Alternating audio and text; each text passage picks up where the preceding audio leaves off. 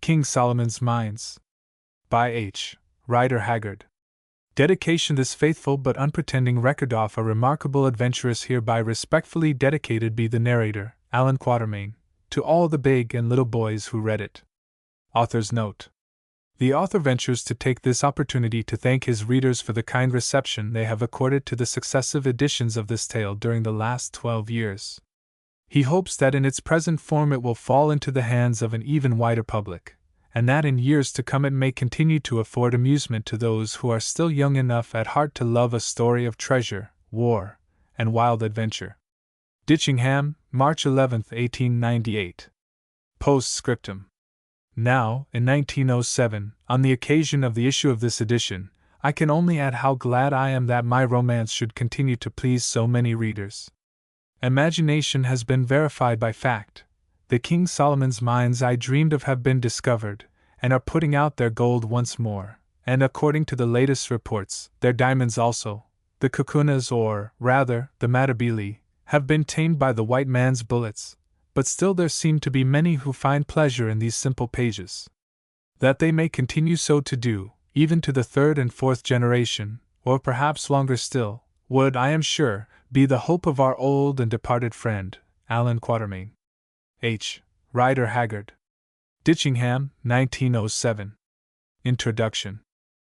Now that this book is printed, and about to be given to the world, a sense of its shortcomings both in style and contents weighs very heavily upon me. As regards the latter, I can only say that it does not pretend to be a full account of everything we did and saw. There are many things connected with our journey into Kukuanaland that I should have liked to dwell upon at length, which, as it is, have been scarcely alluded to. Amongst these are the curious legends which I collected about the chain armor that saved us from destruction in the great Battle of Loo, and also about the Silent Ones, or colossi at the mouth of the stalactite cave. Again, if I had given way to my own impulses, I should have wished to go into the differences, some of which are to my mind very suggestive, between the Zulu and Kukwana dialects. Also, a few pages might have been given up profitably to the consideration of the indigenous flora and fauna of Kukuanaland. Then there remains the most interesting subject, that, as it is, has only been touched on incidentally, of the magnificent system of military organization in force in that country, which, in my opinion, is much superior to that inaugurated by Shaka in Zululand, inasmuch as it permits of even more rapid mobilization, and does not necessitate the employment of the pernicious system of enforced celibacy. Lastly, I have scarcely spoken of the domestic and family customs of the Kukunas, many of which are exceedingly quaint, or of their proficiency in the art of smelting and welding metals. This science they carry to considerable perfection, of which a good example is to be seen in their talas, or heavy throwing knives, the backs of these weapons being made of hammered iron, and the edges of beautiful steel welded with great skill on to the iron frames. The fact of the matter is, I thought, with Sir Henry Curtis and Captain Good, that the best plan would be to tell my story in a plain, straightforward manner, and to leave these matters to be dealt with subsequently in whatever way ultimately may appear to be desirable. In the meanwhile I shall, of course, be delighted to give all information in my power to anybody interested in such things. And now it only remains for me to offer apologies for my blunt way of writing. I can but say in excuse of it that I am more accustomed to handle a rifle than a pen, and cannot make any pretense to the grand literary flights and flourishes which I see in novels, for sometimes I like to read a novel. I suppose they, the flights and flourishes, are desirable, and I regret not being able to supply them, but at the same time I cannot help thinking that simple things are always the most impressive, and that books are easier to understand when they are written in plain language, though perhaps I have no right to set up an opinion on such a matter. A sharp spear, runs the Kukwana saying, needs no polish, and on the same principle I venture to hope that a true story, however strange it may be, does not require to be decked out in fine words. Alan Quatermain. King Solomon's Mines. Chapter 1. I meet Sir Henry Curtis. It is a curious thing that at my age, 55 last birthday, I should find myself taking up a pen to try to write a history. I wonder what sort of a history it will be when I have finished it, if ever I come to the end of the trip. I have done a good many things in my life, which seems a long one to me, owing to my having begun work so young, perhaps. At an age when other boys are at school, I was earning my living as a trader in the old colony. I have been trading, hunting, fighting, or mining ever since. And yet it is only 8 months ago that I made my pile. It is a big pile now that I have got it. I don't yet know how big, but I do not think I would go through the last 15 or 16 months again for it. No, not if I knew that I should come out safe at the end, pile and all. But then I am a timid man, and dislike violence. Moreover, I am almost sick of adventure. I wonder why I am going to write this book. It is not in my line. I am not a literary man, though very devoted to the Old Testament and also to the Ingoldsby legends. Let me try to set down my reasons, just to see if I have any. First reason, because Sir Henry Curtis and Captain John Good asked me. Second reason, because I am laid up here at Durban with the pain in my left leg. Ever since that confounded lion got hold of me, I have been liable to this trouble, and being rather bad just now, it makes me limp more than ever. There must be some poison in a lion's teeth, otherwise how is it that when your wounds are healed they break out again, generally, mark you, at the same time of year that you got your mauling? It is a hard thing when one has shot 65 lions or more, as I have in the course of my life, that the 66th should chew your leg like a quid of tobacco. It breaks the routine of the thing, and putting other considerations aside, I am an orderly man and don't like that. This is by the way. Third reason, because I want my boy Harry, who is over there at the hospital in London studying to become a doctor, to have something to amuse him, and keep him out of mischief for a week or so. Hospital work must sometimes pall and grow rather dull, for even of cutting up dead bodies there may come satiety, and as this history will not be dull, whatever else it may be, it will put a little life into things for a day or two while Harry is reading of our adventures. Fourth reason and last, because I am going to tell the strangest story that I remember. It may seem a queer thing to say, especially considering that there is no woman in it, except Falada. Stop, though. There is Gagula, if she was a woman, and not a fiend. But she was 100 at least, and therefore not marriageable, so I don't count her. At any rate, I can safely say that there is not a petticoat in the whole history. Well, I had better come to the yoke. It is a stiff place, and I feel as though I were bogged up to the axle. But, such as the Boers say, I am sure I don't know how they spell it, softly does it. A strong team will come through at last, that is, if they are not too poor. You can never do anything with poor oxen. Now to make a start. I, Allan Quatermain, of Durban, Natal, gentlemen, make oath and say, that's how I headed my deposition before the magistrate about poor Kiva's and Benvogel's sad deaths. But somehow it doesn't seem quite the right way to begin a book. And besides, am I a gentleman? What is a gentleman? I don't quite know, and yet I have had to do with niggers. No, I will scratch out that word. Niggers, for I do not like it. I've known natives who are, and so you will say, Harry, my boy, before you have done with this tale, and I have known mean whites with lots of money and fresh out from home, too, who are not. At any rate, I was born a gentleman, though I have been nothing but a poor traveling trader and hunter all my life. Whether I have remained so I know not, you must judge of that. Heaven knows I've tried. I have killed many men in my time, yet I have never slain wantonly or stained my hand in innocent blood, but only in self-defense. The Almighty gave us our lives, and I suppose He meant us to defend them. At least I have always acted on that, and I hope it will not be brought up against me when my clock strikes. There, it is a cruel and a wicked world, and for a timid man I have been mixed up in a great deal of fighting. I cannot tell the rights of it, but at any rate I have never stolen, though once I cheated a Kaffir out of a herd of cattle. But then he had done me a dirty turn, and it has troubled me ever since into the bargain. Well, it is 18 months or so ago since first I met Sir Henry Curtis and Captain Good. It was in this way. I had been up elephant hunting beyond Bamangwato, and had met with bad luck. Everything went wrong that trip, and to top up with I got the fever badly. So soon as I was well enough I trekked down to the diamond fields, sold such ivory as I had, together with my wagon and oxen, discharged my hunters, and took the postcard to the Cape. After spending a week in Cape Town, finding that they overcharged me at the hotel, and having seen everything there was to see, including the botanical gardens, which seemed to me likely to confer a great benefit on the country, and the new Houses of Parliament, which I expect will do nothing of the sort, I determined to go back to Natal by the Dunkeld, then lying at the docks waiting for the Edinburgh Castle due in from England. I took my berth and went aboard, and that afternoon the Natal passengers from the Edinburgh Castle transshipped, and we weighed and put to sea. Among these passengers who came on board were two who excited my curiosity. One, a gentleman of about 30, was perhaps the biggest-chested and longest-armed man I ever saw.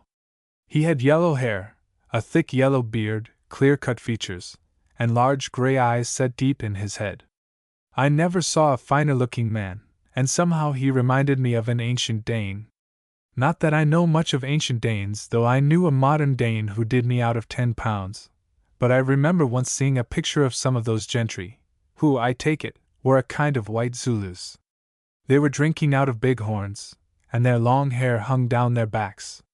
As I looked at my friend standing there by the companion ladder, I thought that if he only let his grow a little, put one of those chain shirts onto his great shoulders, and took hold of a battle-axe and a horn mug, he might have sat as a model for that picture.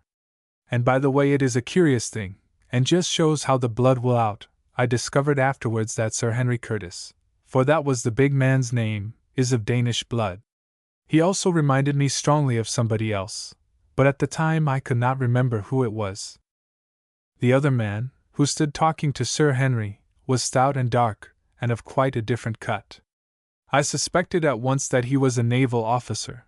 I don't know why, but it is difficult to mistake a navy man. I have gone shooting trips with several of them in the course of my life, and they have always proved themselves the best and bravest and nicest fellows I ever met, though sadly given, some of them, to the use of profane language. I asked a page or two back, what is a gentleman? I'll answer the question now. A Royal Naval officer is, in a general sort of way, though of course there may be a black sheep among them here and there. I fancy it is just the wide seas and the breath of God's winds that wash their hearts and blow the bitterness out of their minds, and make them what men ought to be. Well, to return, I proved right again. I ascertained that the dark man was a naval officer, a lieutenant of 31, who, after 17 years' service, had been turned out of Her Majesty's employ with the barren honor of a commander's rank, because it was impossible that he should be promoted. This is what people who serve the Queen have to expect, to be shot out into the cold world to find a living just when they are beginning really to understand their work, and to reach the prime of life. I suppose they don't mind it, but for my own part one had rather earn my bread as a hunter. One's halfpence are as scarce perhaps, but you do not get so many kicks. The officer's name I found out, by referring to the passengers' lists, was Good, Captain John Good. He was broad, of medium height, dark, stout, and rather a curious man to look at. He was so very neat, and so very clean-shaved, and he always wore an eyeglass in his right eye. It seemed to grow there, for it had no string, and he never took it out except to wipe it. At first I thought he used to sleep in it, but afterwards I found that this was a mistake.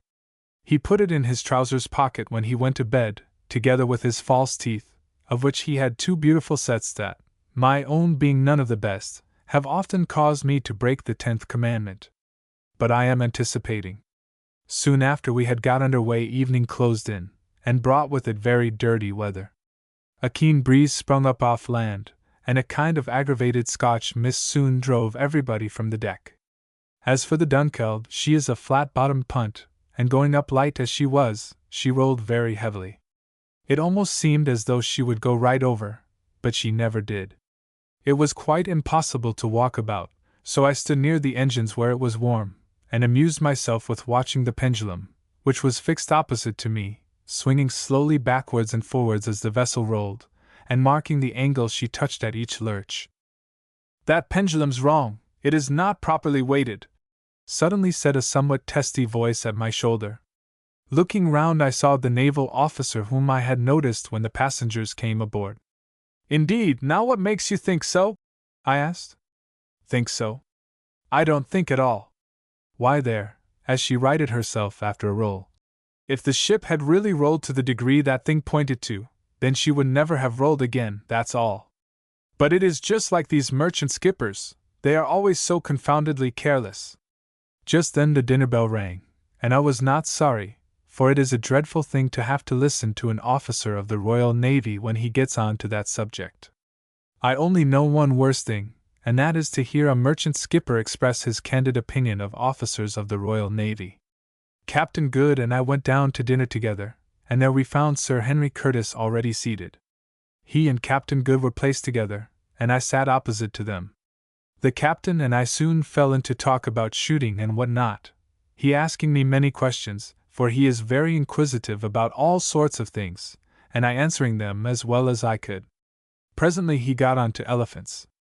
"Ah, sir," called out somebody who was sitting near me. "You've reached the right man for that. Hunter Quatermain should be able to tell you about elephants if anybody can." Sir Henry, who had been sitting quite quiet listening to our talk, started visibly. "Excuse me, sir," he said, leaning forward across the table, and speaking in a low, deep voice, a very suitable voice, it seemed to me, to come out of those great lungs. "Excuse me, sir, but is your name Alan Quatermain?" I said that it was. The big man made no further remark, but I heard him mutter, "Fortunate," into his beard. Presently dinner came to an end, and as we were leaving the saloon, Sir Henry strolled up and asked me if I would come into his cabin to smoke a pipe. I accepted, and he led the way to the Dunkeld deck cabin, and a very good cabin it is. It had been 2 cabins, but when Sir Garnet Wolseley or one of those big swells went down the coast in the Dunkeld, they knocked away the partition and have never put it up again. There was a sofa in the cabin, and a little table in front of it. Sir Henry sent the steward for a bottle of whiskey, and the 3 of us sat down and lit our pipes.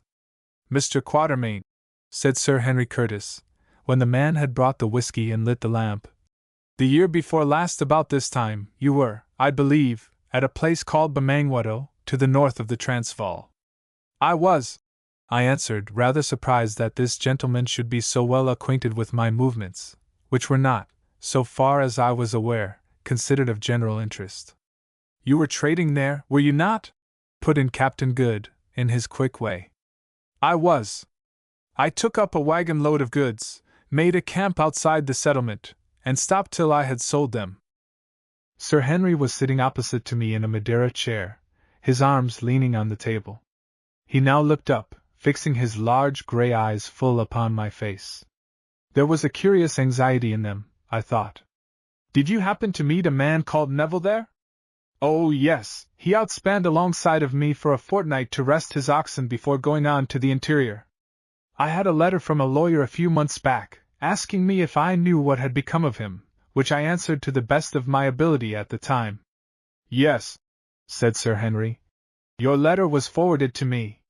You said in it that the gentleman called Neville left Bamangwato at the beginning of May in a wagon with a driver, a voorlooper, and a Kaffir hunter called Jim, announcing his intention of trekking if possible as far as Inyati, the extreme trading post in the Matabele country, where he would sell his wagon and proceed on foot.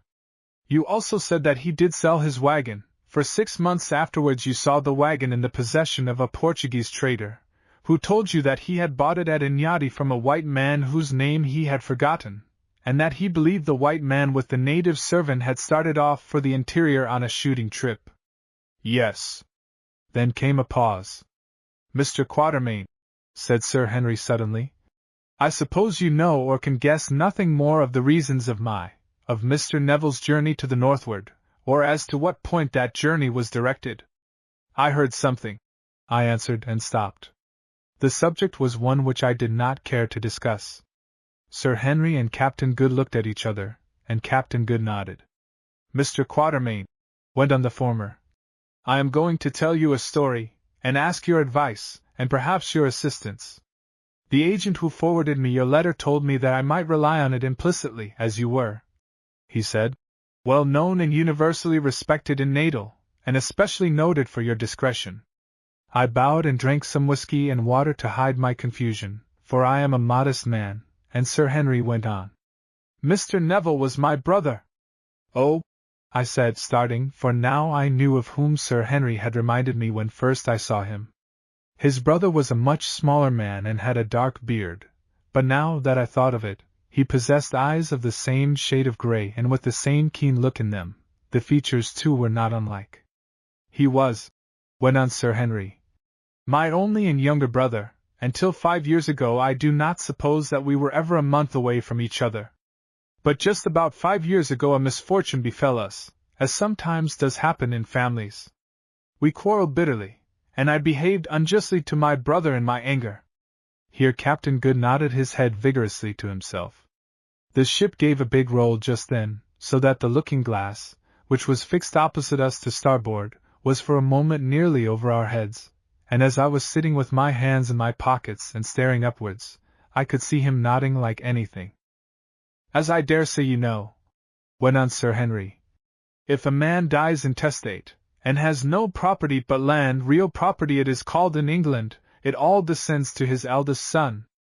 It so happened that just at the time when we quarreled our father died intestate.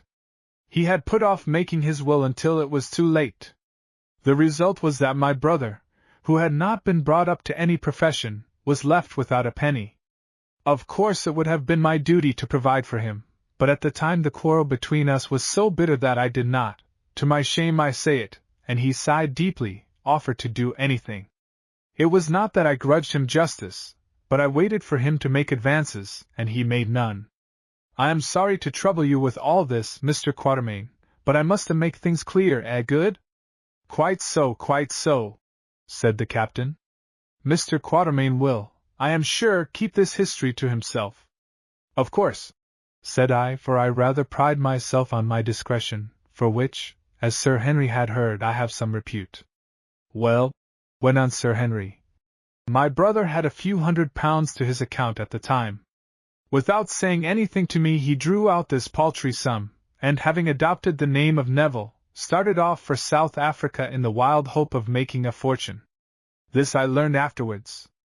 Some 3 years passed, and I heard nothing of my brother, though I wrote several times.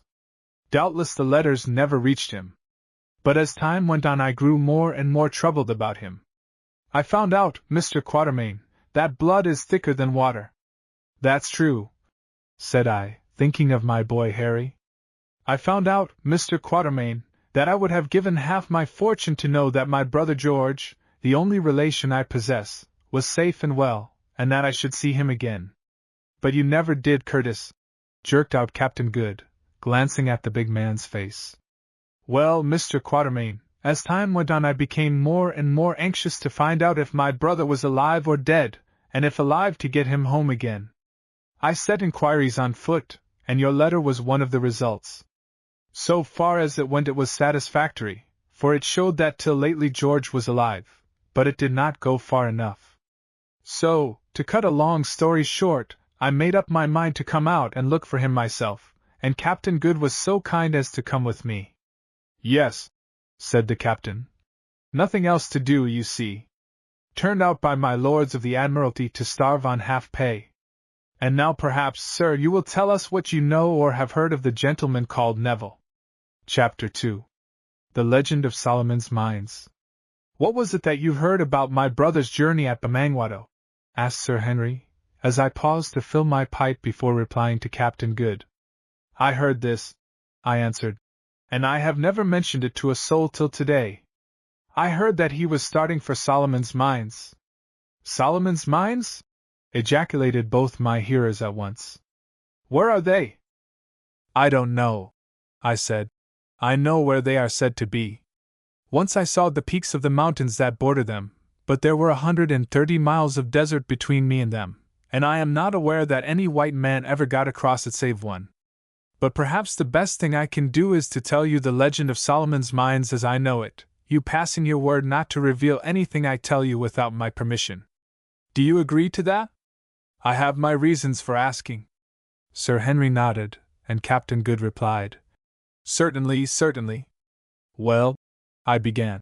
As you may guess, generally speaking, elephant hunters are a rough set of men, who do not trouble themselves with much beyond the facts of life and the ways of Kaffirs. But here and there you meet a man who takes the trouble to collect traditions from the natives, and tries to make out a little piece of the history of this dark land. It was such a man as this who first told me the legend of Solomon's mines, now a matter of nearly 30 years ago. That was when I was on my first elephant hunt in the Matabele country.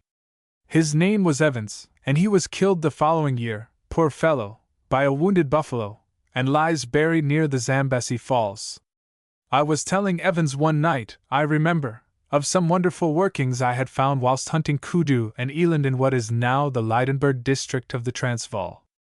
I see they have come across these workings again lately in prospecting for gold, but I knew of them years ago.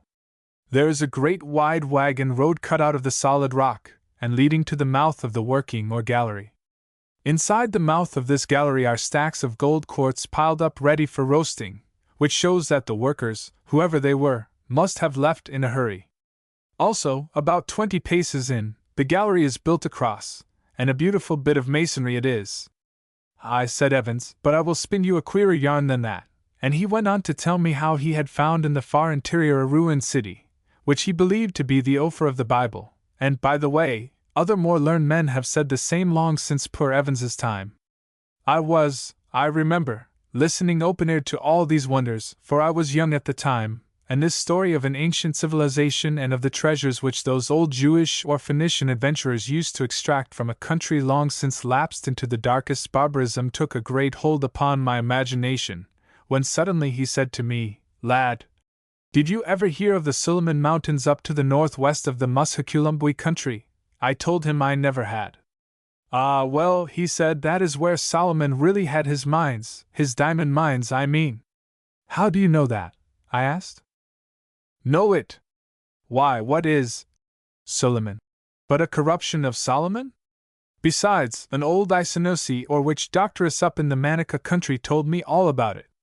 She said that the people who lived across those mountains were a branch of the Zulus, speaking a dialect of Zulu, but finer and bigger men even, that there lived among them great wizards, who had learnt their art from white men when all the world was dark, and who had the secret of a wonderful mine of bright stones. Well, I laughed at this story at the time, though it interested me, for the diamond fields were not discovered then, but poor Evans went off and was killed, and for 20 years I never thought any more of the matter. However, just 20 years afterwards, and that is a long time, gentlemen, an elephant hunter does not often live for 20 years at his business, I heard something more definite about Suliman's mountains and the country which lies beyond them. I was up beyond the Manica country, at a place called Satanda's Kraal, and a miserable place it was, for a man could get nothing to eat, and there was but little game about. I had an attack of fever, and was in a bad way generally, when one day a Portuguese arrived with a single companion, a half-breed. Now I know your low-class Delagoa Portuguese well. There is no greater devil unhung in a general way, battening as he does upon human agony and flesh in the shape of slaves. But this was quite a different type of man to the mean fellows whom I had been accustomed to meet. Indeed, in appearance he reminded me more of the polite dames I have read about, for he was tall and thin, with large dark eyes and curling grey mustachios. We talked together for a while, for he could speak broken English, and I understood a little Portuguese. And he told me that his name was Jose Silvestre, and that he had a place near Delagoa Bay. When he went on next day with his half-breed companion, he said goodbye, taking off his hat quite in the old style. "Goodbye, senor," he said. "If ever we meet again I shall be the richest man in the world, and I will remember you." I laughed a little, I was too weak to laugh much, and watched him strike out for the great desert to the west, wondering if he was mad, or what he thought he was going to find there. A week passed, and I got the better of my fever. One evening I was sitting on the ground in front of the little tent I had with me, chewing the last leg of a miserable fowl I had bought from a native for a bit of cloth worth 20 fowls, and staring at the hot red sun sinking down over the desert, when suddenly I saw a figure, apparently that of a European, for it wore a coat, on the slope of the rising ground opposite to me, about 300 yards away. The figure crept along on its hands and knees, then it got up and staggered forward a few yards on its legs, only to fall and crawl again. Seeing that it must be somebody in distress, I sent one of my hunters to help him, and presently he arrived, and who do you suppose it turned out to be? Jose Silvestre, of course, said Captain Good. Yes, Jose Silvestre, or rather his skeleton and a little skin. His face was a bright yellow with bilious fever, and his large dark eyes stood nearly out of his head, for all the flesh had gone. There was nothing but yellow parchment-like skin, white hair, and the gaunt bones sticking up beneath. Water! For the sake of Christ, water! He moaned, and I saw that his lips were cracked, and his tongue, which protruded between them, was swollen and blackish. I gave him water with a little milk in it, and he drank it in great gulps, 2 quarts or so, without stopping. I would not let him have any more. Then the fever took him again, and he fell down and began to rave about Suleiman's mountains, and the diamonds, and the desert. I carried him into the tent and did what I could for him, which was little enough, but I saw how it must end. About 11 o'clock he grew quieter, and I lay down for a little rest and went to sleep. At dawn I woke again, and in the half-light saw Silvestre sitting up, a strange, gaunt form, and gazing out towards the desert. Presently the first ray of the sun shot right across the wide plain before us till it reached the faraway crest of one of the tallest of the Suleiman Mountains more than 100 miles away. There it is, cried the dying man in Portuguese, and pointing with his long, thin arm, but I shall never reach it, never. No one will ever reach it. Suddenly he paused, and seemed to take a resolution. Friend, he said, turning towards me, are you there? My eyes grew dark. Yes, I said, yes, lie down now and rest. Aye, he answered, I shall rest soon, I have time to rest, all eternity. Listen, I am dying. You have been good to me. I will give you the writing. Perhaps you will get there if you can live to pass the desert, which has killed my poor servant and me. Then he groped in his shirt and brought out what I thought was a Boer tobacco pouch made of the skin of the swartvet pens or sable antelope. It was fastened with a little strip of hide, what we call a rimpi, and this he tried to loose, but could not. He handed it to me. Untie it, he said. I did so, and extracted a bit of torn yellow linen on which something was written in rusty letters. Inside this rag was a paper. Then he went on feebly, for he was growing weak. The paper has all that is on the linen. It took me years to read.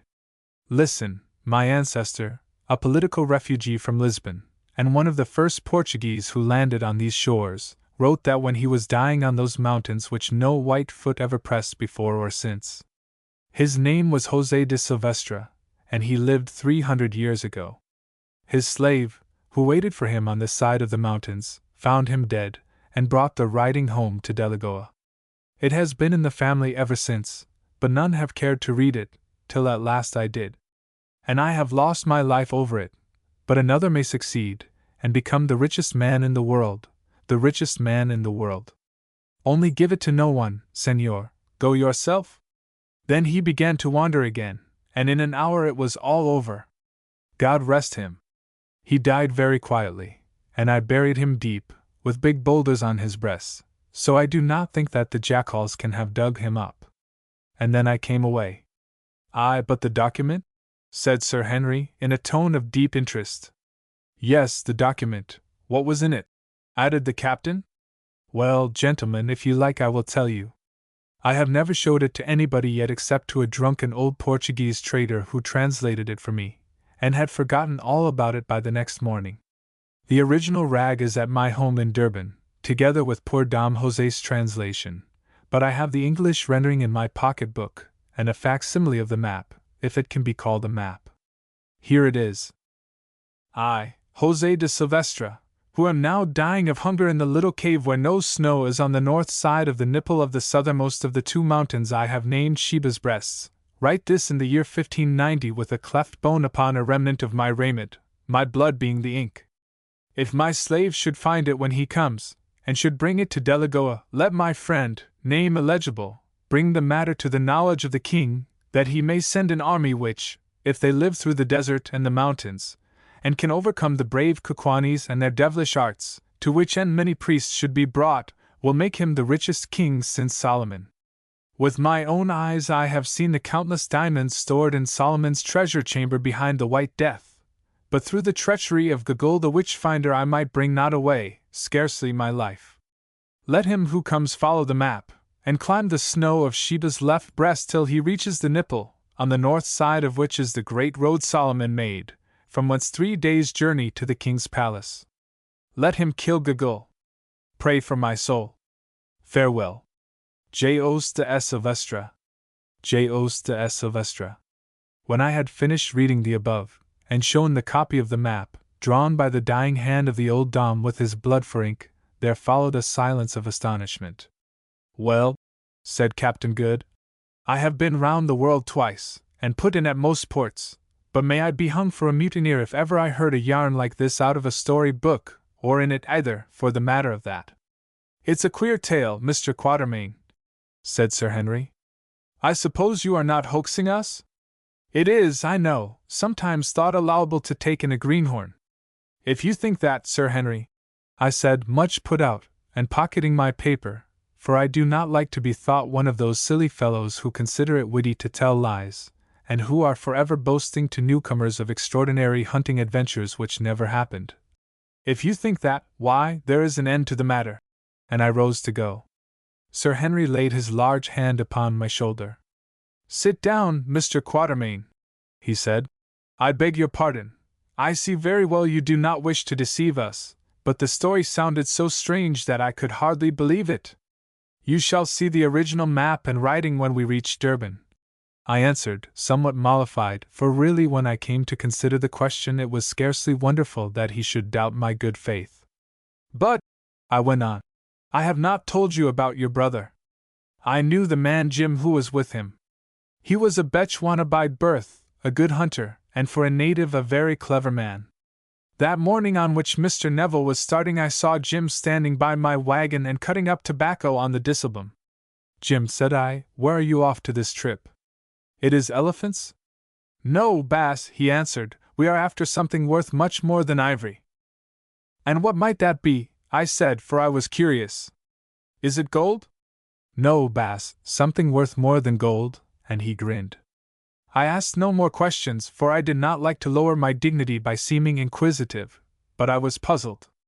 Presently Jim finished cutting his tobacco. Bass, said he. I took no notice. Bass, said he again. Boy, what is it? I asked. Bass, we are going after diamonds. Diamonds! Why, then, you are steering in the wrong direction. You should head for the fields. Bass, have you ever heard of Solomon's Berg? That is, Solomon's Mountains, Sir Henry. Aye. Have you ever heard of the diamonds there? I have heard a foolish story, Jim. It is no story, Bass. Once I knew a woman who came from there, and reached Natal with her child. She told me, she is dead now. Your master will feed the Osvogels, that is, vultures, Jim, if he tries to reach Solomon's country, and so will you if they can get any pickings off your worthless old carcass, said I. He grinned. Mayhap, Bass. Man must die. I'd rather like to try a new country myself. The elephants are getting worked out about here. Ah, my boy, I said, you wait till the pale old man gets a grip of your yellow throat, and then we shall hear what sort of a tune you sing. Half an hour after that I saw Neville's wagon move off. Presently Jim came back running. Goodbye, Bass, he said. I didn't like to start without bidding you goodbye, for I dare say you are right, and that we shall never trek south again. Is your master really going to Solomon's Berg, Jim, or are you lying? No, he answered, he is going. He told me he was bound to make his fortune somehow, or try to, so he might as well have a fling for the diamonds. Oh, I said, wait a bit, Jim. Will you take a note to your master, Jim, and promise not to give it to him till you reach Inyati, which was some 100 miles off? Yes, Bass. So I took a scrap of paper, and wrote on it, let him who comes climb the snow of Sheba's left breast, till he reaches the nipple, on the north side of which is Solomon's great road. Now, Jim, I said, when you give this to your master, tell him he had better follow the advice on it implicitly. You are not to give it to him now, because I don't want him back asking me questions which I won't answer. Now be off, you idle fellow, the wagon is nearly out of sight. Jim took the note and went, and that is all I know about your brother, Sir Henry, but I am much afraid. Mr. Quatermain, said Sir Henry, I am going to look for my brother, I am going to trace him to Suleiman's mountains, and over them if necessary, till I find him, or until I know that he is dead. Will you come with me? I am, as I think I have said, a cautious man, indeed a timid one, and this suggestion frightened me. It seemed to me that to undertake such a journey would be to go to certain death, and putting other considerations aside, as I had a son to support, I could not afford to die just then. No, thank you, Sir Henry, I think I had rather not, I answered. I am too old for wild goose chases of that sort, and we should only end up like my poor friend Sylvestre. I have a son dependent on me, so I cannot afford to risk my life foolishly. Both Sir Henry and Captain Good looked very disappointed. Mr. Quatermain, said the former, I am well off, and I am bent upon this business. You may put the remuneration for your services at whatever figure you like in reason, and it shall be paid over to you before we start. Moreover, I will arrange in the event of anything untoward happening to us or to you, that your son shall be suitably provided for. You will see from this offer how necessary I think your presence. Also, if by chance we should reach this place, and find diamonds, they shall belong to you and Good equally. I do not want them. But of course that promise is worth nothing at all, though the same thing would apply to any ivory we might get. You may pretty well make your own terms with me, Mr. Quatermain, and of course I shall pay all expenses. Sir Henry, said I, this is the most liberal proposal I ever had, and one not to be sneezed at by a poor hunter and trader. But the job is the biggest I have come across, and I must take time to think it over. I will give you my answer before we get to Durban. Very good, answered Sir Henry. Then I said good night and turned in, and dreamt about poor long-dead Sylvestre and the diamonds. Chapter 3. Umbopa enters our service. It takes from 4 to 5 days, according to the speed of the vessel and the state of the weather, to run up from the Cape to Durban. Sometimes, if the landing is bad at East London, where they have not yet made that wonderful harbour they talk so much of, and sink such a mint of money in, a ship is delayed for 24 hours before the cargo boats can get out to take off the goods. But on this occasion we had not to wait at all, for there were no breakers on the bar to speak of, and the tugs came out at once with the long strings of ugly flat-bottomed boats behind them, into which the packages were bundled with a crash.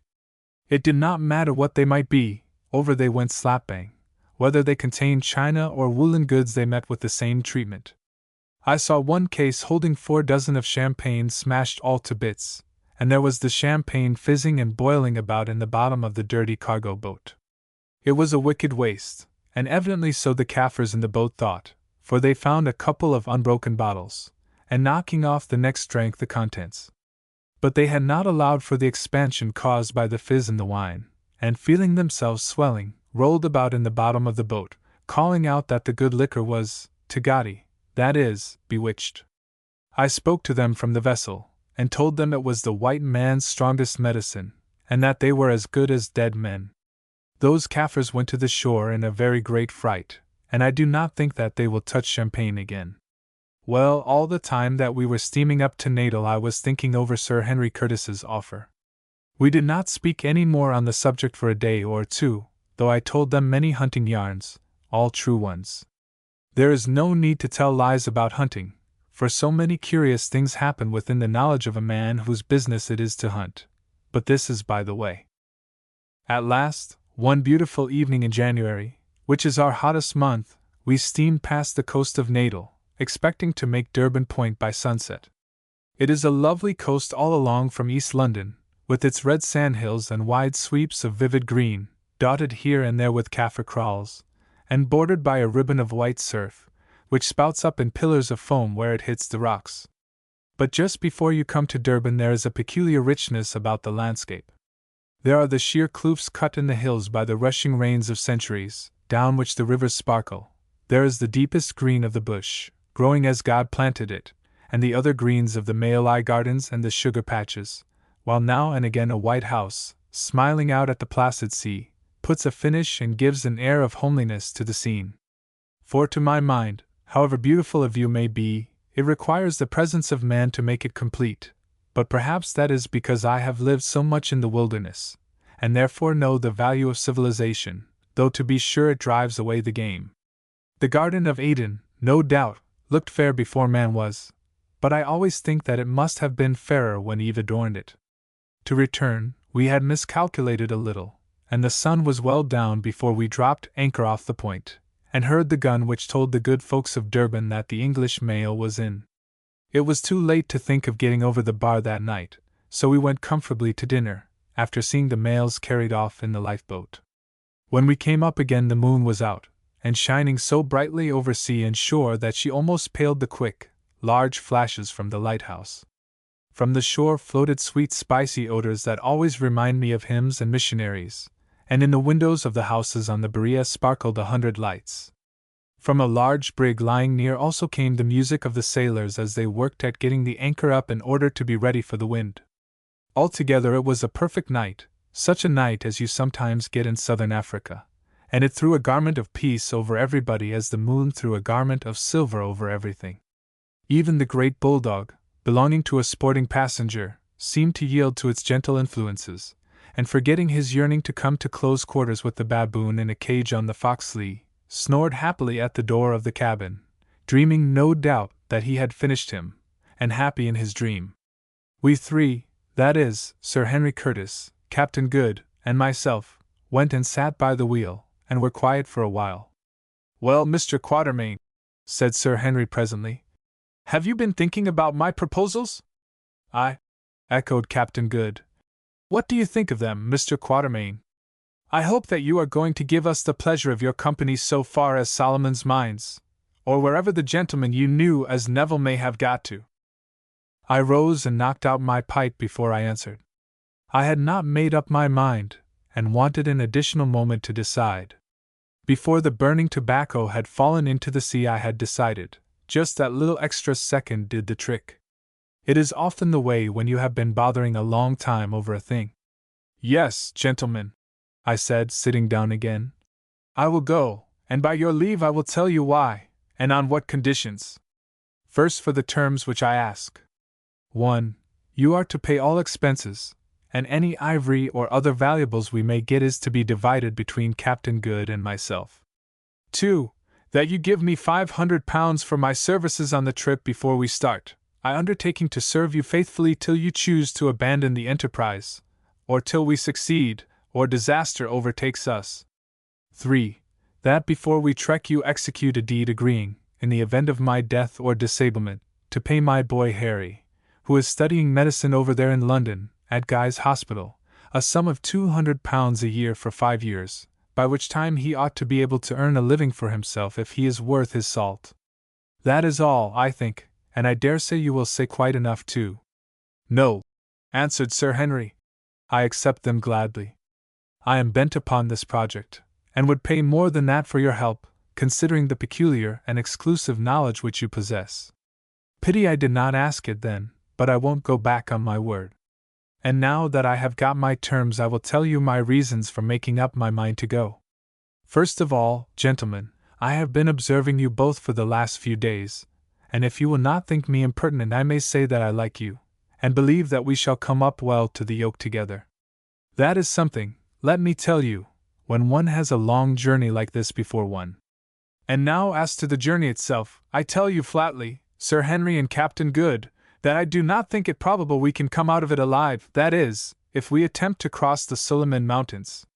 What was the fate of the old Dom de Silvestre 300 years ago? What was the fate of his descendant 20 years ago? What has been your brother's fate? I tell you frankly, gentlemen, that as their fates were so I believe ours will be." I paused to watch the effect of my words. Captain Good looked a little uncomfortable, but Sir Henry's face did not change. "We must take our chance," he said. "You may perhaps wonder," I went on, "why, if I think this, I, who am, as I told you, a timid man, should undertake such a journey. It is for 2 reasons. First, I am a fatalist, and believe that my time is appointed to come quite without reference to my own movements and will, and that if I am to go to Suliman's Mountains to be killed, I shall go there and shall be killed. God Almighty, no doubt, knows his mind about me, so I need not trouble on that point. Secondly, I am a poor man. For nearly 40 years I have hunted and traded, but I have never made more than a living. Well, gentlemen, I don't know if you are aware that the average life of an elephant hunter from the time he takes to the trade is between 4 and 5 years. So you see I have lived through about 7 generations of my class, and I should think that my time cannot be far off, anyway. Now, if anything were to happen to me in the ordinary course of business, by the time my debts are paid there would be nothing left to support my son Harry whilst he was getting in the way of earning a living, whereas now he will be set up for 5 years. There is the whole affair in a nutshell. Mr. Quatermain, said Sir Henry, who had been giving me his most serious attention. Your motives for undertaking an enterprise which you believe can only end in disaster reflect a great deal of credit on you. Whether or not you are right, of course time and the event alone can show. But whether you are right or wrong, I may as well tell you at once that I am going through with it to the end, sweet or bitter. If we are to be knocked on the head, all I have to say is that I hope we get a little shooting first, good? Yes, yes, put in the captain. We have all 3 of us been accustomed to face danger, and to hold our lives in our hands in various ways, so it is no good turning back now. And now I vote we go down to the saloon and take an observation just for luck, you know. And we did, through the bottom of a tumbler. Next day we went ashore, and I put up Sir Henry and Captain Good at the little shanty I have built on the Berea, and which I call my home. There are only 3 rooms and a kitchen in it, and it is constructed of green brick with a galvanized iron roof, but there is a good garden with the best loquat trees in it that I know, and some nice young mangoes, of which I hope great things. The curator of the botanical gardens gave them to me. It is looked after by an old hunter of mine named Jack, whose thigh was so badly broken by a buffalo cow in Sikakuni's country that he will never hunt again. But he can potter about and garden, being a Griqua by birth. You will never persuade a Zulu to take much interest in gardening. It is a peaceful art, and peaceful arts are not in his line. Sir Henry and Good slept in a tent pitched in my little grove of orange trees at the end of the garden, for there was no room for them in the house, and what with the smell of the bloom, and the sight of the green and golden fruit, in Durban you will see all 3 on the tree together. I dare say it is a pleasant place enough, for we have few mosquitoes here on the Berea, unless there happens to come an unusually heavy rain. Well, to get on, for if I do not, Harry, you will be tired of my story before ever we fetch up at Suliman's Mountains. Having once made up my mind to go, I set about making the necessary preparations. First I secured the deed from Sir Henry, providing for you, my boy, in case of accidents. There was some difficulty about its legal execution, as Sir Henry was a stranger here, and the property to be charged is over the water. But it was ultimately got over with the help of a lawyer, who charged £20 for the job, a price that I thought outrageous. Then I pocketed my cheque for £500. Having paid this tribute to my bump of caution, I purchased a wagon and a span of oxen on Sir Henry's behalf, and beauties they were.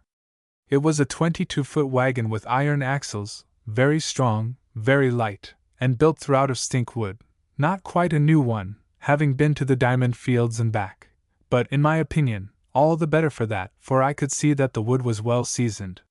If anything is going to give in a wagon, or if there is green wood in it, it will show out on the first trip.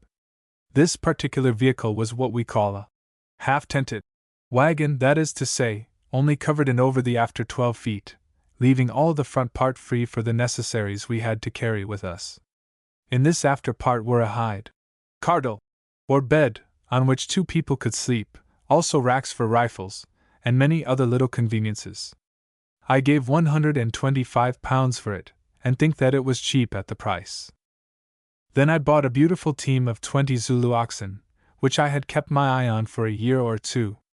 16 oxen is the usual number for a team, but I took 4 extra to allow for casualties.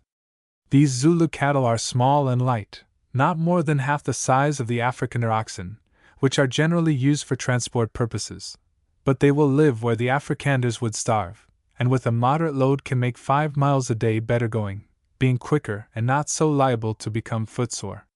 What is more, this lot were thoroughly salted.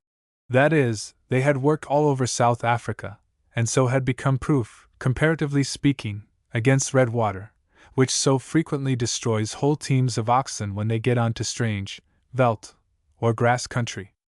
As for lung sick, which is a dreadful form of pneumonia, very prevalent in this country, they had all been inoculated against it. This is done by cutting a slit in the tail of an ox, and binding in a piece of the diseased lung of an animal which has died of the sickness. The result is that the ox sickens, takes the disease in a mild form, which causes its tail to drop off, as a rule about a foot from the root, and becomes proof against future attacks. It seems cruel to rob the animal of his tail, especially in a country where there are so many flies, but it is better to sacrifice the tail and keep the ox than to lose both tail and ox, for a tail without an ox is not much good, except to dust with. Still, it does look odd to trek along behind 20 stumps, where there ought to be tails. It seems as though nature made a trifling mistake, and stuck the stern ornaments of a lot of prize bulldogs onto the rumps of the oxen. Next came the question of provisioning and medicines, one which required the most careful consideration, for what we had to do was to avoid lumbering the wagon, and yet to take everything absolutely necessary. Fortunately, it turned out that Good is a bit of a doctor, having at some point in his previous career managed to pass through a course of medical and surgical instruction, which he has more or less kept up. He is not, of course, qualified, but he knows more about it than many a man who can write MD after his name, as we found out afterwards, and he had a splendid traveling medicine chest and a set of instruments. Whilst we were at Durban, he cut off a Kaffir's big toe in a way which it was a pleasure to see. But he was quite nonplussed when the Kaffir, who had sat stolidly watching the operation, asked him to put on another, saying that a white one would do at a pinch. There remained, when these questions were satisfactorily settled, two further important points for consideration, namely, that of arms and that of servants. As to the arms, I cannot do better than put down a list of those which we finally decided on from among the ample store that Sir Henry had brought with him from England, and those which I owned. I copy it from my pocket-book, where I made the entry at the time. 3 heavy breech-loading double-8 elephant guns, weighing about 15 pounds each, to carry a charge of 11 drams of black powder. 2 of these were by a well-known London firm, most excellent makers, but I do not know by whom mine, which is not so highly finished, was made. I have used it on several trips, and shot a good many elephants with it, and it has always proved a most superior weapon, thoroughly to be relied on. 3 double 500 expresses, constructed to stand a charge of 6 drams. Sweet weapons, and admirable for medium-sized game, such as eland or sable antelope, or for men, especially in an open country and with the semi-hollow bullet. 1 double number 12 central firekeeper's shotgun, full choke both barrels. This gun proved of the greatest service to us afterwards in shooting game for the pot. 3 Winchester repeating rifles, not carbines, spare guns. 3 single-action Colt's revolvers, with the heavier, or American pattern of cartridge. This was our total armament, and doubtless the reader will observe that the weapons of each class were of the same make and caliber, so that the cartridges were interchangeable. A very important point. I make no apology for detailing it at length, as every experienced hunter will know how vital a proper supply of guns and ammunition is to the success of an expedition. Now as to the men who were to go with us. After much consultation we decided that their numbers should be limited to 5, namely, a driver, a leader, and 3 servants. The driver and leader I found without much difficulty, 2 Zulus, named respectively Goza and Tom, but to get the servants proved a more difficult matter. It was necessary that they should be thoroughly trustworthy and brave men, as in a business of this sort our lives might depend upon their conduct. At last I secured 2, one a Hottentot named Venvogel or Windbird, and one a little Zulu named Kiva, who had the merit of speaking English perfectly. Venvogel I had known before. He was one of the most perfect spurs, that is, game trackers I ever had to do with, and tough as whipcord. He never seemed to tire. But he had one failing, so common with his race, drink. Put him within reach of a bottle of gin, and you could not trust him. However, as we were going beyond the region of grog shops, this little weakness of his did not so much matter. Having secured these 2 men, I looked in vain for a third to suit my purpose, so we determined to start without one, trusting to luck to find a suitable man on our way up country. But, as it happened, On the evening before the day we had fixed for our departure, the Zulu Kiva informed me that a Kaffir was waiting to see me. Accordingly, when we had done dinner, for we were at table at the time, I told Kiva to bring him in. Presently a tall, handsome-looking man, somewhere about 30 years of age, and very light-colored for a Zulu, entered, and lifting his knob stick by way of salute, squatted himself down in the corner on his haunches, and sat silent. I did not take any notice of him for a while, for it is a great mistake to do so. If you rush into conversation at once, a Zulu is apt to think you a person of little dignity or consequence. I observed, however, that he was a keshla, or ring man, that is, he wore on his head the black ring, made of a species of gum polished with fat and worked up in the hair, which is usually assumed by Zulus on attaining a certain age or dignity. Also it struck me that his face was familiar to me. "Well," I said at last, "what is your name?" "Umbopa," answered the man in a slow, deep voice. "I have seen your face before."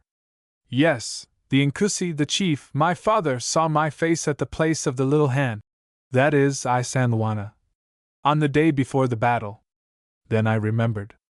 I was one of Lord Chelmsford's guides in that unlucky Zulu war, and had the good fortune to leave the camp in charge of some wagons on the day before the battle. While I was waiting for the cattle to be inspanned, I fell into conversation with this man, who held some small command among the native auxiliaries, and he had expressed to me his doubts as to the safety of the camp. At the time I told him to hold his tongue, and leave such matters to wiser heads, but afterwards I thought of his words. "I remember," I said. "What is it you want?" "It is this, Macamazin. That is my Kaffir name, and means the man who gets up in the middle of the night, or, in vulgar English, he who keeps his eyes open. I hear that you go on a great expedition far into the north with the white chiefs from over the water. Is it a true word?" "It is. I hear that you go even to the Lucana River, a moon's journey beyond the Manica country. Is this so also, Macamazin? Why do you ask whither we go? What is it to you?" I answered suspiciously, for the objects of our journey had been kept a dead secret. "It is this, O white men, that if indeed you travel so far I would travel with you." There was a certain assumption of dignity in the man's mode of speech, and especially in his use of the words, "O white men," instead of "O Nkosis," or chiefs, which struck me. "You forget yourself a little," I said. "Your words run out unawares. That is not the way to speak. What is your name, and where is your kraal? Tell us, that we may know with whom we have to deal." "My name is Umbopa. I am of the Zulu people, yet not of them. The house of my tribe is in the far north. It was left behind when the Zulus came down here 1,000 years ago, long before Shaka reigned in Zululand. I have no kraal. I have wandered for many years. I came from the north as a child to Zululand. I was Sitweo's man in the Komabakosi regiment, serving there under the great captain, Umslo Pagasi of the Axe, who taught my hands to fight. Afterwards I ran away from Zululand and came to Natal because I wanted to see the white man's ways. Next I fought against Sitweo in the war. Since then I have been working in Natal. Now I am tired, and would go north again. Here is not my place. I want no money, but I am a brave man, and am worth my place and meat. I have spoken." I was rather puzzled by this man and his way of speech. It was evident to me from his manner that in the main he was telling the truth, but somehow he seemed different from the ordinary run of Zulus, and I rather mistrusted his offer to come without pay. Being in a difficulty, I translated his words to Sir Henry and Good, and asked them their opinion. Sir Henry told me to ask him to stand up. Umbopa did so, at the same time slipping off the long military great coat which he wore, and revealing himself naked except for the mucha round his center, and a necklace of lion's claws. Certainly he was a magnificent-looking man. I never saw a finer native. Standing about 6'3" high, he was broad in proportion, and very shapely. In that light, too, his skin looked scarcely more than dark, except here and there where deep black scars marked old assegai wounds. Sir Henry walked up to him and looked into his proud, handsome face. "They make a good pair, don't they?" said Good. "One as big as the other." I like your looks, Mr. Umbopa, and I will take you as my servant, said Sir Henry in English. Umbopa evidently understood him, for he answered in Zulu, It is well, and then added, with a glance at the white man's great stature and breadth, We are men, thou and I. Chapter 4. An Elephant Hunt. Now I do not propose to narrate at full length all the incidents of our long travel up to Satanda's Kraal, near the junction of the Lukana and Kalukwi rivers. It was a journey of more than 1,000 miles from Durban, the last 300 or so of which we had to make on foot, owing to the frequent presence of the dreadful tsetse fly, whose bite is fatal to all animals except donkeys and men. We left Durban at the end of January, and it was in the second week of May that we camped near Satanda's Kraal. Our adventures on the way were many and various, but as they are of the sort which befall every African hunter, with one exception to be presently detailed, I shall not set them down here, lest I should render this history too wearisome. At Inyati, the outlying trading station in the Matabele country, of which Lobengula, a great and cruel scoundrel, is king, with many regrets we parted from our comfortable wagon. Only 12 oxen remained to us out of the beautiful span of 20 which I had bought at Durban. One we lost from the bite of a cobra, 3 had perished from poverty and the want of water, 1 strayed, and the other 3 died from eating the poisonous herb called tulip. 5 more sickened from this cause, but we managed to cure them with doses of an infusion made by boiling down the tulip leaves. If administered in time, this is a very effective antidote. The wagon and the oxen we left in the immediate charge of Goza and Tom, our driver and leader, both trustworthy boys, requesting a worthy Scotch missionary who lived in this distant place to keep an eye on them. Then, accompanied by Umbopa, Kiva, Venvogel, and half a dozen bearers whom we hired on the spot, we started off on foot upon our wild quest. I remember we were all a little silent on the occasion of this departure, and I think that each of us was wondering if we should ever see our wagon again. For my part, one never expected to do so. For a while we tramped on in silence, till Umbopa, who was marching in front, broke into a Zulu chant about how some brave men, tired of life and the tameness of things, started off into a vast wilderness to find new things or die, and how, lo and behold, when they had traveled far into the wilderness they found that it was not a wilderness at all, but a beautiful place full of young wives and fat cattle, of game to hunt and enemies to kill. Then we all laughed, and took it for a good omen. Umbopa was a cheerful savage, in a dignified sort of way, when he was not suffering from one of his fits of brooding, and he had a wonderful knack of keeping up our spirits. We all grew very fond of him. And now for the one adventure to which I am going to treat myself, for I do dearly love a hunting yarn. About a fortnight's march from Inyati we came across a peculiarly beautiful bit of well-watered woodland country. The kloofs in the hills were covered with dense bush, idoro, bush as the natives call it, and in some places, with the wachteenbesh, or wait a little thorn, and there were great quantities of the lovely matchbell tree, laden with refreshing yellow fruit having enormous stones. This tree is the elephant's favorite food, and there were not wanting signs that the great brutes had been about, for not only was their spur frequent, but in many places the trees were broken down and even uprooted. The elephant is a destructive feeder. One evening, after a long day's march, we came to a spot of great loveliness. At the foot of a bush-clad hill lay a dry riverbed, in which, however, were to be found pools of crystal water all trodden round with the hoofprints of game. Facing this hill was a park-like plain, where grew clumps of flat-topped mimosa, varied with occasional glossy-leaved matchbells, and all round stretched the sea of pathless, silent bush. As we emerged into this riverbed path suddenly we started a troop of tall giraffes, who galloped, or rather sailed off, in their strange gait, their tails screwed up over their backs, and their hoofs rattling like castanets. They were about 300 yards from us, and therefore practically out of shot, but Good, who was walking ahead, and who had an express loaded with solid ball in his hand, could not resist temptation.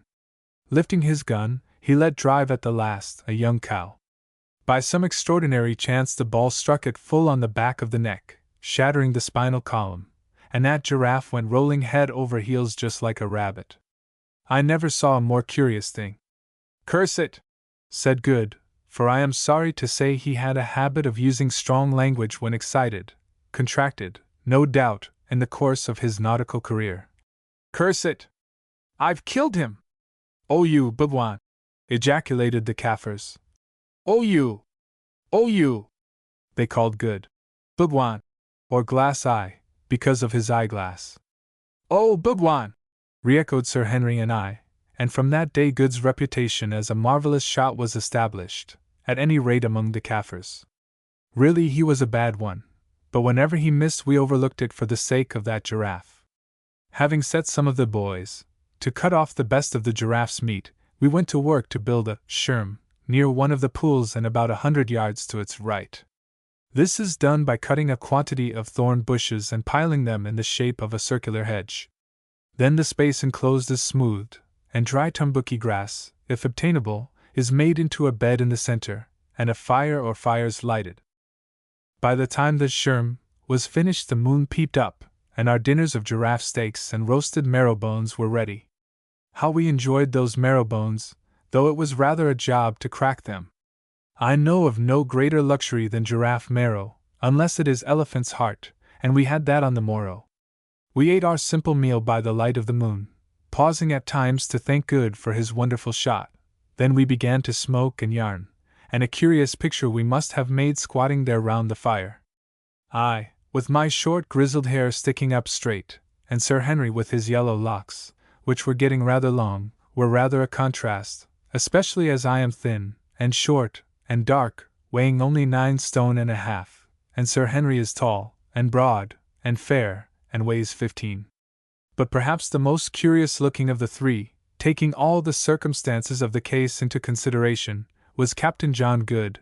And there he sat upon a leather bag, looking just as though he had come in from a comfortable day's shooting in a civilized country, absolutely clean, tidy, and well dressed. He wore a shooting suit of brown tweed, with a hat to match, and neat gaiters. As usual, he was beautifully shaved, his eyeglass and his false teeth appeared to be in perfect order, and altogether he looked the neatest man I ever had to do with in the wilderness. He even sported a collar, of which he had a supply, made of white gutta percha. You see, they weigh so little, he said to me innocently, when I expressed my astonishment at the fact. And I always like to turn out like a gentleman. Ah! If he could have foreseen the future, and the raiment prepared for him. Well, there we three sat yarning away in the beautiful moonlight, and watching the Kaffirs a few yards off sucking their intoxicating dacca, from a pipe of which the mouthpiece was made of the horn of an eland, till one by one they rolled themselves up in their blankets and went to sleep by the fire, that is, all except Umbopa, who was a little apart, his chin resting on his hand, and thinking deeply. I noticed that he never mixed much with the other Kaffirs. Presently, from the depths of the bush behind us, came a loud woof woof. That's a lion, said I, and we all started up to listen. Hardly had we done so, when from the pool, about 100 yards off, we heard the strident trumpeting of an elephant. On Kungdum Clovo! In Lovu!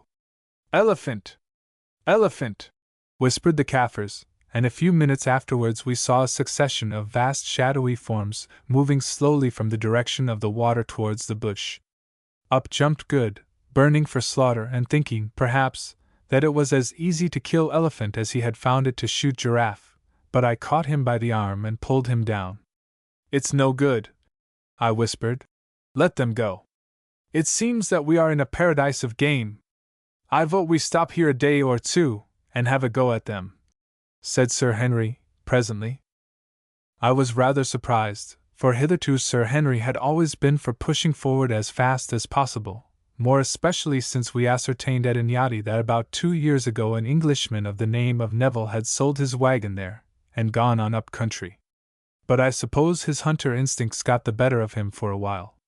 Good jumped at the idea, for he was longing to have a shot at those elephants, and so, to speak the truth, did I, for it went against my conscience to let such a herd as that escape without a pull at them. All right, my hearties, said I. I think we want a little recreation. And now let's turn in, for we ought to be off by dawn, and then perhaps we may catch them feeding before they move on. The others agreed, and we proceeded to make our preparations. Good took off his clothes, shook them, put his eyeglass and his false teeth into his trousers pocket, and folding each article neatly, placed it out of the dew under a corner of his mackintosh sheet. Sir Henry and I contented ourselves with rougher arrangements, and soon were curled up in our blankets, and dropping off into the dreamless sleep that rewards the traveler.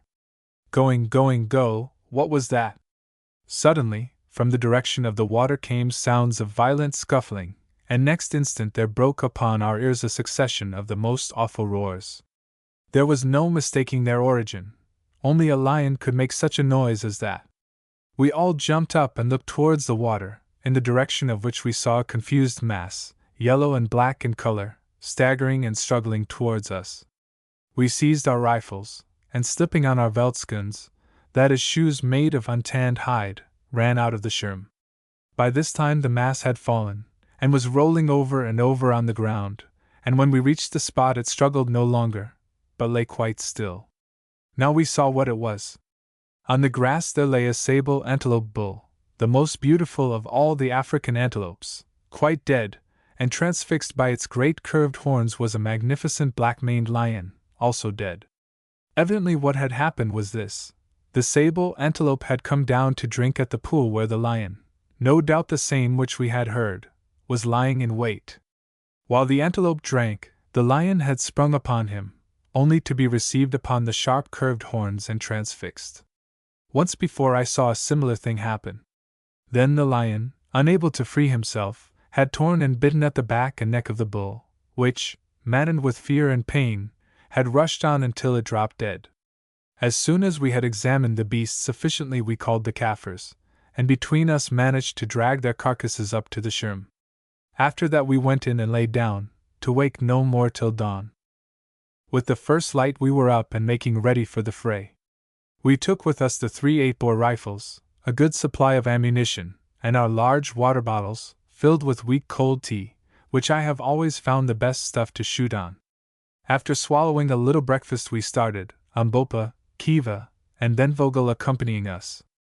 The other Kaffirs we left with instructions to skin the lion and the sable antelope, and to cut up the latter. We had no difficulty in finding the broad elephant trail, which Venvogel, after examination, pronounced to have been made by between 20 and 30 elephants, most of them full-grown bulls. But the herd had moved on some way during the night, and it was 9 o'clock, and already very hot, before, by the broken trees, bruised leaves and bark, and smoking droppings, we knew that we could not be far from them. Presently we caught sight of the herd, which numbered, as Venvogel had said, between 20 and 30, standing in a hollow, having finished their morning meal, and flapping their great ears.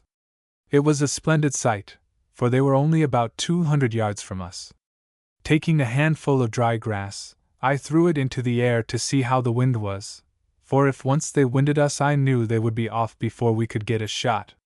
Finding that, if anything, it blew from the elephants to us, we crept on stealthily, and thanks to the cover managed to get within 40 yards or so of the great brutes. Just in front of us, and broadside on, stood 3 splendid bulls, one of them with enormous tusks. I whispered to the others that I would take the middle one, Sir Henry covering the elephant to the left, and Good the bull with the big tusks. "Now," I whispered. Boom! Boom! Boom! Went the 3 heavy rifles, and down came Sir Henry's elephant dead as a hammer, shot right through the heart. Mine fell onto its knees and I thought that he was going to die, but in another moment he was up and off, tearing along straight past me. As he went I gave him the second barrel in the ribs, and this brought him down in good earnest. Hastily slipping in 2 fresh cartridges I ran close up to him, and a ball through the brain put an end to the poor brute's struggles. Then I turned to see how Good had fared with the big bull, which I had heard screaming with rage and pain as I gave mine its quietus. On reaching the captain I found him in a great state of excitement. It appeared that on receiving the bullet the bull had turned and come straight for his assailant, who had barely time to get out of his way, and then charged on blindly past him, in the direction of our encampment. Meanwhile the herd had crashed off in wild alarm in the other direction. For a while we debated whether to go after the wounded bull or to follow the herd, and finally deciding for the latter alternative, departed, thinking that we had seen the last of those big tusks. I have often wished since that we had. It was easy work to follow the elephants, for they had left a trail like a carriage road behind them, crushing down the thick bush in their furious flight as though it were tumbuki grass. But to come up with them was another matter, and we had struggled on under the broiling sun for over 2 hours before we found them. With the exception of one bull, they were standing together, and I could see, from their unquiet way and the manner in which they kept lifting their trunks to test the air, that they were on the lookout for mischief. The solitary bull stood 50 yards or so to this side of the herd, over which he was evidently keeping sentry, and about 60 yards from us.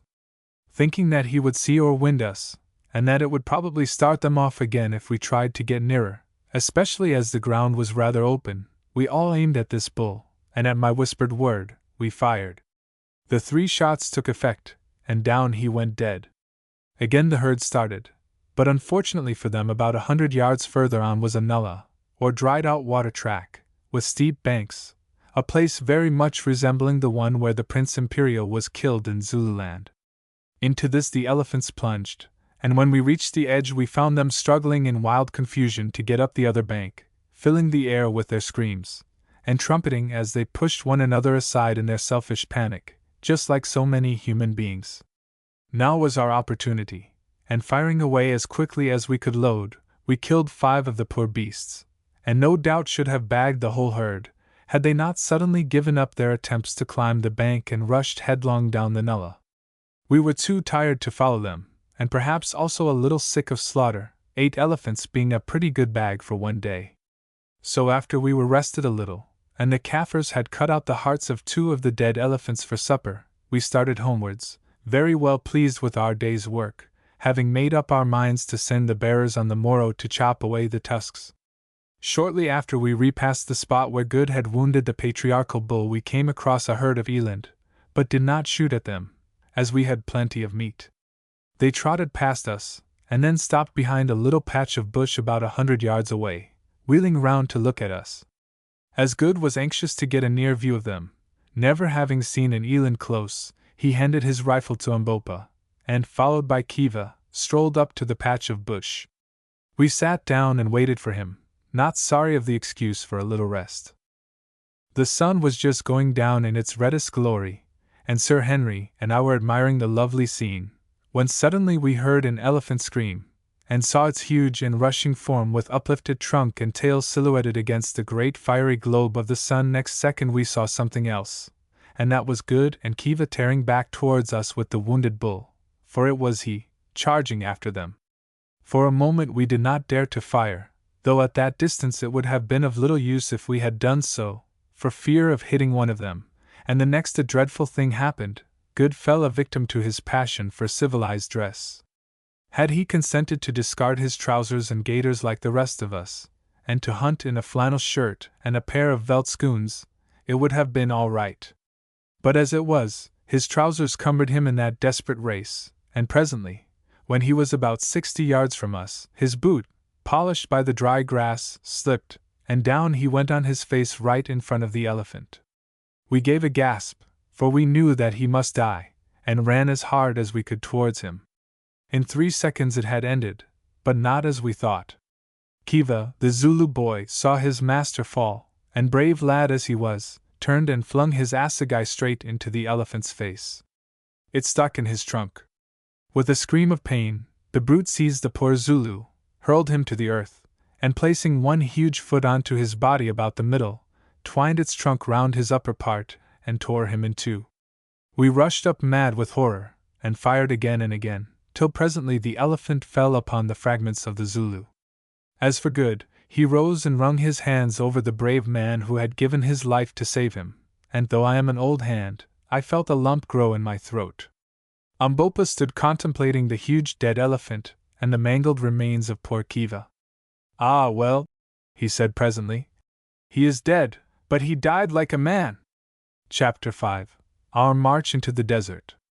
We had killed 9 elephants, and it took us 2 days to cut out the tusks, and having brought them into camp, to bury them carefully in the sand under a large tree, which made a conspicuous mark for miles round. It was a wonderfully fine lot of ivory. I never saw a better, averaging as it did between 40 and 50 pounds a tusk.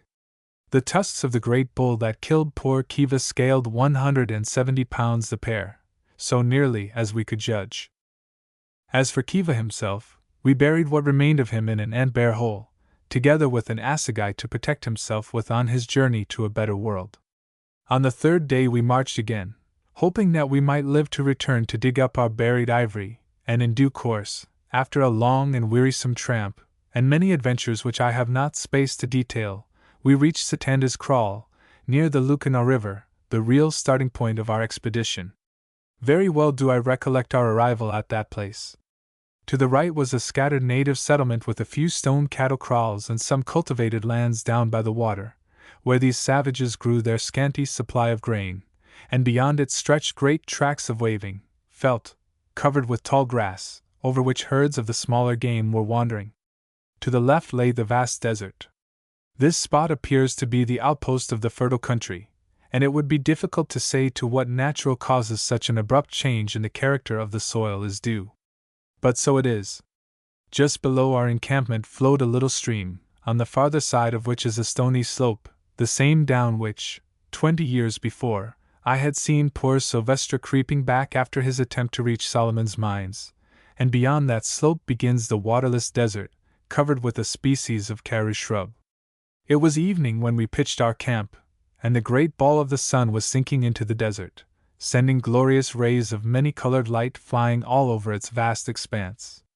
Leaving Good to superintend the arrangement of our little camp, I took Sir Henry with me, and walking to the top of the slope opposite, we gazed across the desert. The air was very clear, and far, far away I could distinguish the faint blue outlines, here and there capped with white, of the Suleiman Berg. There, I said, there is the wall round Solomon's Mines, but God knows if we shall ever climb it. My brother should be there, and if he is, I shall reach him somehow, said Sir Henry, in that tone of quiet confidence which marked the man. I hope so, I answered, and turned to go back to the camp, when I saw that we were not alone. Behind us, also gazing earnestly towards the far-off mountains, stood the great Kaffir Umbopa. The Zulu spoke when he saw that I had observed him, addressing Sir Henry, to whom he had attached himself. Is it to that land that thou wouldst journey, Incuba? A native word meaning, I believe, an elephant, and the name given to Sir Henry by the Kaffirs, he said, pointing towards the mountain with his broad assegai. I asked him sharply what he meant by addressing his master in that familiar way. It is very well for natives to have a name for one among themselves, but it is not decent that they should call a white man by their heathenish appellations to his face. The Zulu laughed a quiet little laugh which angered me. How dost thou know that I am not the equal of the Nkosi whom I serve? He said. He is of a royal house, no doubt, one can see it in his size and by his mien, so, mayhap, am I, at least I am as great a man. Be my mouth, O Macumazahn, and say my words to the Incas Incubu, my master, for I would speak to him and to thee. I was angry with the man, for I am not accustomed to be talked to in that way by Kaffirs, but somehow he impressed me, and besides I was curious to know what he had to say. So I translated, expressing my opinion at the same time that he was an impudent fellow, and that his swagger was outrageous. Yes, Umbopa, answered Sir Henry. I would journey there. The desert is wide and there is no water in it, the mountains are high and covered with snow, and man cannot say what lies beyond them behind the place where the sun sets. How shalt thou come thither, Incubu, and wherefore dost thou go? I translated again. Tell him, answered Sir Henry, that I go because I believe that a man of my blood, my brother, has gone there before me, and I journey to seek him. That is so, Incubu. A Hottentot I met on the road told me that a white man went out into the desert 2 years ago towards those mountains with one servant, a hunter. They never came back. How do you know it was my brother? Asked Sir Henry. Nay, I know not. But the Hottentot, when I asked what the white man was like, said that he had thine eyes and a black beard. He said, too, that the name of the hunter with him was Jim, that he was a Bechuana hunter and wore clothes. There is no doubt about it, said I. I knew Jim well. Sir Henry nodded. I was sure of it, he said. If George set his mind upon a thing, he generally did it. It was always so from his boyhood.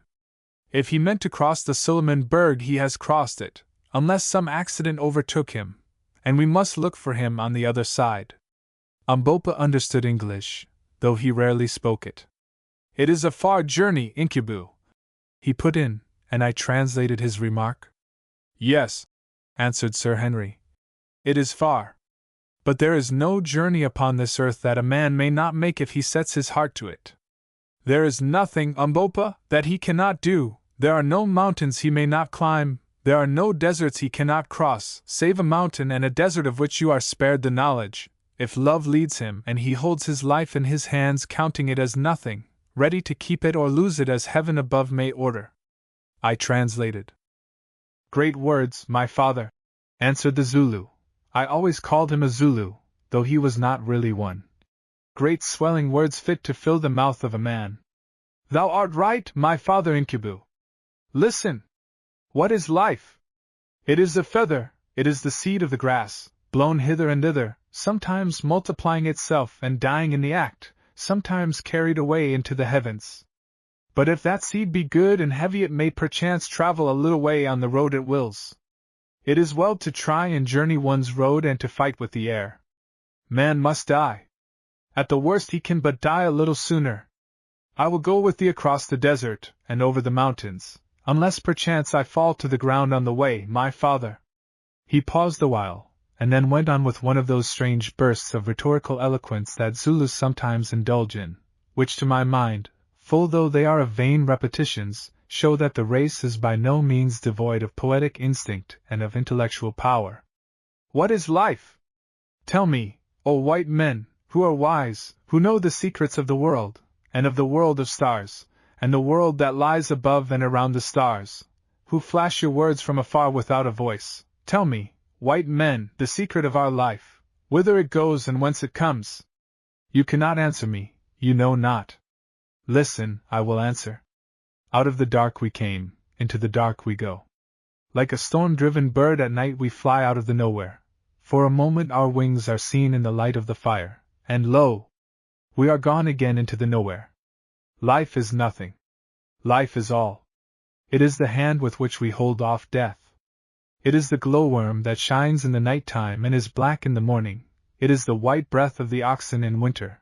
It is the little shadow that runs across the grass and loses itself at sunset.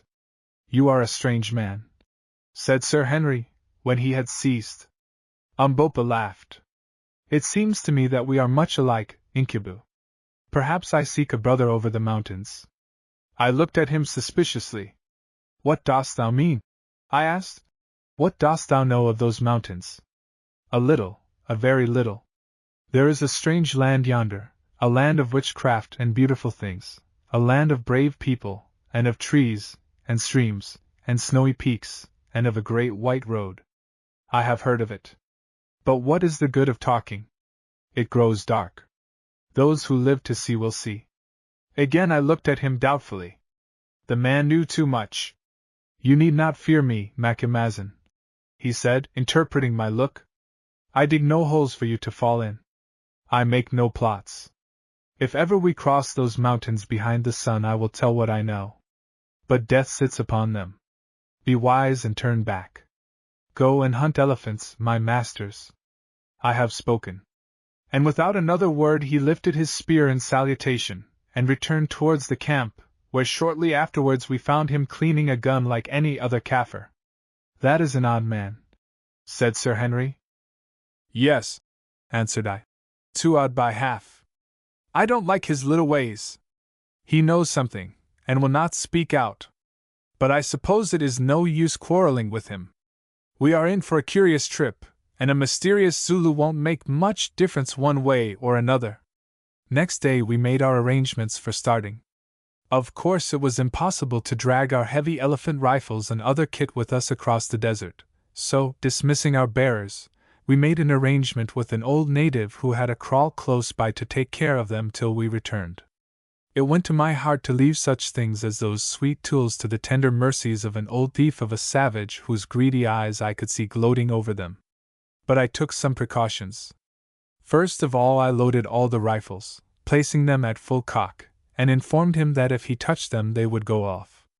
He tried the experiment instantly with my 8-bore, and it did go off, and blew a hole right through one of his oxen, which were just then being driven up to the kraal, to say nothing of knocking him head over heels with the recoil. He got up considerably startled, and not at all pleased at the loss of the ox, which he had the impudence to ask me to pay for, and nothing would induce him to touch the guns again. "Put the live devils out of the way up there in the thatch," he said, "or they will murder us all." Then I told him that, when we came back, if one of those things was missing I would kill him and his people by witchcraft, and if we died and he tried to steal the rifles I would come and haunt him and turn his cattle mad and his milk sour till life was a weariness, and would make the devils in the guns come out and talk to him in a way he did not like, and generally gave him a good idea of judgment to come. After that he promised to look after them as though they were his father's spirit. He was a very superstitious old Kaffir and a great villain. Having thus disposed of our superfluous gear, we arranged the kit we 5, Sir Henry, Good, myself, Umbopa, and the Hottentot Venvogel, were to take with us on our journey. It was small enough, but do what we would we could not get its weight down under about 40 pounds a man. This is what it consisted of: the 3 express rifles and 200 rounds of ammunition, the 2 Winchester repeating rifles, for Umbopa and Venvogel, with 200 rounds of cartridge, 5 Cochrane's water bottles, each holding 4 pints, 5 blankets, 25 pounds weight of biltong, i.e. sun-dried game flesh, 10 pounds weight of best mixed beads for gifts, a selection of medicine, including an ounce of quinine, and 1 or 2 small surgical instruments. Our knives, a few sundries, such as a compass, matches, a pocket filter, tobacco, a trowel, a bottle of brandy, and the clothes we stood in. This was our total equipment, a small one indeed for such a venture, but we dared not attempt to carry more.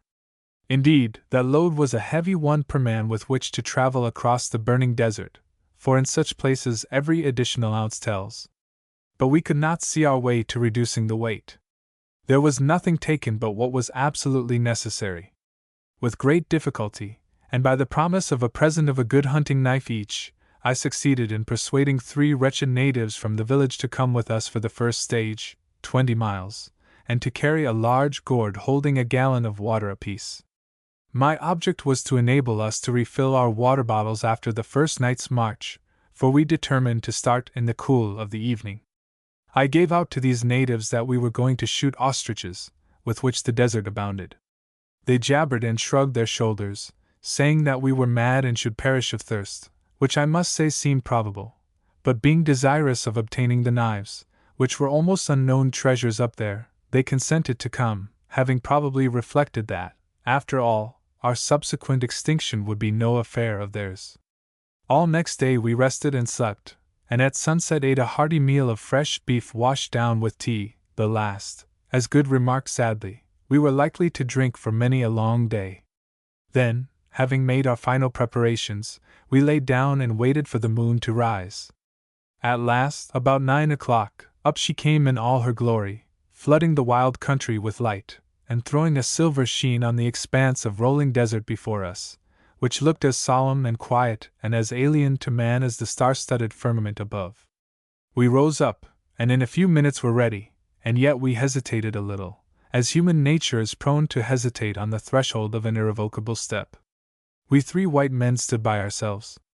Umbopa, assegai in hand and a rifle across his shoulders, looked out fixedly across the desert a few paces ahead of us, while the hired natives, with the gourds of water, and Venvogel, were gathered in a little knot behind.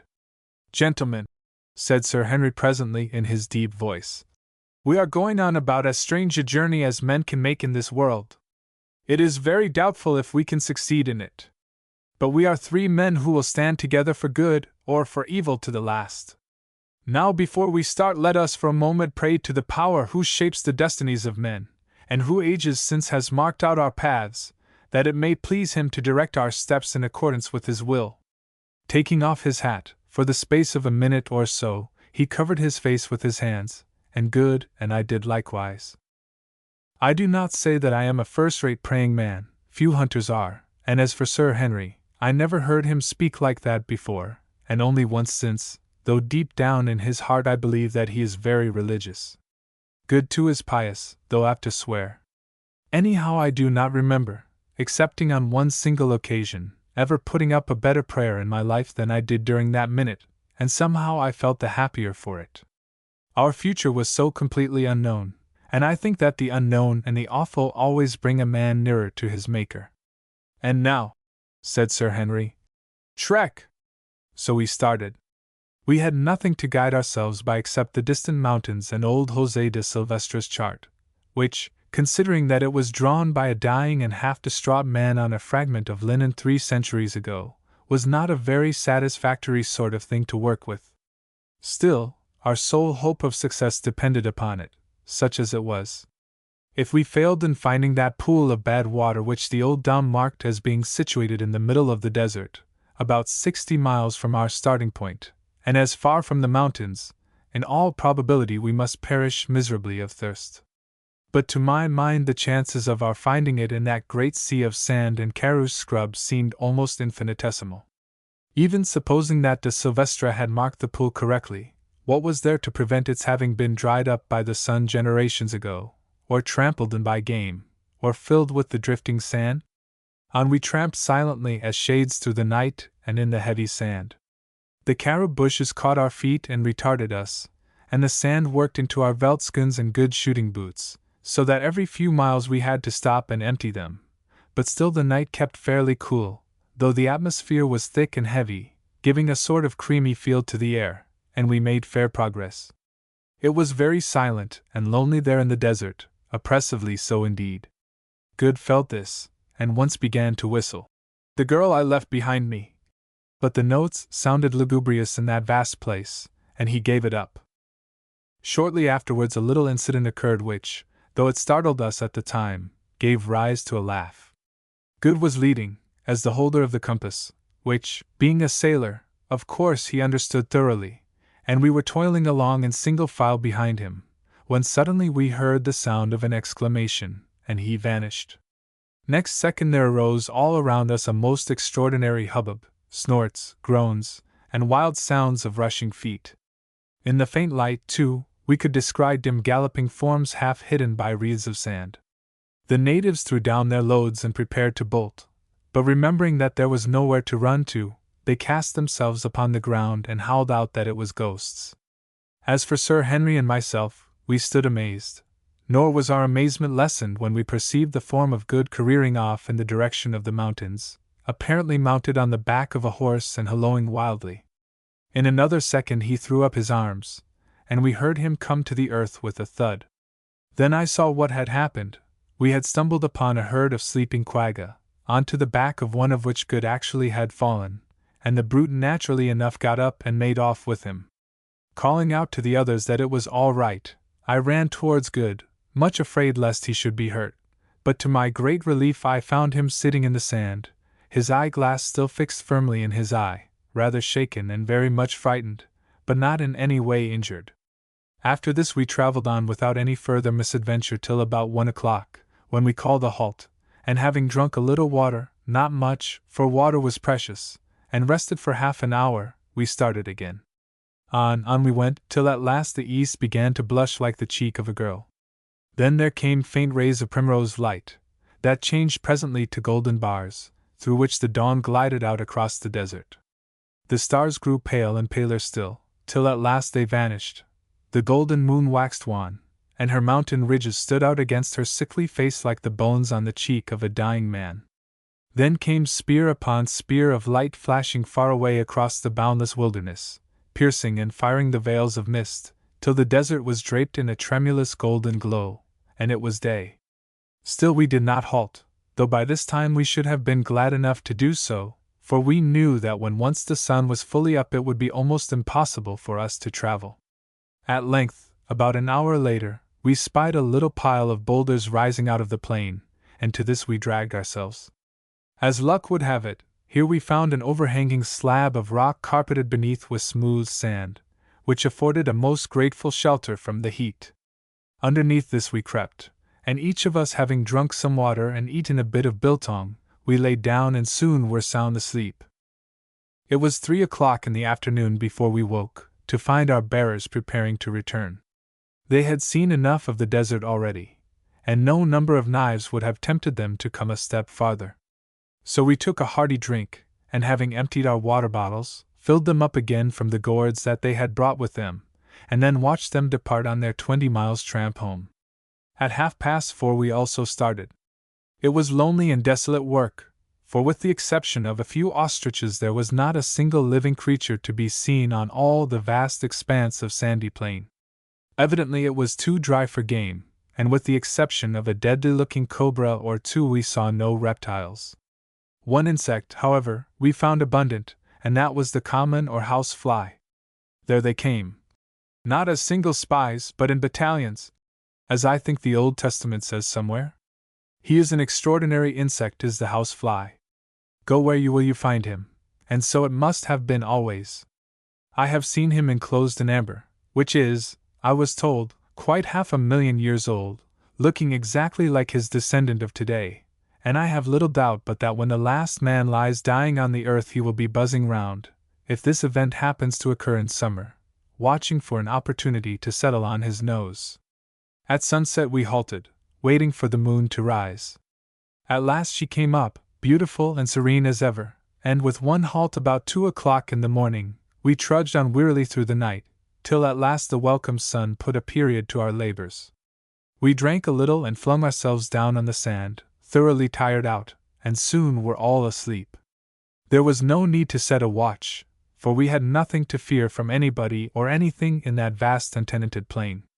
Our only enemies were heat, thirst, and flies, but far rather would I have faced any danger from man or beast than that awful trinity.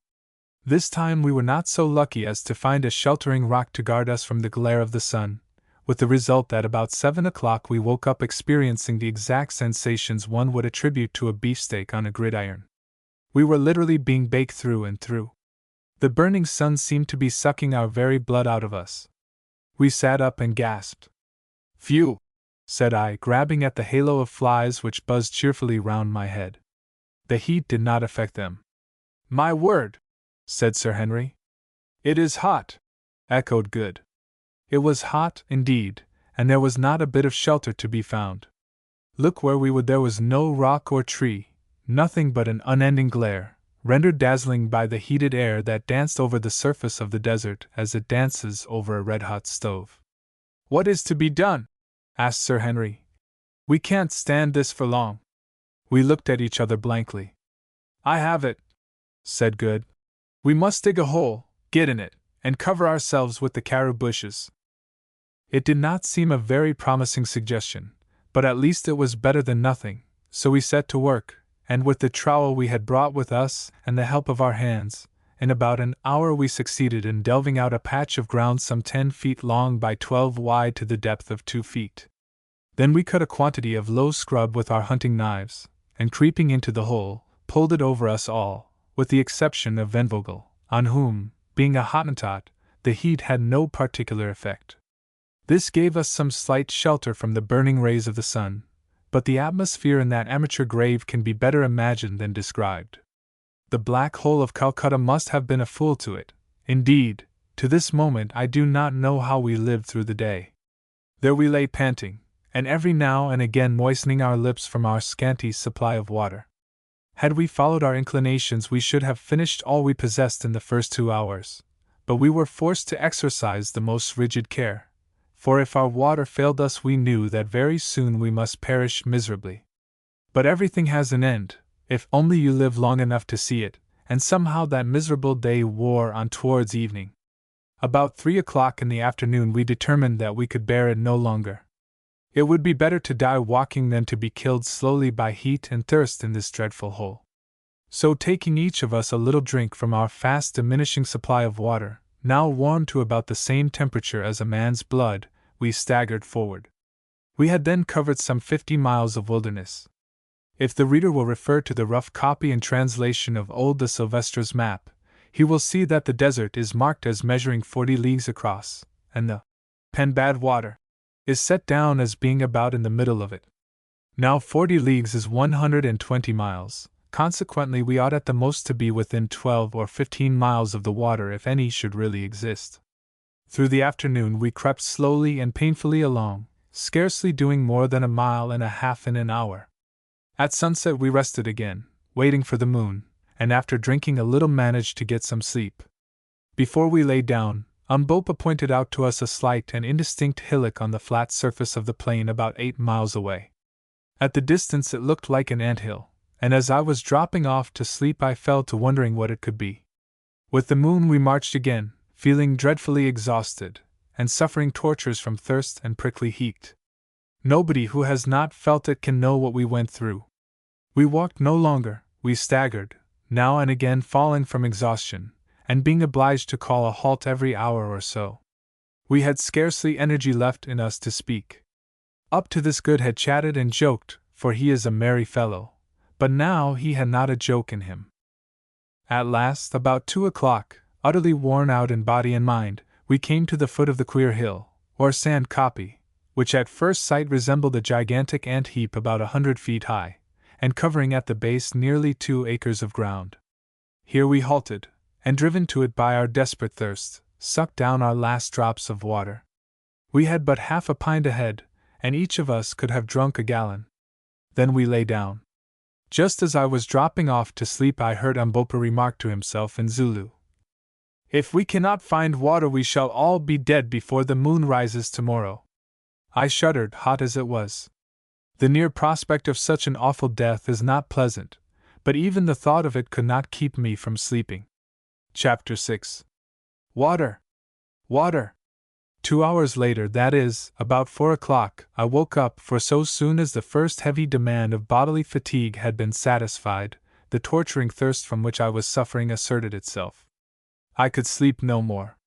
I had been dreaming that I was bathing in a running stream, with green banks and trees upon them, and I awoke to find myself in this arid wilderness, and to remember, as Umbopa had said, that if we did not find water this day we must perish miserably. No human creature could live long without water in that heat. I sat up and rubbed my grimy face with my dry and horny hands, as my lips and eyelids were stuck together, and it was only after some friction and with an effort that I was able to open them. It was not far from dawn, but there was none of the bright feel of dawn in the air, which was thick with a hot murkiness that I cannot describe.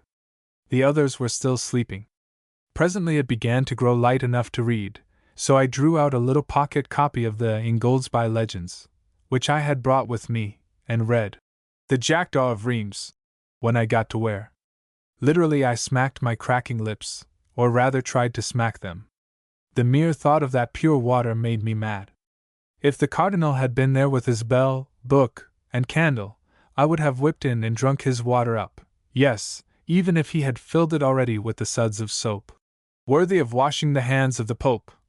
And I knew that the whole consecrated curse of the Catholic Church should fall upon me for so doing.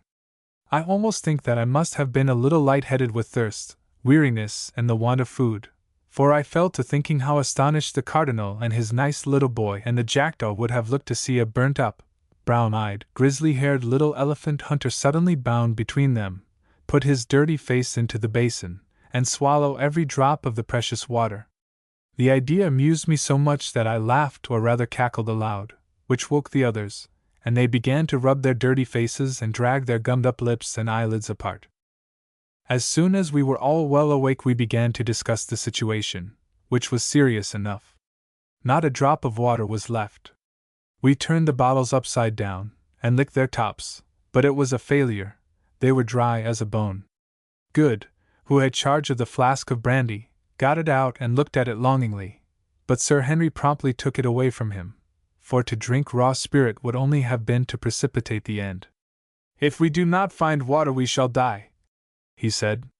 "If we can trust to the old Dom's map there should be some about," I said, but nobody seemed to derive much satisfaction from this remark. It was so evident that no great faith could be put in the map. Now it was gradually growing light, and as we sat staring blankly at each other, I observed the Hottentot Venvogel rise and begin to walk about with his eyes on the ground. Presently he stopped short, and uttering a guttural exclamation, pointed to the earth. "What is it?" we exclaimed, and rising simultaneously we went to where he was standing staring at the sand. Well, I said, it is fresh springbok spur, what of it? Springboks do not go far from water, he answered in Dutch. No, I answered. I forgot, and thank God for it. This little discovery put new life into us, for it is wonderful, when a man is in a desperate position, how he catches at the slightest hope, and feels almost happy. On a dark night a single star is better than nothing. Meanwhile Venvogel was lifting his snub nose, and sniffing the hot air for all the world like an old impala ram who scents danger. Presently he spoke again. I smell water, he said. Then we felt quite jubilant, for we knew what a wonderful instinct these wild-bred men possess. Just at that moment the sun came up gloriously, and revealed so grand a sight to our astonished eyes that for a moment or two we even forgot our thirst. There, not more than 40 or 50 miles from us, glittering like silver in the early rays of the morning sun, soared Sheba's breasts, and stretching away for hundreds of miles on either side of them ran the great Suleiman Berg. Now that, sitting here, I attempt to describe the extraordinary grandeur and beauty of that sight, language seems to fail me. I am impotent even before its memory. Straight before us rose two enormous mountains, the like of which are not, I believe, to be seen in Africa, if indeed there are any other such in the world, measuring each of them at least 15,000 feet in height, standing not more than a dozen miles apart, linked together by a precipitous cliff of rock, and towering in awful white solemnity straight into the sky. These mountains placed thus, like the pillars of a gigantic gateway, are shaped after the fashion of a woman's breasts, and at times the mists and shadows beneath them take the form of a recumbent woman, veiled mysteriously in sleep. Their bases swell gently from the plain, looking at that distance perfectly round and smooth, and upon the top of each is a vast hillock covered with snow, exactly corresponding to the nipple on the female breast. The stretch of cliff that connects them appears to be some thousands of feet in height, and perfectly precipitous, and on each flank of them, so far as the eye can reach, extend similar lines of cliff, broken only here and there by flat table-top mountains, something like the world-famed one at Cape Town, a formation, by the way, that is very common in Africa. To describe the comprehensive grandeur of that view is beyond my powers. There was something so inexpressibly solemn and overpowering about those huge volcanoes, for doubtless they are extinct volcanoes, that it quite awed us. For a while the morning lights played upon the snow and the brown and swelling masses beneath, and then, as though to veil the majestic sight from our curious eyes, strange vapors and clouds gathered and increased around the mountains, till presently we could only trace their pure and gigantic outlines, showing ghost-like through the fleecy envelope. Indeed, as we afterwards discovered, usually they were wrapped in this gauze-like mist, which doubtless accounted for our not having seen them more clearly before. Sheba's breasts had scarcely vanished into cloud-clad privacy, before our thirst, literally a burning question, reasserted itself. It was all very well for Venvogel to say that he smelt water, but we could see no signs of it, look which way we would. So far as the eye might reach there was nothing but arid sweltering sand and karoo scrub. We walked round the hillock and gazed about anxiously on the other side, but it was the same story, not a drop of water could be found. There was no indication of a pan, a pool, or a spring. "You are a fool," I said angrily to Venvogel. "There is no water." But still he lifted his ugly snub nose and sniffed. "I smell it, Bass," he answered. "It is somewhere in the air." "Yes," I said. "No doubt it is in the clouds, and about 2 months hence it will fall and wash our bones." Sir Henry stroked his yellow beard thoughtfully. "Perhaps it is on the top of the hill," he suggested. "Rot," said Good. "Who ever heard of water being found at the top of a hill?" "Let us go and look," I put in, and hopelessly enough we scrambled up the sandy sides of the hillock, Umbopa leading. Presently he stopped as though he was petrified. "Manzia manzi! That is, here is water!" he cried with a loud voice. We rushed up to him, and there, sure enough, in a deep cut or indentation on the very top of the sand kopje, was an undoubted pool of water. How it came to be in such a strange place we did not stop to inquire, nor did we hesitate at its black and unpleasant appearance. It was water, or a good imitation of it, and that was enough for us. We gave a bound and a rush, and in another second we were all down on our stomachs sucking up the uninviting fluid as though it were nectar fit for the gods. Heavens, how we did drink! Then when we had done drinking we tore off our clothes and sat down in the pool, absorbing the moisture through our parched skins. You, Harry, my boy, who have only to turn on a couple of taps to summon hot and cold from an unseen, vasty cistern, can have little idea of the luxury of that muddy wallow in brackish tepid water. After a while we rose from it, refreshed indeed, and fell to on our biltong, of which we had scarcely been able to touch a mouthful for 24 hours, and ate our fill. Then we smoked a pipe, and lay down by the side of that blessed pool, under the overhanging shadow of its bank, and slept till noon. All that day we rested there by the water, thanking our stars that we had been lucky enough to find it, bad as it was, and not forgetting to render a due share of gratitude to the shade of the long-departed de Silvestre, who had set its position down so accurately on the tail of his shirt. The wonderful thing to us was that the pan should have lasted so long, and the only way in which I can account for this is on the supposition that it is fed by some spring deep down in the sand.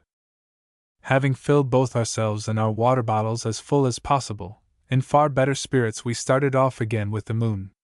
That night we covered nearly 25 miles, but needless to say, found no more water, though we were lucky enough the following day to get a little shade behind some ant heaps.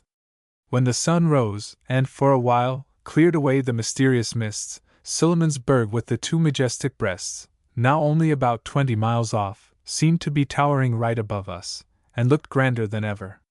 At the approach of evening we marched again, and, to cut a long story short, by daylight next morning found ourselves upon the lowest slopes of Sheba's left breast, for which we had been steadily steering. By this time our water was exhausted once more, and we were suffering severely from thirst, nor indeed could we see any chance of relieving it till we reached the snow line far, far above us. After resting an hour or two, driven to it by our torturing thirst, we went on, toiling painfully in the burning heat up the lava slopes, for we found that the huge base of the mountain was composed entirely of lava beds belched from the bowels of the earth in some far past age. By 11 o'clock we were utterly exhausted, and generally speaking, in a very bad state indeed. The lava clinker, over which we must drag ourselves, though smooth compared with some clinker I have heard of, such as that on the island of Ascension, for instance, was yet rough enough to make our feet very sore, and this, together with our other miseries, had pretty well finished us. A few 100 yards above us were some large lumps of lava, and towards these we steered with the intention of lying down beneath their shade. We reached them, and to our surprise, so far as we had a capacity for surprise left in us, on a little plateau or ridge close by we saw that the clinker was covered with a dense green growth. Evidently soil formed of decomposed lava had rested there, and in due course had become the receptacle of seeds deposited by birds. But we did not take much further interest in the green growth, for one cannot live on grass like Nebuchadnezzar. That requires a special dispensation of Providence and peculiar digestive organs. So we sat down under the rocks and groaned, and for one I wished heartily that we had never started on this fool's errand.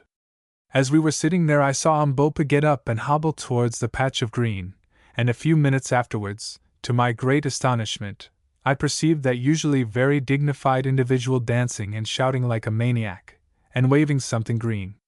Off we all scrambled towards him as fast as our wearied limbs would carry us, hoping that he had found water. "What is it, Umbopa, son of a fool?" I shouted in Zulu. "It is food and water, Macumazahn." And again he waved the green thing. Then I saw what he had found. It was a melon. We had hit upon a patch of wild melons, thousands of them, and dead ripe. "Melons!" I yelled to Good, who was next me, and in another minute his false teeth were fixed in one of them. I think we ate about 6 each before we had done, and poor fruit as they were, I doubt if I ever thought anything nicer. But melons are not very nutritious, and when we had satisfied our thirst with their pulpy substance, and put a stock to cool by the simple process of cutting them in two and setting them end on in the hot sun to grow cold by evaporation, we began to feel exceedingly hungry. We had still some biltong left, but our stomachs turned from biltong, and besides, we were obliged to be very sparing of it, for we could not say when we should find more food. Just at this moment a lucky thing chanced. Looking across the desert, I saw a flock of about 10 large birds flying straight towards us. "Skit, bass, skit! Shoot, master, shoot!" whispered the Hottentot, throwing himself on his face, an example which we all followed. Then I saw that the birds were a flock of pow or bustards, and that they would pass within 50 yards of my head. Taking one of the repeating Winchesters, I waited till they were nearly over us, and then jumped to my feet.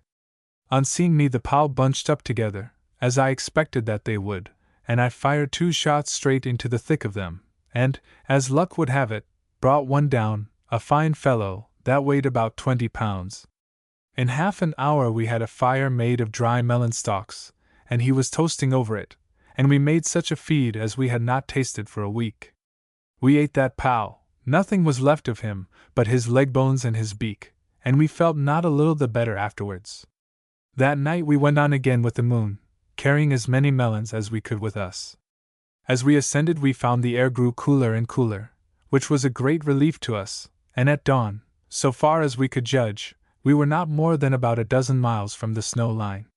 Here we discovered more melons, and so had no longer any anxiety about water, for we knew that we should soon get plenty of snow. But the ascent had now become very precipitous, and we made but slow progress, not more than a mile an hour. Also that night we ate our last morsel of biltong. As yet, with the exception of the pow, we had seen no living thing on the mountain, nor had we come across a single spring or stream of water, which struck us as very odd, considering the expanse of snow above us, which must, we thought, melt sometimes. But as we afterwards discovered, owing to a cause which it is quite beyond my power to explain, all the streams flowed down upon the north side of the mountains. Now we began to grow very anxious about food. We had escaped death by thirst, but it seemed probable that it was only to die of hunger. The events of the next 3 miserable days are best described by copying the entries made at the time in my notebook. May 21st. Started 11 a.m., finding the atmosphere quite cold enough to travel by day, and carrying some watermelons with us. Struggled on all day, but found no more melons, having evidently passed out of their district. Saw no game of any sort. Halted for the night at sundown, having had no food for many hours. Suffered much during the night from cold. 22nd. Started at sunrise again, feeling very faint and weak. Only made about 5 miles all day, found some patches of snow, of which we ate, but nothing else. Camped at night under the edge of a great plateau.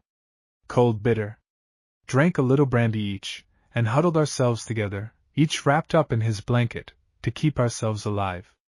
Are now suffering frightfully from starvation and weariness. Thought that Venvogel would have died during the night. 23rd. Struggled forward once more as soon as the sun was well up, and had thawed our limbs a little. We are now in a dreadful plight, and I fear that unless we get food this will be our last day's journey. But little brandy left. Good, Sir Henry, and Umbopa bear up wonderfully, but Venvogel is in a very bad way. Like most Hottentots he cannot stand cold. Pangs of hunger not so bad, but have a sort of numb feeling about the stomach. Others say the same. We are now on a level with the precipitous chain, or wall of lava, linking the 2 breasts, and the view is glorious. Behind us the glowing desert rolls away to the horizon, and before us lie mile upon mile of smooth hard snow almost level, but swelling gently upwards, out of the center of which the nipple of the mountain, that appears to be some miles in circumference, rises about 4,000 feet into the sky. Not a living thing is to be seen. God help us, I fear that our time has come. And now I will drop the journal, partly because it is not very interesting reading, also what follows requires telling rather more fully. All that day, the May 23rd, we struggled slowly up the incline of snow, lying down from time to time to rest. A strange gaunt crew we must have looked, while, laden as we were, we dragged our weary feet over the dazzling plain, glaring round us with hungry eyes. Not that there was much use in glaring, for we could see nothing to eat. We did not accomplish more than 7 miles that day. Just before sunset we found ourselves exactly under the nipple of Sheba's left breast, which towered thousands of feet into the air, a vast smooth hillock of frozen snow. Weak as we were, we could not but appreciate the wonderful scene, made even more splendid by the flying rays of light from the setting sun, which here and there stained the snow blood-red, and crowned the great dome above us with a diadem of glory. "I say," gasped Good presently, "we ought to be somewhere near that cave the old gentleman wrote about." "Yes," said I, "if there is a cave." "Come, Quatermain," groaned Sir Henry. "Don't talk like that. I have every faith in the Dom. Remember the water. We shall find the place soon." "If we don't find it before dark we are dead men, that is all about it," was my consolatory reply. For the next 10 minutes we trudged in silence, when suddenly Mbopa, who was marching along beside me, wrapped in his blanket, and with a leather belt strapped so tightly round his stomach, to make his hunger small, as he said that his waist looked like a girl's, caught me by the arm. "Look," he said, pointing towards the springing slope of the nipple. I followed his glance, and some 200 yards from us perceived what appeared to be a hole in the snow. "It is the cave," said Mbopa. We made the best of our way to the spot, and found sure enough that the hole was the mouth of a cavern, no doubt the same as that of which de Silvestre wrote. We were not too soon, for just as we reached shelter the sun went down with startling rapidity, leaving the world nearly dark, for in these latitudes there is but little twilight. So we crept into the cave, which did not appear to be very big, and huddling ourselves together for warmth, swallowed what remained of our brandy, barely a mouthful each, and tried to forget our miseries in sleep. But the cold was too intense to allow us to do so, for I am convinced that at this great altitude the thermometer cannot have marked less than 14 or 15 degrees below freezing point. What such a temperature meant to us, enervated as we were by hardship, want of food, and the great heat of the desert, the reader may imagine better than I can describe. Suffice it to say that it was something as near death from exposure as I have ever felt. There we sat hour after hour through the still and bitter night, feeling the frost wander round and nip us now in the finger, now in the foot, now in the face. In vain did we huddle up closer and closer. There was no warmth in our miserable starved carcasses.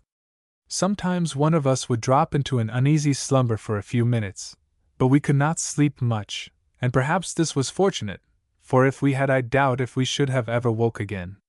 Indeed, I believe that it was only by force of will that we kept ourselves alive at all. Not very long before dawn I heard the Hottentot Venvogel, whose teeth had been chattering all night like castanets, give a deep sigh. Then his teeth stopped chattering. I did not think anything of it at the time, concluding that he had gone to sleep.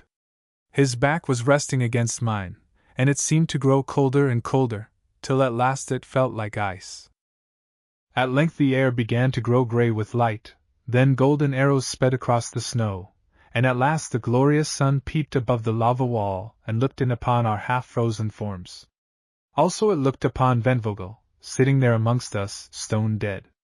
No wonder his back felt cold, poor fellow. He had died when I heard him sigh, and was now frozen almost stiff. Shocked beyond measure, we dragged ourselves from the corpse. How strange is that horror we mortals have of the companionship of a dead body, and left it sitting there, its arms clasped about its knees. By this time the sunlight was pouring its cold rays, for here they were cold, straight into the mouth of the cave. Suddenly I heard an exclamation of fear from someone, and turned my head. And this is what I saw, sitting at the end of the cavern.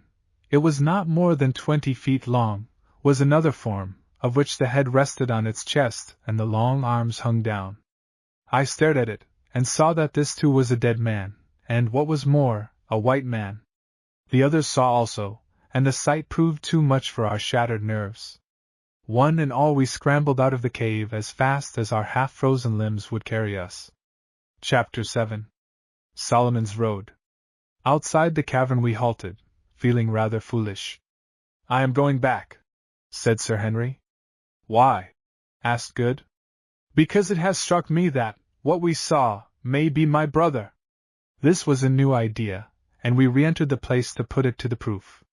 After the bright light outside, Our eyes, weak as they were with staring at the snow, could not pierce the gloom of the cave for a while. Presently, however, they grew accustomed to the semi-darkness, and we advanced towards the dead man. Sir Henry knelt down and peered into his face. "Thank God," he said with a sigh of relief. "It is not my brother!" Then I drew near and looked. The body was that of a tall man in middle life with aquiline features, grizzled hair, and a long black mustache. The skin was perfectly yellow, and stretched tightly over the bones. Its clothing, with the exception of what seemed to be the remains of a woolen pair of hose, had been removed, leaving the skeleton-like frame naked. Round the neck of the corpse, which was frozen perfectly stiff, hung a yellow ivory crucifix.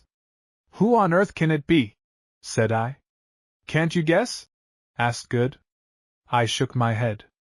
"Why, the old Dom, José de Silvestre, of course. Who else?" "Impossible," I gasped. "He died 300 years ago."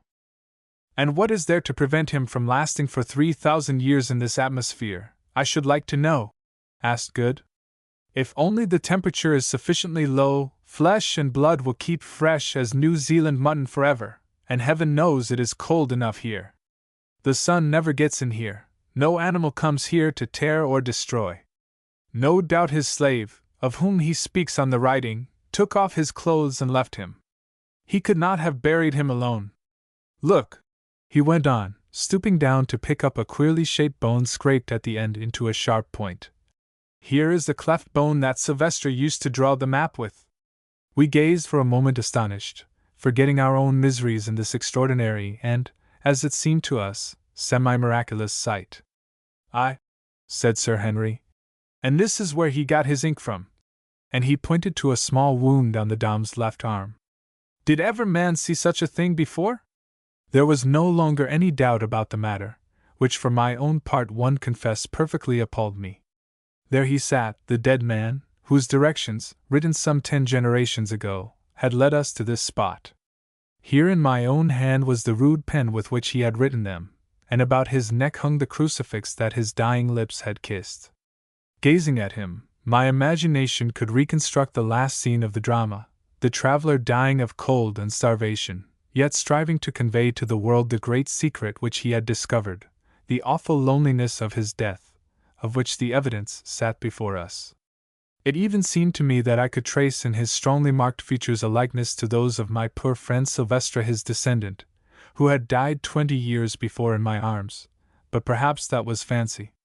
At any rate, there he sat, a sad memento of the fate that so often overtakes those who would penetrate into the unknown, and there doubtless he will still sit, crowned with the dread majesty of death, for centuries yet unborn, to startle the eyes of wanderers like ourselves, if ever any such should come again to invade his loneliness.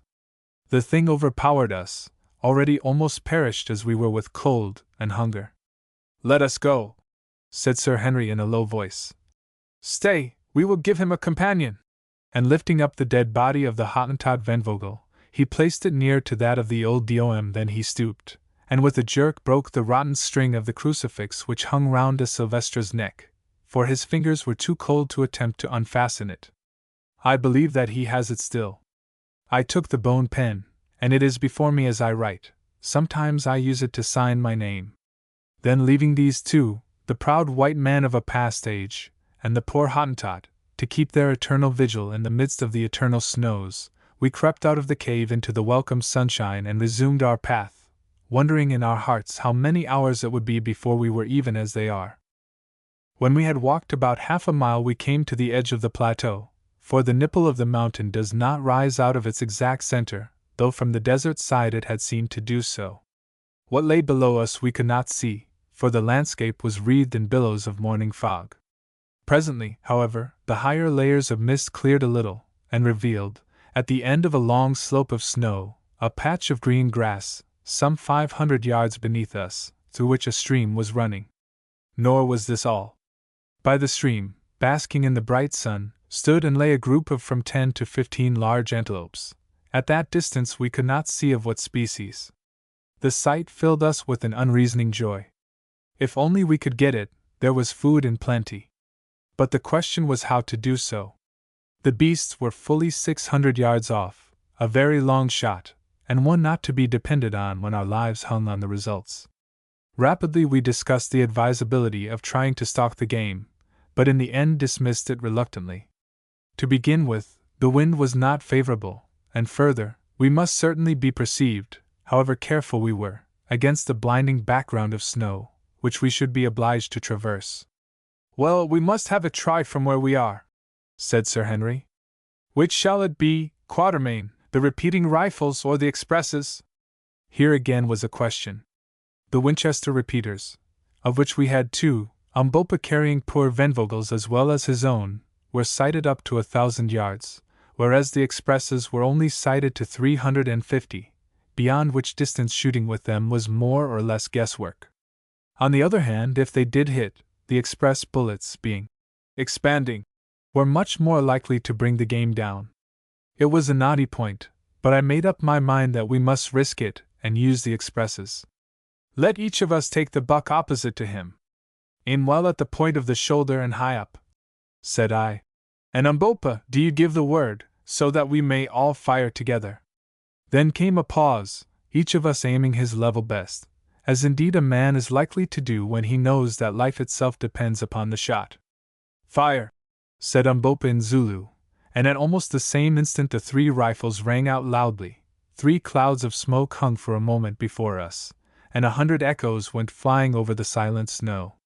Presently the smoke cleared, and revealed, oh, joy, a great buck lying on its back and kicking furiously in its death agony. We gave a yell of triumph. We were saved, we should not starve. Weak as we were, we rushed down the intervening slope of snow, and in 10 minutes from the time of shooting, that animal's heart and liver were lying before us. But now a new difficulty arose. We had no fuel, and therefore could make no fire to cook them. We gazed at each other in dismay. "Starving men should not be fanciful," said Good. "We must eat raw meat." There was no other way out of the dilemma, and our gnawing hunger made the proposition less distasteful than it would otherwise have been. So we took the heart and liver and buried them for a few minutes in a patch of snow to cool them. Then we washed them in the ice-cold water of the stream, and lastly ate them greedily. It sounds horrible enough, but honestly, I never tasted anything so good as that raw meat. In a quarter of an hour we were changed men. Our life and vigor came back to us, our feeble pulses grew strong again, and the blood went coursing through our veins.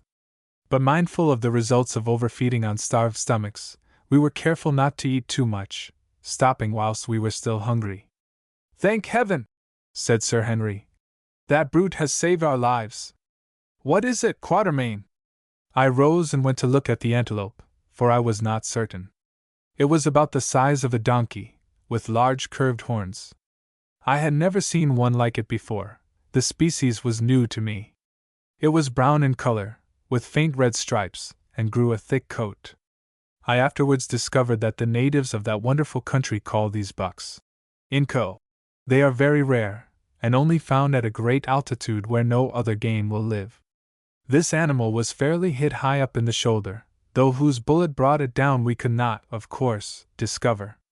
I believe that Good, mindful of his marvelous shot at the giraffe, secretly set it down to his own prowess, and we did not contradict him. We had been so busy satisfying our hunger that hitherto we had not found time to look about us. But now, having set Umbopa to cut off as much of the best meat as we were likely to be able to carry, we began to inspect our surroundings. The mist had cleared away, for it was 8 o'clock, and the sun had sucked it up, so we were able to take in all the country before us at a glance. I know not how to describe the glorious panorama which unfolded itself to our gaze. I have never seen anything like it before, nor shall, I suppose, again. Behind and over us towered Sheba's snowy breasts, and below, some 5,000 feet beneath where we stood, lay league on league of the most lovely champaign country. Here were dense patches of lofty forest, there a great river wound its silvery way. To the left stretched a vast expanse of rich, undulating felt or grass land, whereon we could just make out countless herds of game or cattle, at that distance we could not tell which. This expanse appeared to be ringed in by a wall of distant mountains. To the right the country was more or less mountainous, that is, solitary hills stood up from its level, with stretches of cultivated land between, amongst which we could see groups of dome-shaped huts. The landscape lay before us as a map, wherein rivers flashed like silver snakes, and Alp-like peaks crowned with wildly twisted snow wreaths rose in grandeur, whilst over all was the glad sunlight and the breath of nature's happy life. Two curious things struck us as we gazed. First, that the country before us must lie at least 3,000 feet higher than the desert we had crossed, and secondly, that all the rivers flowed from south to north.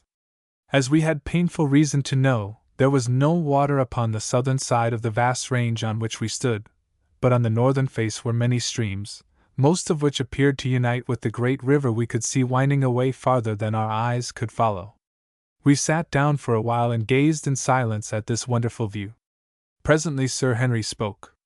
"Isn't there something on the map about Solomon's Great Road?" he said. I nodded, for I was still gazing out over the far country. "Well, look, there it is!" And he pointed a little to our right. Good, and I looked accordingly, and there, winding away towards the plain, was what appeared to be a wide turnpike road. We had not seen it at first because, on reaching the plain, it turned behind some broken country.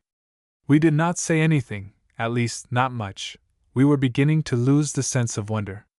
Somehow it did not seem particularly unnatural that we should find a sort of Roman road in this strange land. We accepted the fact, that was all. "Well," said Good, "it must be quite near us if we cut off to the right.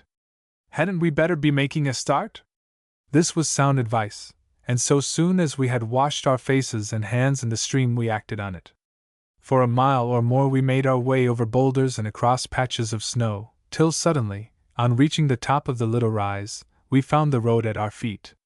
It was a splendid road cut out of the solid rock, at least 50 feet wide, and apparently well kept, though the odd thing was that it seemed to begin there.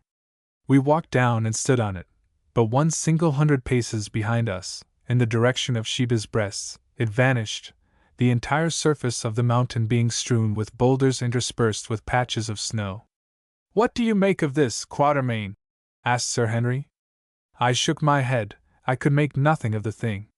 "I have it," said Good. "The road no doubt ran right over the range and across the desert on the other side, but the sand there has covered it up, and above us it has been obliterated by some volcanic eruption of molten lava." This seemed a good suggestion. At any rate, we accepted it, and proceeded down the mountain. It proved a very different business traveling along downhill on that magnificent pathway with full stomachs from what it was traveling uphill over the snow quite starved and almost frozen. Indeed, had it not been for melancholy recollections of poor Venvogel's sad fate, and of that grim cave where he kept company with the old dame, we should have felt positively cheerful, notwithstanding the sense of unknown dangers before us. Every mile we walked the atmosphere grew softer and balmier, and the country before us shone with a yet more luminous beauty. As for the road itself, I never saw such an engineering work, though Sir Henry said that the great road over the St. Gothard in Switzerland is very similar. No difficulty had been too great for the old-world engineer who laid it out. At one place we came to a ravine 300 feet broad and at least 100 feet deep. This vast gulf was actually filled in with huge blocks of dressed stone, having arches pierced through them at the bottom for a waterway, over which the road went on sublimely. At another place it was cut in zigzags out of the side of a precipice 500 feet deep, and in a third it tunneled through the base of an intervening ridge, a space of 30 yards or more. Here we noticed that the sides of the tunnel were covered with quaint sculptures, mostly of mailed figures driving in chariots. One, which was exceedingly beautiful, represented a whole battle scene with a convoy of captives being marched off in the distance.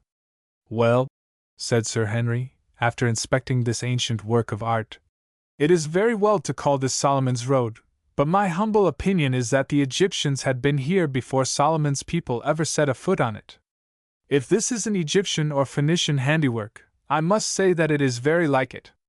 By midday we had advanced sufficiently down the mountain to search the region where we was to be met with. First we came to scattered bushes which grew more and more frequent, till at last we found the road winding through a vast grove of silver trees similar to those which are to be seen on the slopes of Table Mountain at Cape Town. I had never before met with them in all my wanderings, except at the Cape, and their appearance here astonished me greatly. "Ah," said Good, surveying these shining-leaved trees with evident enthusiasm. "Here's lots of wood, let us stop and cook some dinner. I have about digested that raw heart." Nobody objected to this, so leaving the road we made our way to a stream which was babbling away not far off, and soon had a goodly fire of dry boughs blazing. Cutting off some substantial hunks from the flesh of the Inco which we had brought with us, we proceeded to toast them on the end of sharp sticks, as one sees the Kaffirs do, and ate them with relish. After filling ourselves, we lit our pipes and gave ourselves up to enjoyment that, compared with the hardships we had recently undergone, seemed almost heavenly. The brook, of which the banks were clothed with dense masses of a gigantic species of maidenhair fern interspersed with feathery tufts of wild asparagus, sung merrily at our side, the soft air murmured through the leaves of the silver trees, doves cooed around, and bright-winged birds flashed like living gems from bough to bough. It was a paradise. The magic of the place combined with an overwhelming sense of dangers left behind, and of the promised land reached at last, seemed to charm us into silence. Sir Henry and Umbopa sat conversing in a mixture of broken English and kitchen Zulu in a low voice, but earnestly enough, and I lay, with my eyes half shut, upon that fragrant bed of fern and watched them. Presently I missed Good, and I looked to see what had become of him. Soon I observed him sitting by the bank of the stream, in which he had been bathing. He had nothing on but his flannel shirt, and his natural habits of extreme neatness having reasserted themselves, he was actively employed in making a most elaborate toilet. He had washed his gutta percha collar, had thoroughly shaken out his trousers, coat and waistcoat, and was now folding them up neatly till he was ready to put them on, shaking his head sadly as he scanned the numerous rents and tears in them, which naturally had resulted from our frightful journey. Then he took his boots, scrubbed them with a handful of fern, and finally rubbed them over with a piece of fat, which he had carefully saved from the Inco meat, till they looked, comparatively speaking, respectable. Having inspected them judiciously through his eyeglass, he put the boots on and began a fresh operation. From a little bag that he carried he produced a pocket comb in which was fixed a tiny looking-glass, and in this he surveyed himself. Apparently he was not satisfied, for he proceeded to do his hair with great care. Then came a pause whilst he again contemplated the effect. Still it was not satisfactory. He felt his chin, on which the accumulated scrub of a 10 days' beard was flourishing. Surely, thought I, he is not going to try to shave. But so it was. Taking the piece of fat with which he had greased his boots, Good washed it thoroughly in the stream. Then diving again into the bag he brought out a little pocket razor with a guard to it, such as are bought by people who are afraid of cutting themselves, or by those about to undertake a sea voyage. Then he rubbed his face and chin vigorously with the fat and began. Evidently it proved a painful process, for he groaned very much over it, and I was convulsed with inward laughter as I watched him struggling with that stubbly beard. It seemed so very odd that a man should take the trouble to shave himself with a piece of fat in such a place and in our circumstances. At last he succeeded in getting the hair off the right side of his face and chin, when suddenly I, who was watching, became conscious of a flash of light that passed just by his head. Good sprang up with a profane exclamation. If it had not been a safety razor he would certainly have cut his throat, and so did I, without the exclamation, and this was what I saw. Standing not more than 20 paces from where I was, and 10 from Good, were a group of men. They were very tall and copper-colored, and some of them wore great plumes of black feathers and short cloaks of leopard skins. This was all I noticed at the moment. In front of them stood a youth of about 17, his hand still raised and his body bent forward in the attitude of a Grecian statue of a spear-thrower. Evidently the flash of light had been caused by a weapon which he had hurled. As I looked, an old soldier-like man stepped forward out of the group, and catching the youth by the arm said something to him. Then they advanced upon us. Sir Henry, Good, and Umbopa by this time had seized their rifles and lifted them threateningly. The party of natives still came on. It struck me that they could not know what rifles were, or they would not have treated them with such contempt. "Put down your guns!" I hallooed to the others, seeing that our only chance of safety lay in conciliation. They obeyed, and walking to the front I addressed the elderly man who had checked the youth. "Greeting," I said in Zulu, not knowing what language to use. To my surprise I was understood. "Greeting," answered the old man, not, indeed, in the same tongue, but in a dialect so closely allied to it that neither Umbopa nor myself had any difficulty in understanding him. Indeed, as we afterwards found out, the language spoken by this people is an old-fashioned form of the Zulu tongue, bearing about the same relationship to it that the English of Chaucer does to the English of the 19th century. "Whence come you?" he went on. "Who are you? And why are the faces of 3 of you white, and the face of the 4th as the face of our mother's sons?" And he pointed to Umbopa. I looked at Umbopa as he said it, and it flashed across me that he was right. The face of Umbopa was like the faces of the men before me, and so was his great form like their forms. But I had not time to reflect on this coincidence. "We are strangers, and come in peace," I answered, speaking very slowly, so that he might understand me. "And this man is our servant." "You lie," he answered. "No strangers can cross the mountains where all things perish." "But what do your lies matter? If ye are strangers, then ye must die, for no strangers may live in the land of the Kukunas. It is the king's law. Prepare then to die, O strangers!" I was slightly staggered at this, more especially as I saw the hands of some of the men steal down to their sides, where hung on each what looked to me like a large and heavy knife. "What does that beggar say?" asked Good. "He says we are going to be killed," I answered grimly. "Oh Lord!" groaned Good, and, as was his way when perplexed, he put his hand to his false teeth, dragging the top set down, and allowing them to fly back to his jaw with a snap. It was a most fortunate move, for next second the dignified crowd of Kukunas uttered a simultaneous yell of horror, and bolted back some yards. "What's up?" said I. "It's his teeth," whispered Sir Henry excitedly. "He moved them. Take them out, Good, take them out!" He obeyed, slipping the set into the sleeve of his flannel shirt. In another second curiosity had overcome fear, and the men advanced slowly. Apparently they had now forgotten their amiable intention of killing us. "How is it, O strangers," asked the old man solemnly, "that this fat man," pointing to Good, who was clad in nothing but boots and a flannel shirt, and had only half finished his shaving, whose body is clothed, and whose legs are bare, who grows hair on one side of his sickly face and not on the other, and who wears one shining and transparent eye, how is it, I ask, that he has teeth which move of themselves, coming away from the jaws and returning of their own will?" "Open your mouth," I said to Good, who promptly curled up his lips and grinned at the old gentleman like an angry dog, revealing to his astonished gaze 2 thin red lines of gum as utterly innocent of ivories as a newborn elephant. The audience gasped. "Where are his teeth?" they shouted. "With our eyes we saw them." Turning his head slowly and with a gesture of ineffable contempt, Good swept his hand across his mouth. Then he grinned again, and lo, there were 2 rows of lovely teeth.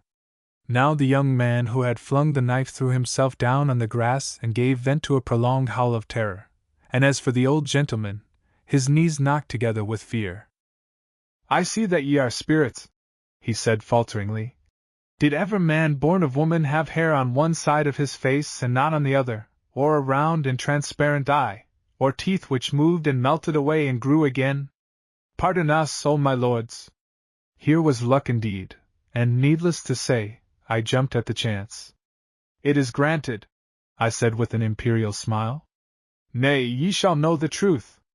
We come from another world, though we are men such as ye, we come," I went on, "from the biggest star that shines at night." "Oh! Oh!" groaned the chorus of astonished aborigines. "Yes," I went on, "we do indeed," and again I smiled benignly, as I uttered that amazing lie. "We come to stay with you a little while, and to bless you by our sojourn. You will see, O friends, that I have prepared myself for this visit by the learning of your language." It is so," said the chorus. "Only, my lord," put in the old gentleman, "thou hast learned it very badly." I cast an indignant glance at him, and he quailed. "Now, friends," I continued, Ye might think that after so long a journey we should find it in our hearts to avenge such a reception, mayhap to strike cold in death the imperious hand that, in short, threw a knife at the head of him whose teeth come and go. Spare him, my lords, said the old man in supplication. He is the king's son, and I am his uncle. If anything befalls him, his blood will be required at my hands. Yes, that is certainly so, put in the young man with great emphasis. You may perhaps doubt our power to avenge, I went on, heedless of this byplay.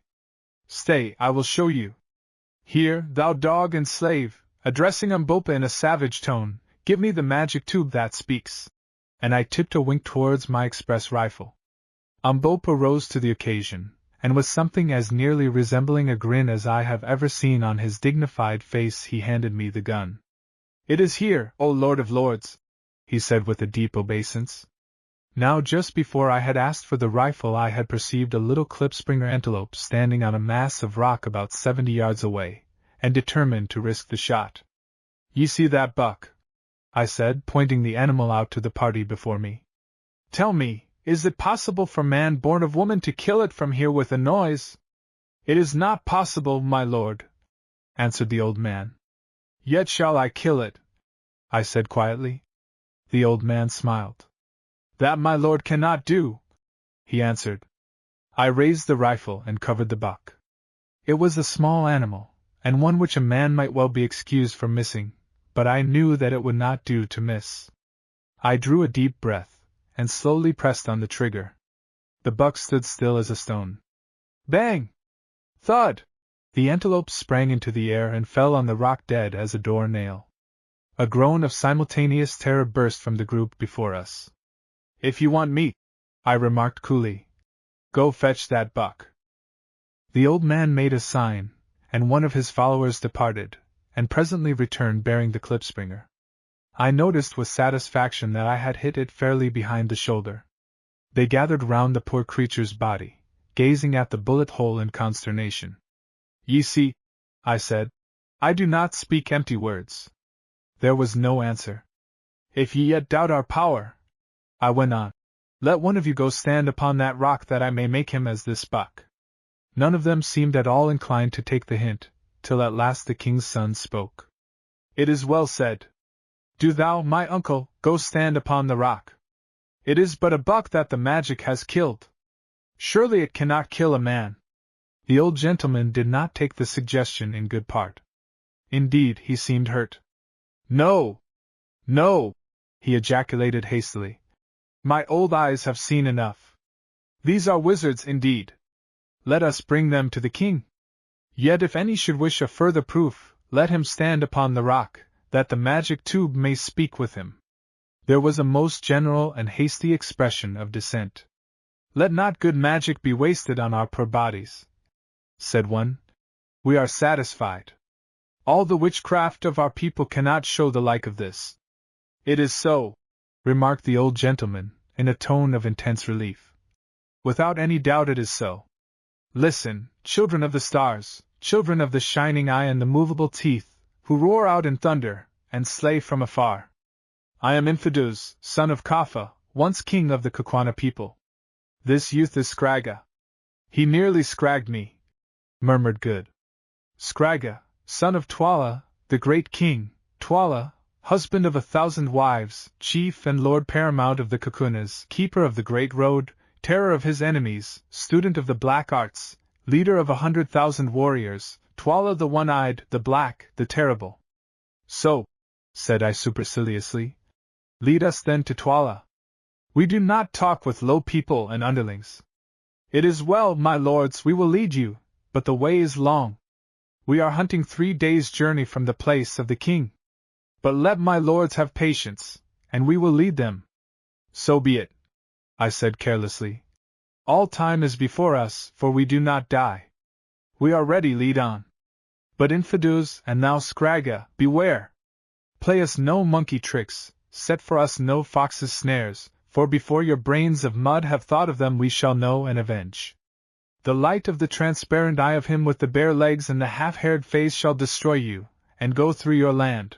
His vanishing teeth shall affix themselves fast in you and eat you up, you and your wives and children, the magic tube shall argue with you loudly, and make you as sieves.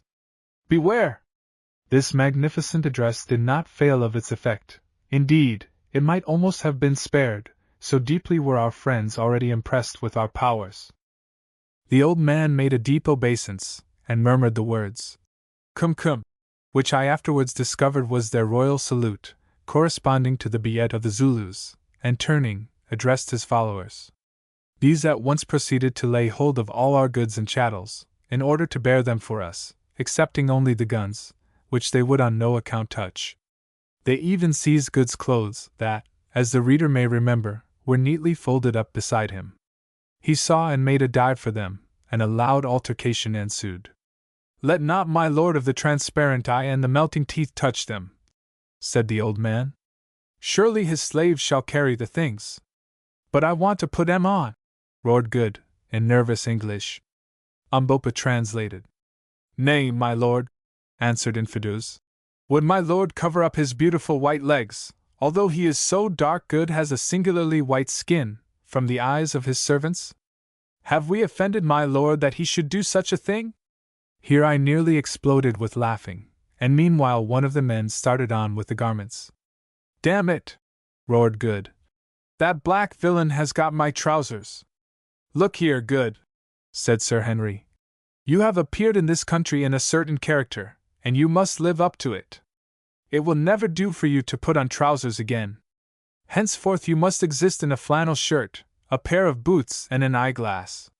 "Yes," I said, "and with whiskers on one side of your face and not on the other. If you change any of these things, the people will think that we are impostors. I am very sorry for you, but seriously, you must. If once they begin to suspect us, our lives will not be worth a brass farthing." "Do you really think so?" said Good gloomily. "I do indeed. Your beautiful white legs and your eyeglass are now the features of our party, and as Sir Henry says, you must live up to them. Be thankful that you have got your boots on, and that the air is warm." Good sighed, and said no more, but it took him a fortnight to become accustomed to his new and scant attire. Chapter 8. We enter Kukwana-land. All that afternoon we traveled along the magnificent roadway, which trended steadily in a northwesterly direction.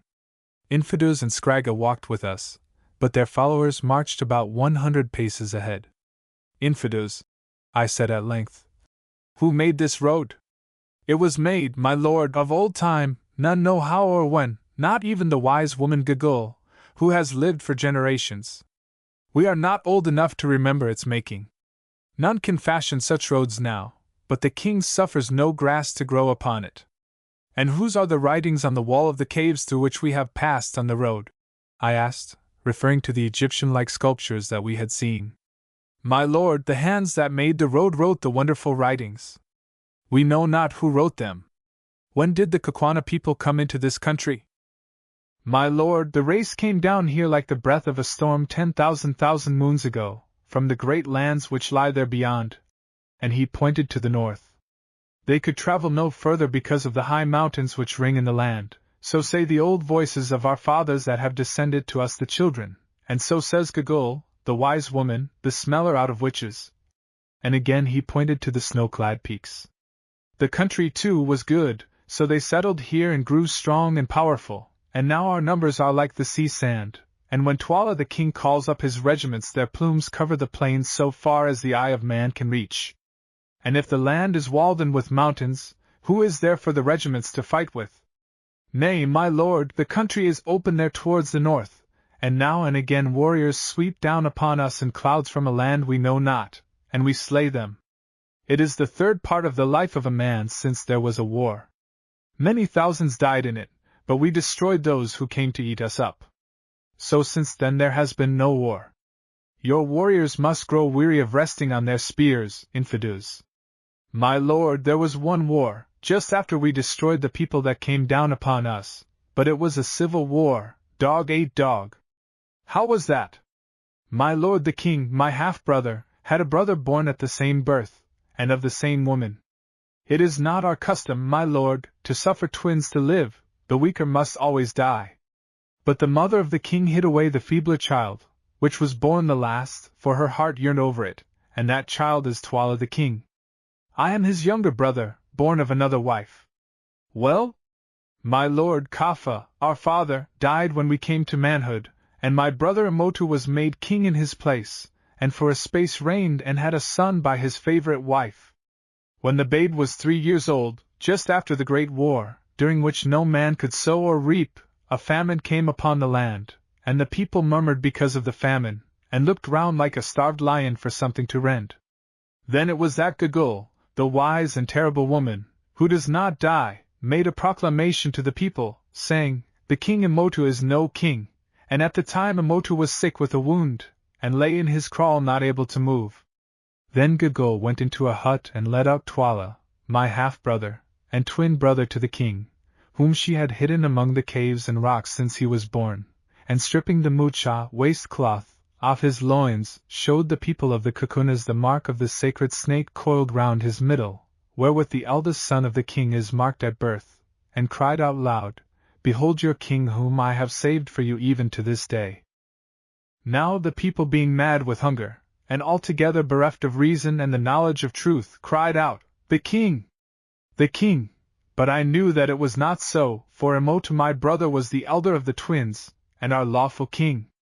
Then just as the tumult was at its height, Emotu the king, though he was very sick, crawled from his hut holding his wife by the hand, and followed by his little son Ignosi, that is, by interpretation, the lightning. "What is this noise?" he asked. "Why cry you the king? The king?" Then Twala, his twin brother, born of the same woman, and in the same hour, ran to him, and taking him by the hair stabbed him through the heart with his knife.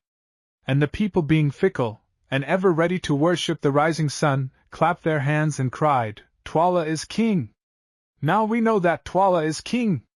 And what became of Emotu's wife and her son Ignosi? Did Twala kill them too? Nay, my lord. When she saw that her lord was dead, the queen seized the child with a cry and ran away. 2 days afterward she came to a kraal very hungry, and none would give her milk or food, now that her lord the king was dead, for all men hate the unfortunate. But at nightfall a little child, a girl, crept out and brought her corn to eat, and she blessed the child, and went on towards the mountains with her boy before the sun rose again, and there she must have perished, for none have seen her since, nor the child Ignosi. Then if this child Ignosi had lived, he would be the true king of the Kukwana people? That is so, my lord. The sacred snake is round his middle.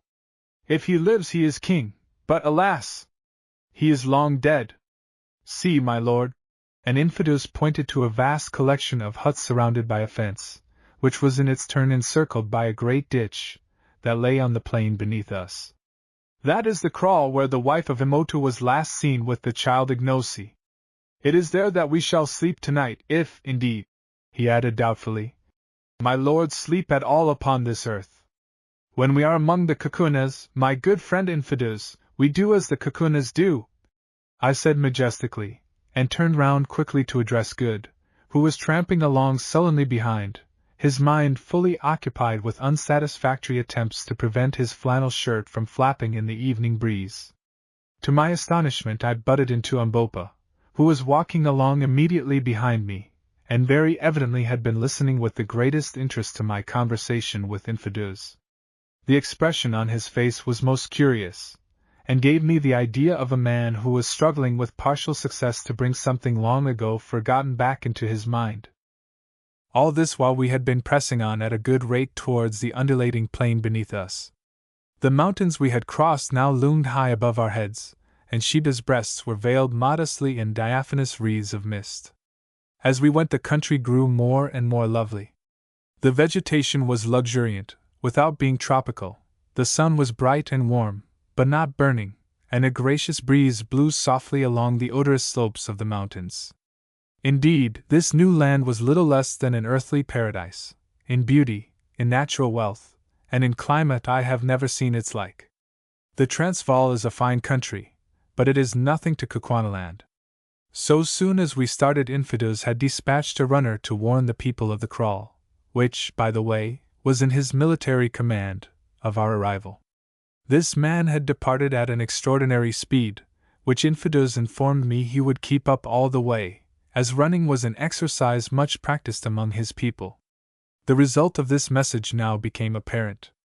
When we arrived within 2 miles of the kraal, we could see that company after company of men were issuing from its gates and marching towards us. Sir Henry laid his hand upon my arm, and remarked that it looked as though we were going to meet with a warm reception. Something in his tone attracted Infado's attention. "Let not my lords be afraid," he said hastily, "for in my breast there dwells no guile. This regiment is one under my command, and comes out by my orders to greet you." I nodded easily, though I was not quite easy in my mind. About half a mile from the gates of this kraal is a long stretch of rising ground sloping gently upwards from the road, and here the companies formed. It was a splendid sight to see them, each company about 300 strong, charging swiftly up the rise, with flashing spears and waving plumes, to take their appointed place. By the time we reached the slope, 12 such companies, or in all 3,600 men, had passed out and taken up their positions along the road. Presently we came to the first company, and were able to gaze in astonishment on the most magnificent set of warriors that I have ever seen. They were all men of mature age, mostly veterans of about 40, and not one of them was under 6 feet in height, whilst many stood 6 feet 3 or 4. They wore upon their heads heavy black plumes of sakabula feathers, like those which adorned our guides. About their waists and beneath the right knees were bound circlets of white ox-tails, while in their left hands they carried round shields measuring about 20 inches across. These shields are very curious. The framework is made of an iron plate beaten out thin, over which is stretched milk-white ox hide. The weapons that each man bore were simple, but most effective, consisting of a short and very heavy 2-edged spear with a wooden shaft, the blade being about 6 inches across at the widest part. These spears are not used for throwing, but like the Zulu bangwan, or stabbing assegai, are for close quarters only, when the wound inflicted by them is terrible. In addition to his bangwan, every man carried 3 large and heavy knives, each knife weighing about 2 pounds. One knife was fixed in the oxtail girdle, and the other 2 at the back of the round shield. These knives, which are called talas by the Kukunas, take the place of the throwing assegai of the Zulus.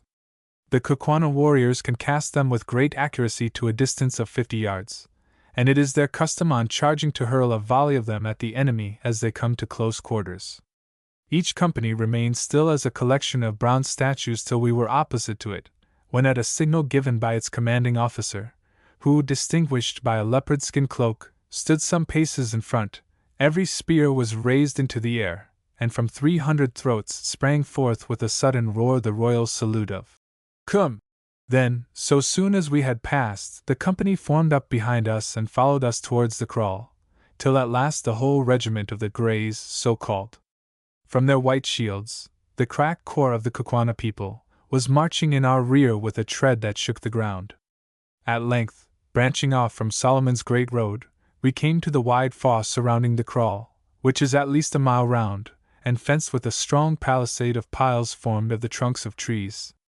At the gateway this fosse is spanned by a primitive drawbridge, which was let down by the guard to allow us to pass in. The kraal is exceedingly well laid out. Through the center runs a wide pathway intersected at right angles by other pathways so arranged as to cut the huts into square blocks, each block being the quarters of a company. The huts are dome-shaped, and built, like those of the Zulus, of a framework of wattle, beautifully thatched with grass. But unlike the Zulu huts, they have doorways through which men could walk. Also they are much larger, and surrounded by a veranda about 6 feet wide, beautifully paved with powdered lime trodden hard. All along each side of this wide pathway that pierces the kraal were ranged hundreds of women, brought out by curiosity to look at us. These women, for a native race, are exceedingly handsome. They are tall and graceful, and their figures are wonderfully fine. The hair, though short, is rather curly than woolly, the features are frequently aquiline, and the lips are not unpleasantly thick, as is the case among most African races. But what struck us most was their exceedingly quiet and dignified air.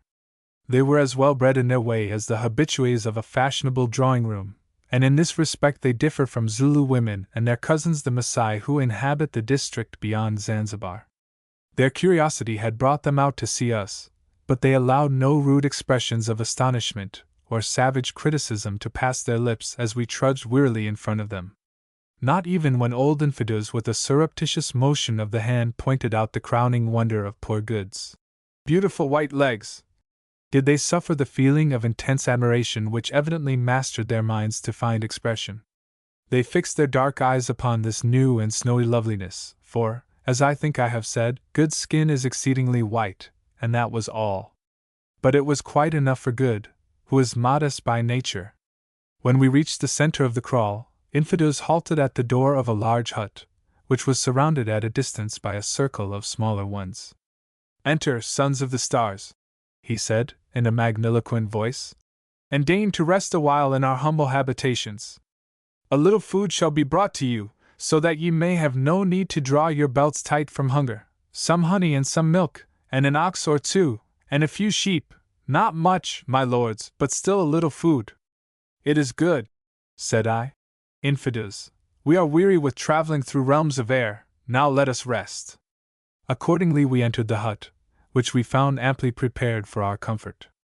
Couches of tanned skins were spread for us to lie on, and water was placed for us to wash in. Presently we heard a shouting outside, and stepping to the door, saw a line of damsels bearing milk and roasted mealies, and honey in a pot. Behind these were some youths driving a fat young ox. We received the gifts, and then one of the young men drew the knife from his girdle and dexterously cut the ox's throat. In 10 minutes it was dead, skinned, and jointed. The best of the meat was then cut off for us, and the rest, in the name of our party, I presented to the warriors round us, who took it and distributed the White Lord's gift. Umbopa set to work, with the assistance of an extremely prepossessing young woman, to boil our portion in a large earthenware pot over a fire which was built outside the hut, and when it was nearly ready we sent a message to Infidus, and asked him and Scragga, the king's son, to join us. Presently they came, and sitting down upon little stools, of which there were several about the hut, for the Kukunas do not in general squat upon their haunches like the Zulus, they helped us to get through our dinner. The old gentleman was most affable and polite, but it struck me that the young one regarded us with doubt. Together with the rest of the party, he had been overawed by our white appearance and by our magic properties, but it seemed to me that, on discovering that we ate, drank, and slept like other mortals, his awe was beginning to wear off, and to be replaced by a sullen suspicion, which made me feel rather uncomfortable. In the course of our meal Sir Henry suggested to me that it might be well to try to discover if our hosts knew anything of his brother's fate, or if they had ever seen or heard of him, but on the whole, I thought that it would be wiser to say nothing of the matter at this time. It was difficult to explain a relative lost from the stars. After supper we produced our pipes and lit them, a proceeding which filled Infidus and Scragga with astonishment. The Kukunas were evidently unacquainted with the divine delights of tobacco smoke. The herb is grown among them extensively, but like the Zulus, they use it for snuff only, and quite failed to identify it in its new form. Presently I asked Infidus when we were to proceed on our journey, and was delighted to learn that preparations had been made for us to leave on the following morning, messengers having already departed to inform Twala the king of our coming. It appeared that Twala was at his principal place, known as Lu, making ready for the great annual feast which was to be held in the first week of June. At this gathering all the regiments, with the exception of certain detachments left behind for garrison purposes, are brought up and paraded before the king, and the great annual witch hunt, of which more by and by, is held. We were to start at dawn, and Infidus, who was to accompany us, expected that we should reach Lu on the night of the second day, unless we were detained by accident or by swollen rivers. When they had given us this information our visitors bade us good night, and having arranged to watch turn and turn about, 3 of us flung ourselves down and slept the sweet sleep of the weary, whilst the 4th sat up on the lookout for possible treachery. Chapter 9. Twala the King. It will not be necessary for me to detail at length the incidents of our journey to Lu. It took 2 full days traveling along Solomon's Great Road, which pursued its even course right into the heart of Kukuanaland. Suffice it to say that as we went the country seemed to grow richer and richer, and the kraals, with their wide surrounding belts of cultivation, more and more numerous. They were all built upon the same principles as the first camp which we had reached, and were guarded by ample garrisons of troops. Indeed, in Kukwanaland, as among the Germans, the Zulus, and the Maasai, every able-bodied man is a soldier, so that the whole force of the nation is available for its wars, offensive or defensive. As we traveled, we were overtaken by thousands of warriors hurrying up to Lu to be present at the great annual review and festival, and more splendid troops I never saw. At sunset on the second day, we stopped to rest a while upon the summit of some heights over which the road ran, and there on a beautiful and fertile plain before us lay Lu itself. For a native town it is an enormous place, quite 5 miles round, I should say, with outlying kraals projecting from it, that serve on grand occasions as cantonments for the regiments, and a curious horseshoe-shaped hill, with which we were destined to become better acquainted, about 2 miles to the north. It is beautifully situated, and through the center of the kraal, dividing it into 2 portions, runs a river, which appeared to be bridged in several places, the same indeed that we had seen from the slopes of Sheba's breasts. 60 or 70 miles away 3 great snow-capped mountains, placed at the points of a triangle, started out of the level plain. The conformation of these mountains is unlike that of Sheba's breasts, being sheer and precipitous, instead of smooth and rounded. Infidus saw us looking at them, and volunteered a remark. "The road ends there," he said, pointing to the mountains known among the Kukunas as the 3 Witches. "Why does it end?" I asked. "Who knows?" he answered with a shrug. "The mountains are full of caves, and there is a great pit between them. It is there that the wise men of old time used to go to get whatever it was they came for to this country, and it is there now that our kings are buried in the place of death." "What was it they came for?" I asked eagerly. "Nay, I know not. My lords who have dropped from the stars should know," he answered with a quick look. Evidently he knew more than he chose to say. "Yes," I went on, "you are right, in the stars we learn many things. I have heard, for instance, that the wise men of old came to these mountains to find bright stones, pretty playthings, and yellow iron." "My lord is wise," he answered coldly. "I am but a child and cannot talk with my lord on such matters. My lord must speak with Gogol the Old, at the king's place, who is wise even as my lord." And he went away. So soon as he was gone I turned to the others, and pointed out the mountains.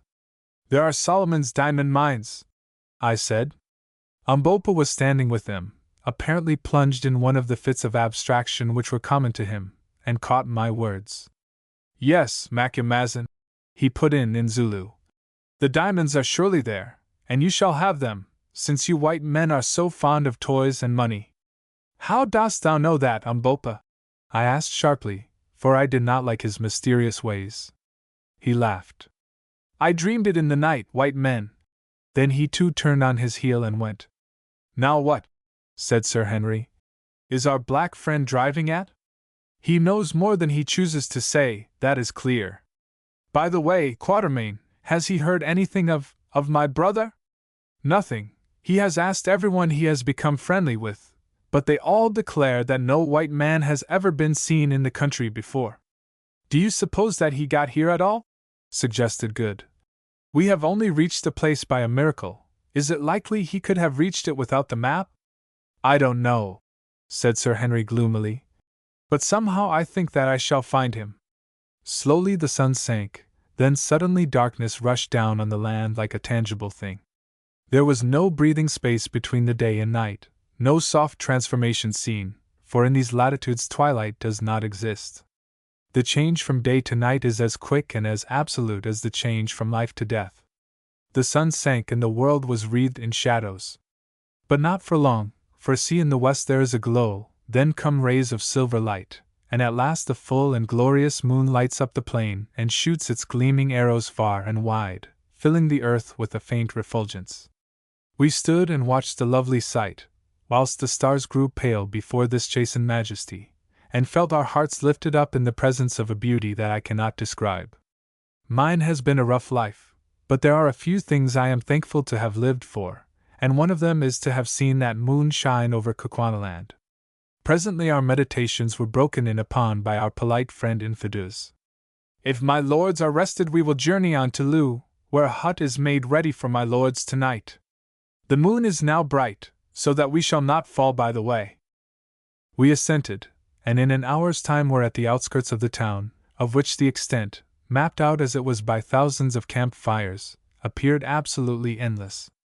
Indeed, Good, who is always fond of a bad joke, christened it Unlimited Lu.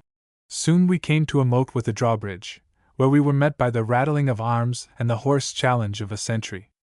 Infidus gave some password that I could not catch, which was met with a salute, and we passed on through the central street of the great grass city.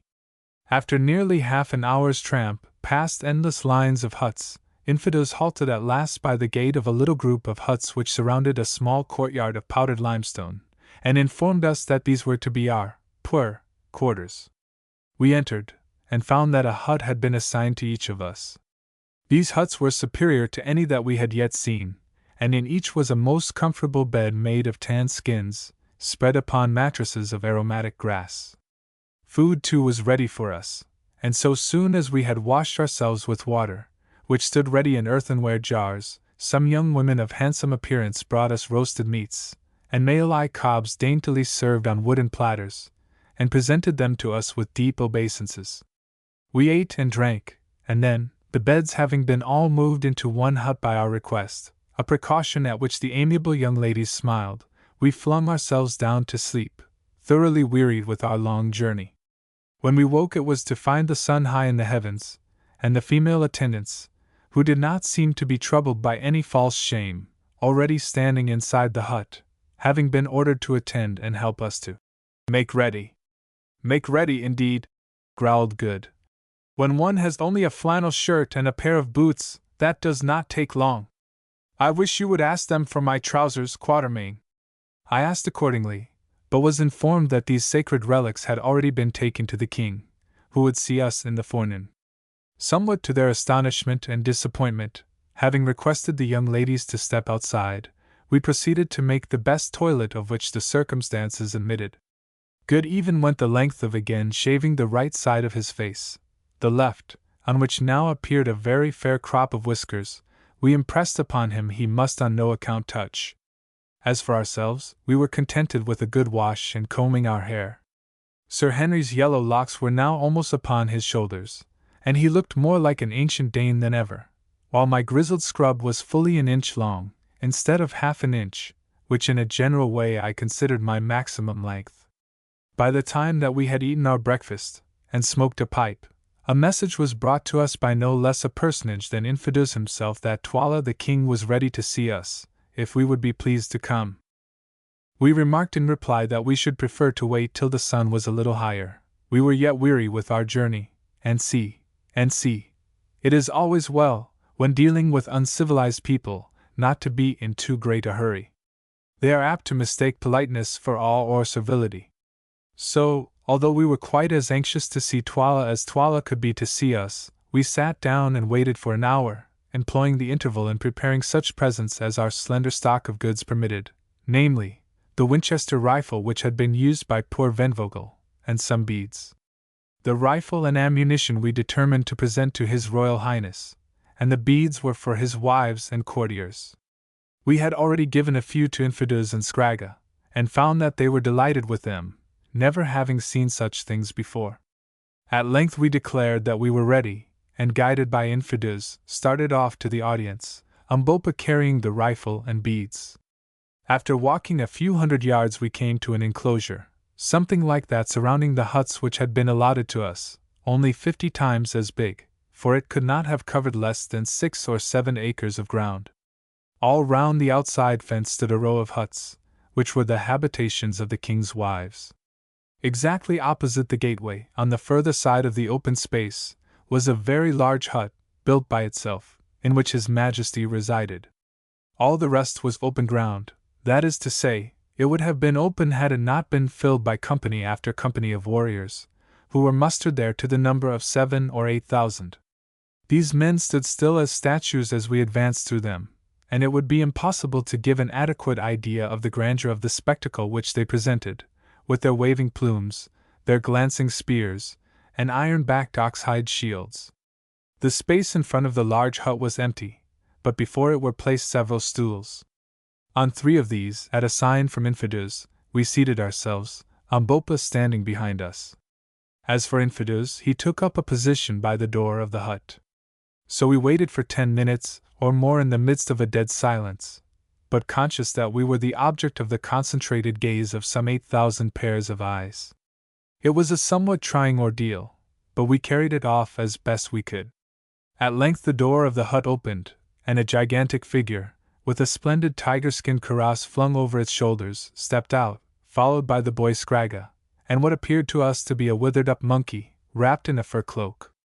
The figure seated itself upon a stool, Scragga took his stand behind it, and the withered-up monkey crept on all 4s into the shade of the hut and squatted down. Still there was silence. Then the gigantic figure slipped off the cuirass and stood up before us, a truly alarming spectacle. It was that of an enormous man with the most entirely repulsive countenance we had ever beheld. This man's lips were as thick as a Negro's, the nose was flat, he had but one gleaming black eye, for the other was represented by a hollow in the face, and his whole expression was cruel and sensual to a degree. From the large head rose a magnificent plume of white ostrich feathers, his body was clad in a shirt of shining chain armor, whilst round the waist and right knee were the usual garnishes of white oxtail. In his right hand was a huge spear, about the neck a thick torque of gold, and bound on the forehead shone dully a single and enormous uncut diamond. Still there was silence, but not for long. Presently the man, whom we rightly guessed to be the king, raised the great javelin in his hand. Instantly 8,000 spears were lifted in answer, and from 8,000 throats rang out the royal salute of "Come!" 3 times this was repeated, and each time the earth shook with the noise, that can only be compared to the deepest notes of thunder. "Be humble, O people!" piped out a thin voice which seemed to come from the monkey in the shade. "It is the king! It is the king!" boomed out the 8,000 throats in answer. "Be humble, O people! It is the king!" Then there was silence again, dead silence. Presently, however, it was broken. A soldier on our left dropped his shield, which fell with a clatter on to the limestone flooring. Twala turned his one cold eye in the direction of the noise.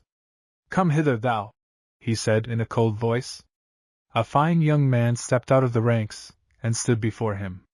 "It was thy shield that fell, thou awkward dog. Wilt thou make me a reproach in the eyes of these strangers from the stars? What hast thou to say for thyself?" We saw the poor fellow turn pale under his dusky skin. "It was by chance, O calf of the black cow," he murmured. "Then it is a chance for which thou must pay. Thou hast made me foolish, prepare for death." "I am the king's ox," was the low answer. "Scragga," roared the king, "let me see how thou canst use thy spear. Kill me this blundering fool." Scragga stepped forward with an ill-favored grin, and lifted his spear. The poor victim covered his eyes with his hand and stood still. As for us, we were petrified with horror. Once, twice, he waved the spear, and then struck, right home. The spear stood out a foot behind the soldier's back. He flung up his hands and dropped dead. From the multitude about us rose something like a murmur, it rolled round, and died away. The tragedy was finished. There lay the corpse, and we had not yet realized that it had been enacted. Sir Henry sprang up and swore a great oath, then, overpowered by the sense of silence, sat down again. "The thrust was a good one," said the king. "Take him away." 4 men stepped out of the ranks, and lifting the body of the murdered man, carried it thence. "Cover up the blood stains, cover them up," piped out the thin voice that proceeded from the monkey-like figure. "The king's word is spoken, the king's doom is done." Thereupon a girl came forward from behind the hut, bearing a jar filled with powdered lime, which she scattered over the red mark, blotting it from sight. Sir Henry meanwhile was boiling with rage at what had happened. Indeed, it was with difficulty that we could keep him still. "Sit down, for heaven's sake," I whispered. "Our lives depend on it." He yielded and remained quiet. Twala sat silent until the traces of the tragedy had been removed, then he addressed us. "White people," he said, "who come hither, whence I know not, and why I know not, greeting. Greeting, Twala, king of the Kukunas, I answered. White people, whence come ye, and what seek ye? We come from the stars, ask us not how. We come to see this land. Ye journey from far to see a little thing. And that man with you, pointing to Umbopa, does he also come from the stars? Even so, there are people of thy color in the heavens above, but ask not of matters too high for thee, Twala the king. Ye speak with a loud voice, people of the stars. Twala answered in a tone which I scarcely liked. Remember that the stars are far off, and ye are here. How if I make you as him whom they bore away? I laughed out loud, though there was little laughter in my heart. O king, I said, be careful, walk warily over hot stones, lest thou shouldst burn thy feet. Hold the spear by the handle, lest thou should cut thy hands. Touch but one hair of our heads, and destruction shall come upon thee. What, have not these, pointing to Infidus and Scragga, who, young villain that he was employed in cleaning the blood of the soldier off his spear, told thee what manner of men we are? Hast thou seen the like of us? And I pointed to Good, feeling quite sure that he had never seen anybody before who looked in the least like him as he then appeared. It is true I have not, said the king, surveying Good with interest. Have they not told thee how we strike with death from afar? I went on. They have told me, but I believe them not. Let me see you kill. Kill me a man among those who stand yonder. And he pointed to the opposite side of the kraal. And I will believe. Nay, I answered. We shed no blood of men except in just punishment. But if thou wilt see, bid thy servants drive in an ox through the kraal gates, and before he has run 20 paces I will strike him dead. Nay, laughed the king. Kill me a man and I will believe. Good, O king, so be it, I answered coolly. Do thou walk across the open space, and before thy feet reach the gate thou shalt be dead, or if thou wilt not, send thy son Scragga, whom at that moment it would have given me much pleasure to shoot. On hearing this suggestion Scragga uttered a sort of howl, and bolted into the hut. Twala frowned majestically. The suggestion did not please him. Let a young ox be driven in, he said. 2 men at once departed, running swiftly. Now, Sir Henry, said I, do you shoot? I want to show this ruffian that I am not the only magician of the party. Sir Henry accordingly took his express, and made ready. I hope I shall make a good shot, he groaned. You must, I answered. If you miss with the first barrel, let him have the second. Sight for 150 yards, and wait till the beast turns broadside on. Then came a pause, until presently we caught sight of an ox running straight for the kraal gate. It came on through the gate, then, catching sight of the vast concourse of people, stopped stupidly, turned round, and bellowed. Now's your time, I whispered. Up went the rifle. Bang! Thud! And the ox was kicking on his back, shot in the ribs. The semi-hollow bullet had done its work well, and a sigh of astonishment went up from the assembled thousands. I turned round coolly. Have I lied, O king? Nay, white man, it is the truth, was the somewhat odd answer. Listen, Twala, I went on. Thou hast seen. Now know we come in peace, not in war. See, and I held up the Winchester repeater. Here is a hollow staff that shall enable thee to kill even as we kill, only I lay this charm upon it, thou shalt kill no man with it. If thou liftest it against a man, it shall kill thee. Stay, I will show thee. Bid a soldier step 40 paces and place the shaft of a spear in the ground so that the flat blade looks towards us. In a few seconds it was done. Now see, I will break yonder spear. Taking a careful sight, I fired. The bullet struck the flat of the spear, and shattered the blade into fragments. Again the sigh of astonishment went up. Now, Twala, we give this magic tube to thee, and by I will show thee how to use it, but beware how thou turnest the magic of the stars against a man of earth. And I handed him the rifle. The king took it very gingerly, and laid it down at his feet. As he did so I observed the wizened monkey-like figure creeping from the shadow of the hut. It crept on all fours, but when it reached the place where the king sat it rose upon its feet, and throwing the furry covering from its face, revealed a most extraordinary and weird countenance. Apparently it was that of a woman of great age, so shrunken that in size it seemed no larger than the face of a year-old child, although made up of a number of deep and yellow wrinkles. Set in these wrinkles was a sunken slit, that represented the mouth, beneath which the chin curved outwards to a point. There was no nose to speak of. Indeed, the visage might have been taken for that of a sun-dried corpse had it not been for a pair of large black eyes, still full of fire and intelligence, which gleamed and played under the snow-white eyebrows, and the projecting parchment-colored skull, like jewels in a charnel house. As for the head itself, it was perfectly bare, and yellow in hue, while its wrinkled scalp moved and contracted like the hood of a cobra. The figure to which this fearful countenance belonged, a countenance so fearful indeed that it caused a shiver of fear to pass through us as we gazed on it, stood still for a moment. Then suddenly it projected a skinny claw armed with nails nearly an inch long, and laying it on the shoulder of Twala the king, began to speak in a thin and piercing voice. "Listen, O king! Listen, O warriors! Listen, O mountains and plains and rivers, home of the Kukwana race! Listen, O skies and sun, O rain and storm and mist! Listen, O men and women, O youths and maidens, and O ye babes unborn! Listen, all things that live and must die! Listen, all dead things that shall live again, again to die! Listen, the spirit of life is in me and I prophesy! I prophesy!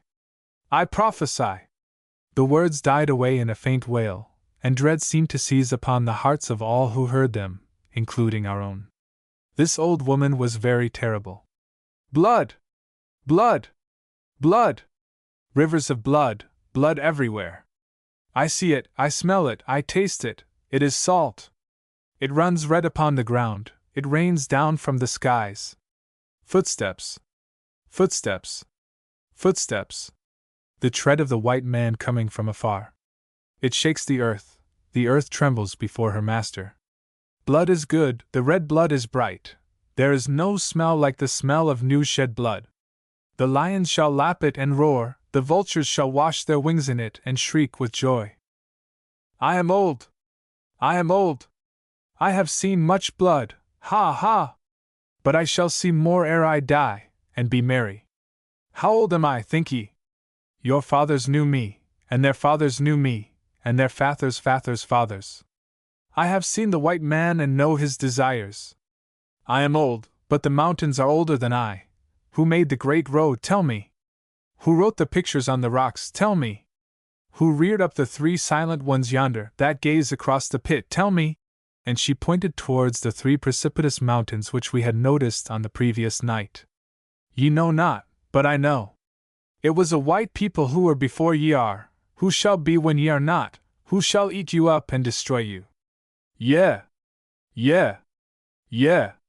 And what came they for, the white ones, the terrible ones, the skilled in magic and all learning, the strong, the unswerving?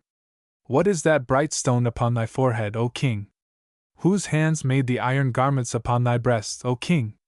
Ye know not, but I know. I the old one, I the wise one, I the Isanusi, the witch doctress.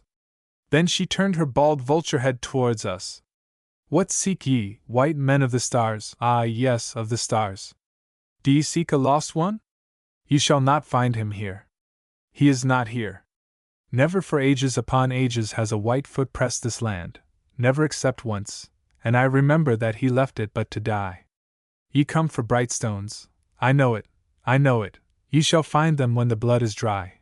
But shall ye return whence ye came, or shall ye stop with me? Ha! Ha! Ha! And thou with the dark skin and the proud bearing, and she pointed her skinny finger at Umbopa. Who art thou, and what seekest thou? Not stones that shine, not yellow metal that gleams, these thou leavest to white men from the stars. Methinks I know thee, methinks I can smell the smell of the blood in thy heart. Strip off the girdle. Here the features of this extraordinary creature became convulsed, and she fell to the ground foaming in an epileptic fit, and was carried into the hut. The king rose up trembling, and waved his hand. Instantly the regiments began to file off, and in 10 minutes, save for ourselves, the king, and a few attendants, The great space was left empty. "White people," he said, "it passes in my mind to kill you. Gugul has spoken strange words. What say ye?" I laughed. "Be careful, O king, we are not easy to slay. Thou hast seen the fate of the ox. Wouldst thou be as the ox is?" The king frowned. "It is not well to threaten a king. We threaten not, we speak what is true. Try to kill us, O king, and learn." The great savage put his hand to his forehead and thought. "Go in peace," he said at length. "Tonight is the great dance. Ye shall see it. Fear not that I shall set a snare for you. Tomorrow I will think." "It is well, O king," I answered unconcernedly, and then, accompanied by infidels, we rose and went back to our kraal. Chapter 10: The Witch Hunt. On reaching our hut, I motioned to infidels to enter with us. "Now, infidels," I said, "we would speak with thee. Let my lords say on. It seems to us, infidels, that Twala the king is a cruel man." "It is so, my lords." "Alas! The land cries out because of his cruelties. Tonight ye shall see. It is the great witch hunt, and many will be smelt out as wizards and slain. No man's life is safe. If the king covets a man's cattle, or a man's wife, or if he fears a man that he should excite a rebellion against him, then Gugul, whom ye saw, or some of the witch-finding women whom she has taught, will smell that man out as a wizard, and he will be killed. Many must die before the moon grows pale tonight. It is ever so. Perhaps I too shall be killed. As yet I have been spared because I am skilled in war, and am beloved by the soldiers, but I know not how long I have to live. The land groans at the cruelties of Twala the king, it is wearied of him and his red ways. Then why is it, infidels, that the people do not cast him down? Nay, my lords, he is the king, and if he were killed Scragga would reign in his place, and the heart of Scragga is blacker than the heart of Twala his father. If Scragga were king, his yoke upon our neck would be heavier than the yoke of Twala. If Emotu had never been slain, or if Ignosi his son had lived, it might have been otherwise, but they are both dead." "How knowest thou that Ignosi is dead?" said a voice behind us. We looked round astonished to see who spoke. It was Umbopa. "What meanest thou, boy?" asked Infidus. "Who told thee to speak?" "Listen, Infidus," was the answer, "and I will tell thee a story. Years ago the king Emotu was killed in this country and his wife fled with the boy Ignosi. Is it not so?" "It is so. It was said that the woman and her son died upon the mountains. Is it not so?" "It is even so. Well, it came to pass that the mother and the boy Ignosi did not die. They crossed the mountains and were led by a tribe of wandering desert men across the sands beyond, till at last they came to water and grass and trees again. How knowest thou this? Listen. They traveled on, many months' journey, till they reached a land where a people called the Amazulu, who also are of the Kukwana stock, live by war, and with them they tarried many years, till at length the mother died. Then the son Ignosi became a wanderer again, and journeyed into a land of wonders, where white people live, and for many more years he learned the wisdom of the white people." "It is a pretty story," said Infidus incredulously. "For years he lived there working as a servant and a soldier, but holding in his heart all that his mother had told him of his own place, and casting about in his mind to find how he might journey thither to see his people and his father's house before he died. For long years he lived and waited, and at last the time came, as it ever comes to him who can wait for it, and he met some white men who would seek this unknown land, and joined himself to them. The white men started and traveled on, seeking for one who is lost. They crossed the burning desert, they crossed the snow-clad mountains, and at last reached the land of the Kukunas, and there they found thee, O Infidus." "Surely thou art mad to talk thus," said the astonished old soldier. "Thou thinkest so. See, I will show thee, O my uncle. I am Ignosi, rightful king of the Kukunas." Then with a single movement Umbopa slipped off his mucha, or girdle, and stood naked before us. "Look," he said. "What is this?" And he pointed to the picture of a great snake tattooed in blue round his middle, its tail disappearing into its open mouth just above where the thighs are set into the body. Infidus looked, his eyes starting nearly out of his head. Then he fell upon his knees. Come! Come! He ejaculated. It is my brother's son, it is the king. Did I not tell thee so, my uncle? Rise, I am not yet the king, but with thy help, and with the help of these brave white men, who are my friends, I shall be. Yet the old witch Gagul was right, the land shall run with blood first, and hers shall run with it, if she has any and can die, for she killed my father with her words, and drove my mother forth. And now, Infidus, choose thou. Wilt thou put thy hands between my hands and be my man? Wilt thou share the dangers that lie before me, and help me to overthrow this tyrant and murderer, or wilt thou not? Choose thou. The old man put his hand to his head and thought. Then he rose, and advancing to where Umbopa, or rather Ignosi, stood, he knelt before him, and took his hand. Ignosi, rightful king of the Kukunas, I put my hand between thy hands, and am thy man till death. When thou wast a babe I dandled thee upon my knees, now shall my old arms strike for thee and freedom. It is well, Infidus, if I conquer, thou shalt be the greatest man in the kingdom after its king. If I fail, thou canst only die, and death is not far off from thee. Rise, my uncle. And ye white men, will ye help me? What have I to offer you? The white stones. If I conquer and can find them, ye shall have as many as ye can carry hence. Will that suffice you? I translated this remark. Tell him, answered Sir Henry, that he mistakes an Englishman. Wealth is good, and if it comes in our way we will take it, but a gentleman does not sell himself for wealth. Still, speaking for myself, I say this. I have always liked Umbopa, and so far as lies in me I will stand by him in this business. It will be very pleasant to me to try to square matters with that cruel devil Twala. What do you say, Good, and you, Quatermain? Well, said Good, to adopt the language of hyperbole, in which all these people seem to indulge, you can tell him that a roe is surely good, and warms the cockles of the heart, and that so far as I am concerned I'm his boy. My only stipulation is that he allows me to wear trousers. I translated the substance of these answers. It is well, my friends, said Ignosi late Umbopa. And what sayest thou, Macumazahn, art thou also with me, old hunter, cleverer than a wounded buffalo? I thought a while and scratched my head. Umbopa or Ignosi, I said, I don't like revolutions. I am a man of peace and a bit of a coward. Here Umbopa smiled. But, on the other hand, I stick up for my friends, Ignosi. You have stuck to us and played the part of a man, and I will stick by you. But mind you, I am a trader, and have to make my living, so I accept your offer about those diamonds in case we should ever be in a position to avail ourselves of it. Another thing, we came, as you know, to look for Incubus, Sir Henry's lost brother. You must help us to find him. That I will do, answered Ignosi.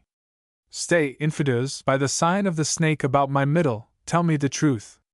Has any white man to thy knowledge set his foot within the land? None, O Ignosi. If any white man had been seen or heard of, wouldst thou have known? I should certainly have known. Thou hearest, Incubu, said Ignosi to Sir Henry. He has not been here. Well, well, said Sir Henry, with a sigh. There it is. I suppose that he never got so far. Poor fellow, poor fellow! So it has all been for nothing. God's will be done. Now for business, I put in, anxious to escape from a painful subject. It is very well to be a king by right divine, Ignosi, but how dost thou propose to become a king indeed? Nay, I know not. Infidus, hast thou a plan? Ignosi, son of the lightning, answered his uncle. Tonight is the great dance and witch hunt. Many shall be smelt out and perish, and in the hearts of many others there will be grief and anguish and fury against the King Twala. When the dance is over, then I will speak to some of the great chiefs, who in turn, if I can win them over, will speak to their regiments. I shall speak to the chiefs softly at first, and bring them to see that thou art indeed the king, and I think that by tomorrow's light thou shalt have 20,000 spears at thy command. And now I must go and think, and hear, and make ready. After the dance is done, if I am yet alive, and we are all alive, I will meet thee here, and we can talk. At the best there must be war." At this moment our conference was interrupted by the cry that messengers had come from the king. Advancing to the door of the hut we ordered that they should be admitted, and presently 3 men entered, each bearing a shining shirt of chain armor, and a magnificent battle-axe. "The gifts of my lord the king to the white men from the stars," said a herald who came with them. "We thank the king," I answered. "Withdraw." The men went, and we examined the armor with great interest. It was the most wonderful chain work that either of us had ever seen. A whole coat fell together so closely that it formed a mass of links scarcely too big to be covered with both hands. "Do you make these things in this country, infidels?" I asked. "They are very beautiful." "Nay, my lord, they came down to us from our forefathers. We know not who made them, and there are but few left. None but those of royal blood may be clad in them. They are magic coats through which no spear can pass, and those who wear them are well nigh safe in the battle. The king is well pleased or much afraid, or he would not have sent these garments of steel. Clothe yourselves in them tonight, my lords." The remainder of that day we spent quietly, resting and talking over the situation, which was sufficiently exciting. At last the sun went down, the 1,000 watch-fires glowed out, and through the darkness we heard the tramp of many feet and the clashing of hundreds of spears, as the regiments passed to their appointed places to be ready for the great dance. Then the full moon shone out in splendor, and as we stood watching her rays, Infidus arrived, clad in his war dress, and accompanied by a guard of 20 men to escort us to the dance. As he recommended, we had already donned the shirts of chain armor which the king had sent us, putting them on under our ordinary clothing, and finding to our surprise that they were neither very heavy nor uncomfortable. These steel shirts, which evidently had been made for men of a very large stature, hung somewhat loosely upon Good and myself, but Sir Henry's fitted his magnificent frame like a glove. Then strapping our revolvers round our waists, and taking in our hands the battle-axes which the king had sent with the armor, we started.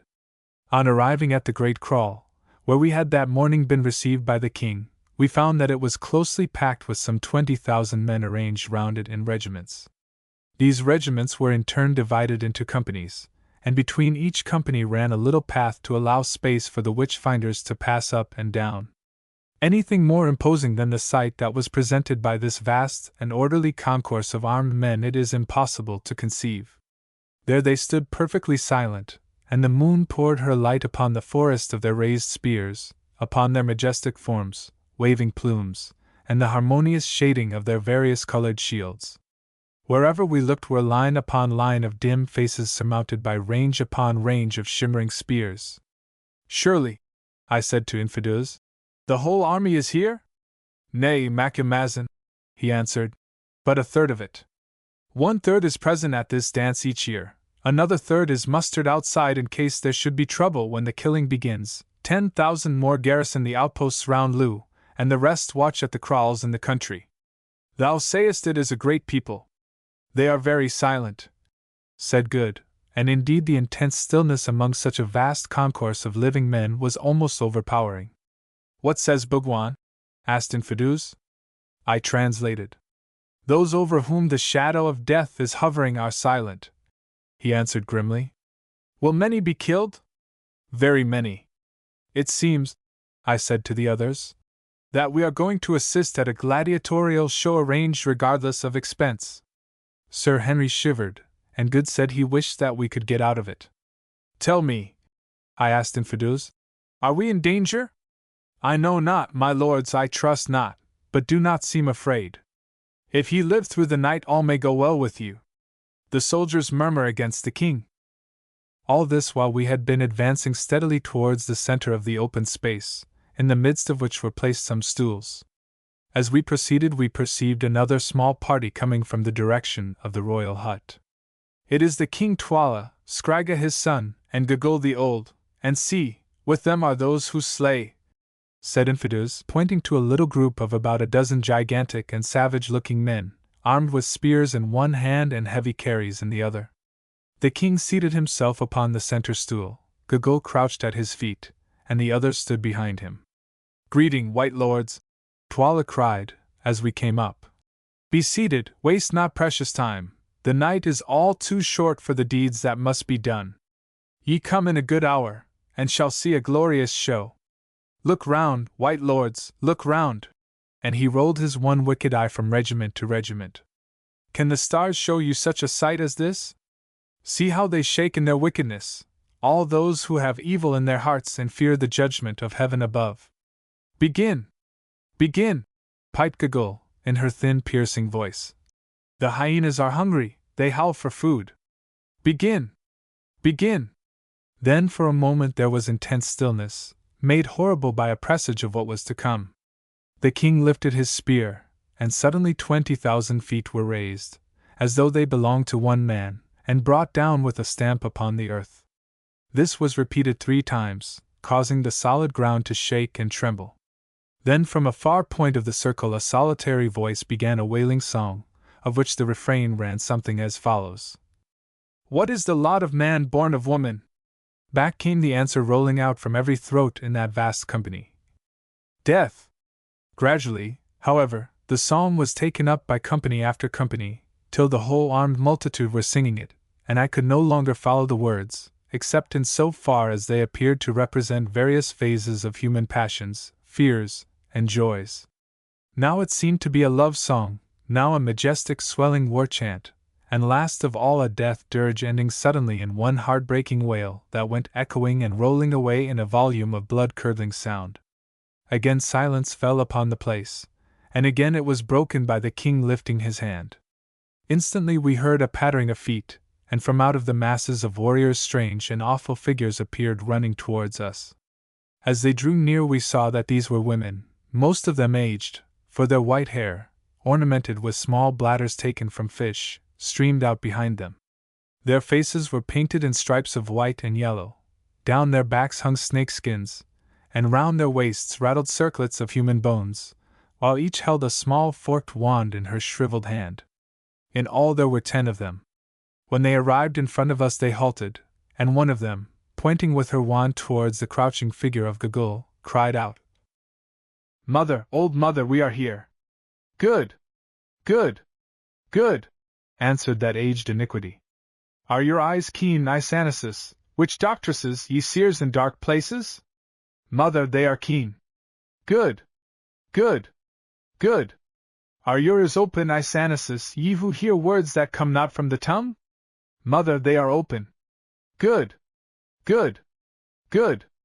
Are your senses awake, Isanasis? Can ye smell blood? Can ye purge the land of the wicked ones who compass evil against the king and against their neighbors?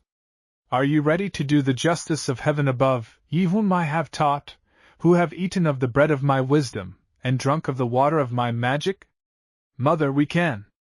Then go! Tarry not, ye vultures, see the slayers, pointing to the ominous group of executioners behind. Make sharp their spears, the white men from afar are hungry to see.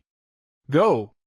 With a wild yell Gagul's horrid ministers broke away in every direction, like fragments from a shell, the dry bones round their waists rattling as they ran, and headed for various points of the dense human circle. We could not watch them all, so we fixed our eyes upon the Isanusi nearest to us. When she came to within a few paces of the warriors she halted and began to dance wildly, turning round and round with an almost incredible rapidity, and shrieking out sentences such as, I smell him, the evildoer! He is near, he who poisoned his mother! I hear the thoughts of him who thought evil of the king! Quicker and quicker she danced, till she lashed herself into such a frenzy of excitement that the foam flew in specks from her gnashing jaws, till her eyes seemed to start from her head, and her flesh to quiver visibly. Suddenly she stopped dead and stiffened all over, like a pointer dog when he scents game, and then with outstretched wand she began to creep stealthily towards the soldiers before her. It seemed to us that as she came their stoicism gave way, and that they shrank from her. As for ourselves, we followed her movements with a horrible fascination. Presently, still creeping and crouching like a dog, the Isanusi was before them. Then she halted and pointed, and again crept on a pace or two. Suddenly the end came. With a shriek she sprang in and touched a tall warrior with her forked wand. Instantly 2 of his comrades, those standing immediately next to him, seized the doomed man, each by one arm, and advanced with him towards the king. He did not resist, but we saw that he dragged his limbs as though they were paralyzed, and that his fingers, from which the spear had fallen, were limp like those of a man newly dead. As he came, 2 of the villainous executioners stepped forward to meet him. Presently they met, and the executioners turned round, looking towards the king as though for orders. "Kill!" said the king. "Kill!" squeaked Giggle. "Kill!" re-echoed Scragga, with a hollow chuckle. Almost before the words were uttered, the horrible deed was done. One man had driven his spear into the victim's heart, and to make assurance double sure, the other had dashed out his brains with a great club. "One," counted Twala the king, just like a black Madame Defarge, as Good said, and the body was dragged a few paces away and stretched out. Hardly was the thing done before another poor wretch was brought up, like an ox to the slaughter. This time we could see, from the leopard-skin cloak which he wore, that the man was a person of rank. Again the awful syllables were spoken, and the victim fell dead. 2, counted the king. And so the deadly game went on, till about 100 bodies were stretched in rows behind us. I have heard of the gladiatorial shows of the Caesars, and of the Spanish bullfights, but I take the liberty of doubting if either of them could be half so horrible as this Kukwana witch hunt. Gladiatorial shows and Spanish bullfights at any rate contributed to the public amusement, which certainly was not the case here. The most confirmed sensation-monger would fight shy of sensation if he knew that it was well on the cards that he would, in his own proper person, be the subject of the next event. Once we rose and tried to remonstrate, but were sternly repressed by Twala. "Let the law take its course, white men. These dogs are magicians and evildoers. It is well that they should die," was the only answer vouchsafed to us. About 10:30 there was a pause. The witch-finders gathered themselves together, apparently exhausted with their bloody work, and we thought that the performance was done with. But it was not so, for presently, to our surprise, the ancient woman, Giggle, rose from her crouching position, and supporting herself with a stick, staggered off into the open space. It was an extraordinary sight to see this frightful vulture-headed old creature, bent nearly double with extreme age, gather strength by degrees, until at last she rushed about almost as actively as her illumined pupils. To and fro she ran, chanting to herself, till suddenly she made a dash at a tall man standing in front of one of the regiments, and touched him. As she did this a sort of groan went up from the regiment which evidently he commanded. But 2 of its officers seized him all the same, and brought him up for execution. We learned afterwards that he was a man of great wealth and importance, being indeed a cousin of the king. He was slain, and Twala counted 103. Then Giggle again sprang to and fro, gradually drawing nearer and nearer to ourselves. "Hang me if I don't believe she is going to try her games on us!" ejaculated Good in horror. "Nonsense!" said Sir Henry. As for myself, when I saw that old fiend dancing nearer and nearer, my heart positively sank into my boots. I glanced behind us at the long rows of corpses, and shivered. Nearer and nearer waltzed Giggle, looking for all the world like an animated crooked stick or comma, her horrid eyes gleaming and glowing with a most unholy luster. Nearer she came, and yet nearer, every creature in that vast assemblage watching her movements with intense anxiety.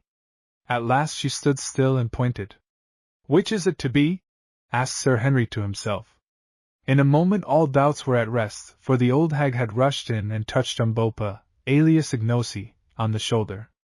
"I smell him out!" she shrieked. "Kill him, kill him, he is full of evil! Kill him, the stranger, before blood flows from him! Slay him, O king!" There was a pause, of which I instantly took advantage. "O king!" I called out, rising from my seat. "This man is the servant of thy guests, he is their dog. Whosoever sheds the blood of our dog sheds our blood. By the sacred law of hospitality I claim protection for him. Giggle, mother of the witch-finders, has smelt him out. He must die, white men," was the sullen answer. "Nay, he shall not die," I replied. "He who tries to touch him shall die indeed." "Seize him!" roared Twala to the executioners, who stood round red to the eyes with the blood of their victims. They advanced towards us, and then hesitated. As for Ignosi, He clutched his spear, and raised it as though determined to sell his life dearly. "Stand back, ye dogs!" I shouted. "If ye would see tomorrow's light! Touch one hair of his head and your king dies." And I covered Twala with my revolver. Sir Henry and Good also drew their pistols, Sir Henry pointing his at the leading executioner, who was advancing to carry out the sentence, and Good taking a deliberate aim at Gaggle. Twala winced perceptibly as my barrel came in a line with his broad chest. "Well," I said, "what is it to be, Twala?" Then he spoke. "Put away your magic tubes," he said. "Ye have adjured me in the name of hospitality, and for that reason, but not from fear of what ye can do, I spare him. Go in peace." "It is well," I answered unconcernedly. "We are weary of slaughter, and would sleep. Is the dance ended?" "It is ended," Twala answered sulkily.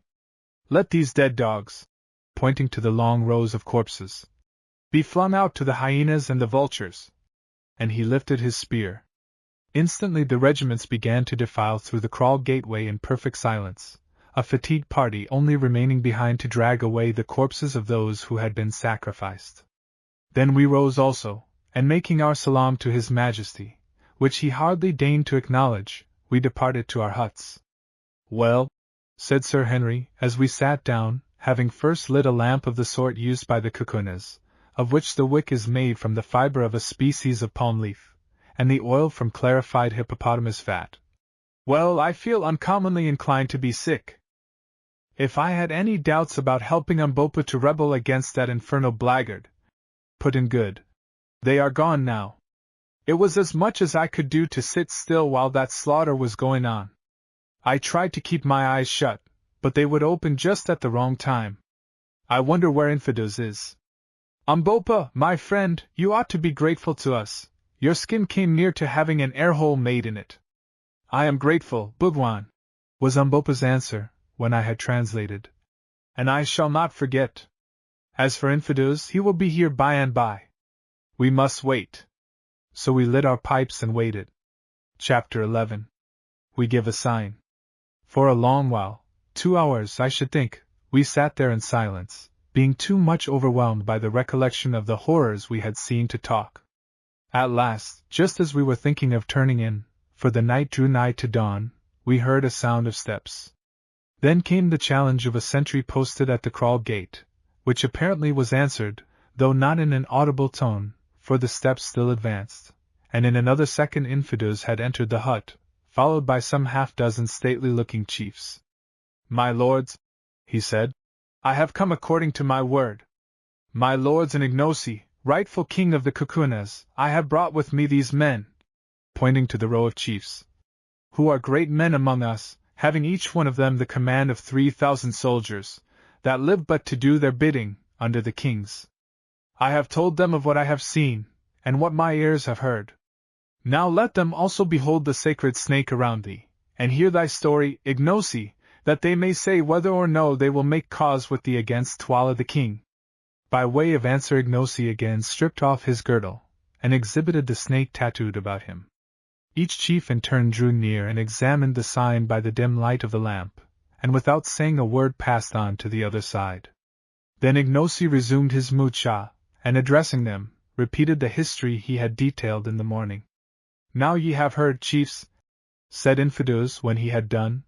"What say ye? Will ye stand by this man and help him to his father's throne, or will ye not? The land cries out against Twala, and the blood of the people flows like the waters in spring. Ye have seen tonight. 2 other chiefs there were with whom I had it in my mind to speak, and where are they now? The hyenas howl over their corpses. Soon shall ye be as they are if ye strike not. Choose then, my brothers." The eldest of the 6 men, a short, thick-set warrior, with white hair, stepped forward a pace and answered. "Thy words are true, Infidels, the land cries out. My own brother is among those who died tonight, but this is a great matter, and the thing is hard to believe. How know we that if we lift our spears it may not be for a thief and a liar? It is a great matter, I say, of which none can see the end. For of this be sure, blood will flow in rivers before the deed is done, many will still cleave to the king, for men worship the sun that still shines bright in the heavens, rather than that which has not risen. These white men from the stars, their magic is great, and Ignosi is under the cover of their wing. If he be indeed the rightful king, let them give us a sign, and let the people have a sign that all may see. So shall men cleave to us, knowing of a truth that the white man's magic is with them. Ye have the sign of the snake, I answered. My lord, it is not enough. The snake may have been placed there since the man's childhood. Show us a sign, and it will suffice. But we will not move without a sign. The others gave a decided assent, and I turned in perplexity to Sir Henry and Good, and explained the situation. I think that I have it, said Good exultingly. Ask them to give us a moment to think. I did so, and the chiefs withdrew. So soon as they had gone, Good went to the little box where he kept his medicines, unlocked it, and took out a notebook, in the fly-leaves of which was an almanac.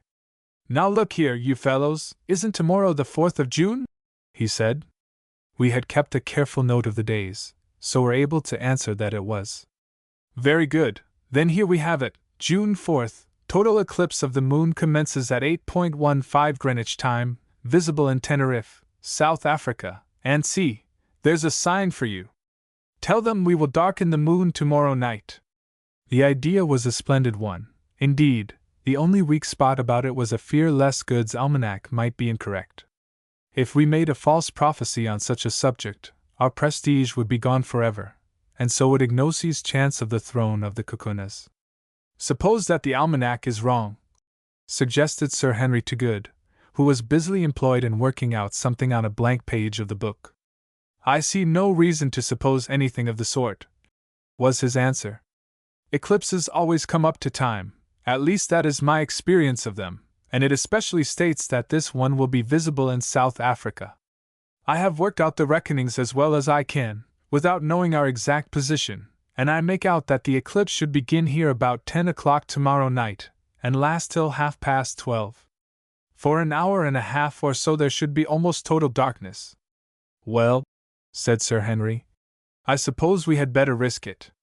I acquiesced, though doubtfully, for eclipses are queer cattle to deal with. It might be a cloudy night, for instance, or our dates might be wrong, and sent Umbopa to summon the chiefs back. Presently they came, and I addressed them thus. Great men of the Kukunas, and thou, Infidus, listen. We love not to show our powers, for to do so is to interfere with the course of nature, and to plunge the world into fear and confusion. But since this matter is a great one, and as we are angered against the king because of the slaughter we have seen, and because of the act of the Isanusi Gagul, who would have put our friend Ignosi to death, we have determined to break a rule, and to give such a sign as all men may see. Come hither, and I led them to the door of the hut, and pointed to the red ball of the moon. What see ye there? We see the sinking moon, answered the spokesman of the party. It is so. Now tell me, can any mortal man put out that moon before her hour of setting, and bring the curtain of black night down upon the land? The chief laughed a little at the question. No, my lord, that no man can do. The moon is stronger than man who looks on her, nor can she vary in her courses. Ye say so. Yet I tell you that tomorrow night, about 2 hours before midnight, we will cause the moon to be eaten up for a space of an hour and half an hour. Yes, deep darkness shall cover the earth, and it shall be for a sign that Ignosi is indeed king of the Kukunas. If we do this thing, will ye be satisfied? Yea, my lords, answered the old chief with a smile, which was reflected on the faces of his companions. If ye do this thing, we will be satisfied indeed. It shall be done. We three, Incubu, Bugwan, and Macamazin, have said it, and it shall be done. Dost thou hear, Infidus? I hear, my lord, but it is a wonderful thing that ye promise, to put out the moon, the mother of the world, when she is at her full. Yet shall we do it, Infidus. It is well, my lords. Today, 2 hours after sunset, Twala will send for my lords to witness the girls' dance, and 1 hour after the dance begins the girl whom Twala thinks the fairest shall be killed by Scragga, the king's son, as a sacrifice to the silent ones, who sit and keep watch by the mountains yonder. And he pointed towards the 3 strange-looking peaks where Solomon's road was supposed to end. Then let my lords darken the moon, and save the maiden's life, and the people will believe indeed. Aye, said the old chief, still smiling a little. The people will believe indeed. 2 miles from Lu, went on Infidus, there is a hill curved like a new moon, a stronghold, where my regiment, and 3 other regiments which these chiefs command, are stationed. This morning we will make a plan whereby 2 or 3 other regiments may be moved there also. Then, if in truth my lords can darken the moon, in the darkness I will take my lords by the hand and lead them out of Lu to this place, where they shall be safe, and thence we can make war upon Twala the king. It is good, said I. Now leave us to sleep a while and to make ready our magic.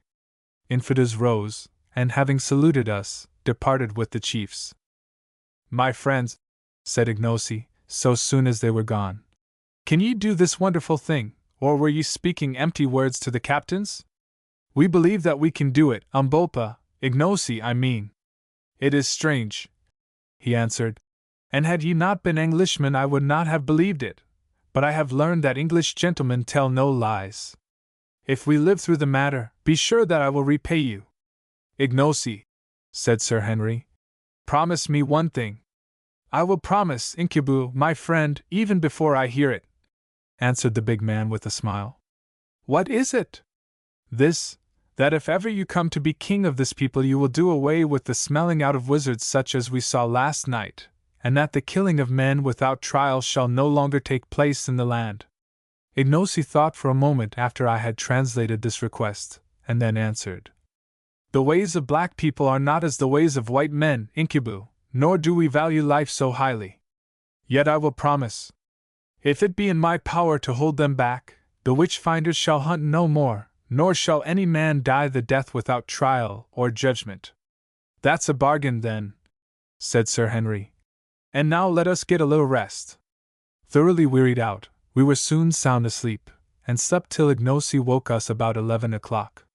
Then we rose, washed, and ate a hearty breakfast. After that we went outside the hut and walked about, amusing ourselves with examining the structure of the Kukwana huts and observing the customs of the women. I hope that eclipse will come off, said Sir Henry presently. If it does not it will soon be all up with us, I answered mournfully. For so sure as we are living men some of those chiefs will tell the whole story to the king, and then there will be another sort of eclipse, and one that we shall certainly not like. Returning to the hut we ate some dinner, and passed the rest of the day in receiving visits of ceremony and curiosity. At length the sun set, and we enjoyed a couple of hours of such quiet as our melancholy forebodings would allow to us. Finally, about 8:30, a messenger came from Twala to bid us to the great annual dance of girls, which was about to be celebrated. Hastily we put on the chain shirts that the king had sent us, and taking our rifles and ammunition with us, so as to have them handy in case we had to fly, as suggested by Infidus, we started boldly enough, though with inward fear and trembling. The great space in front of the king's kraal bore a very different appearance from that which it had presented on the previous evening.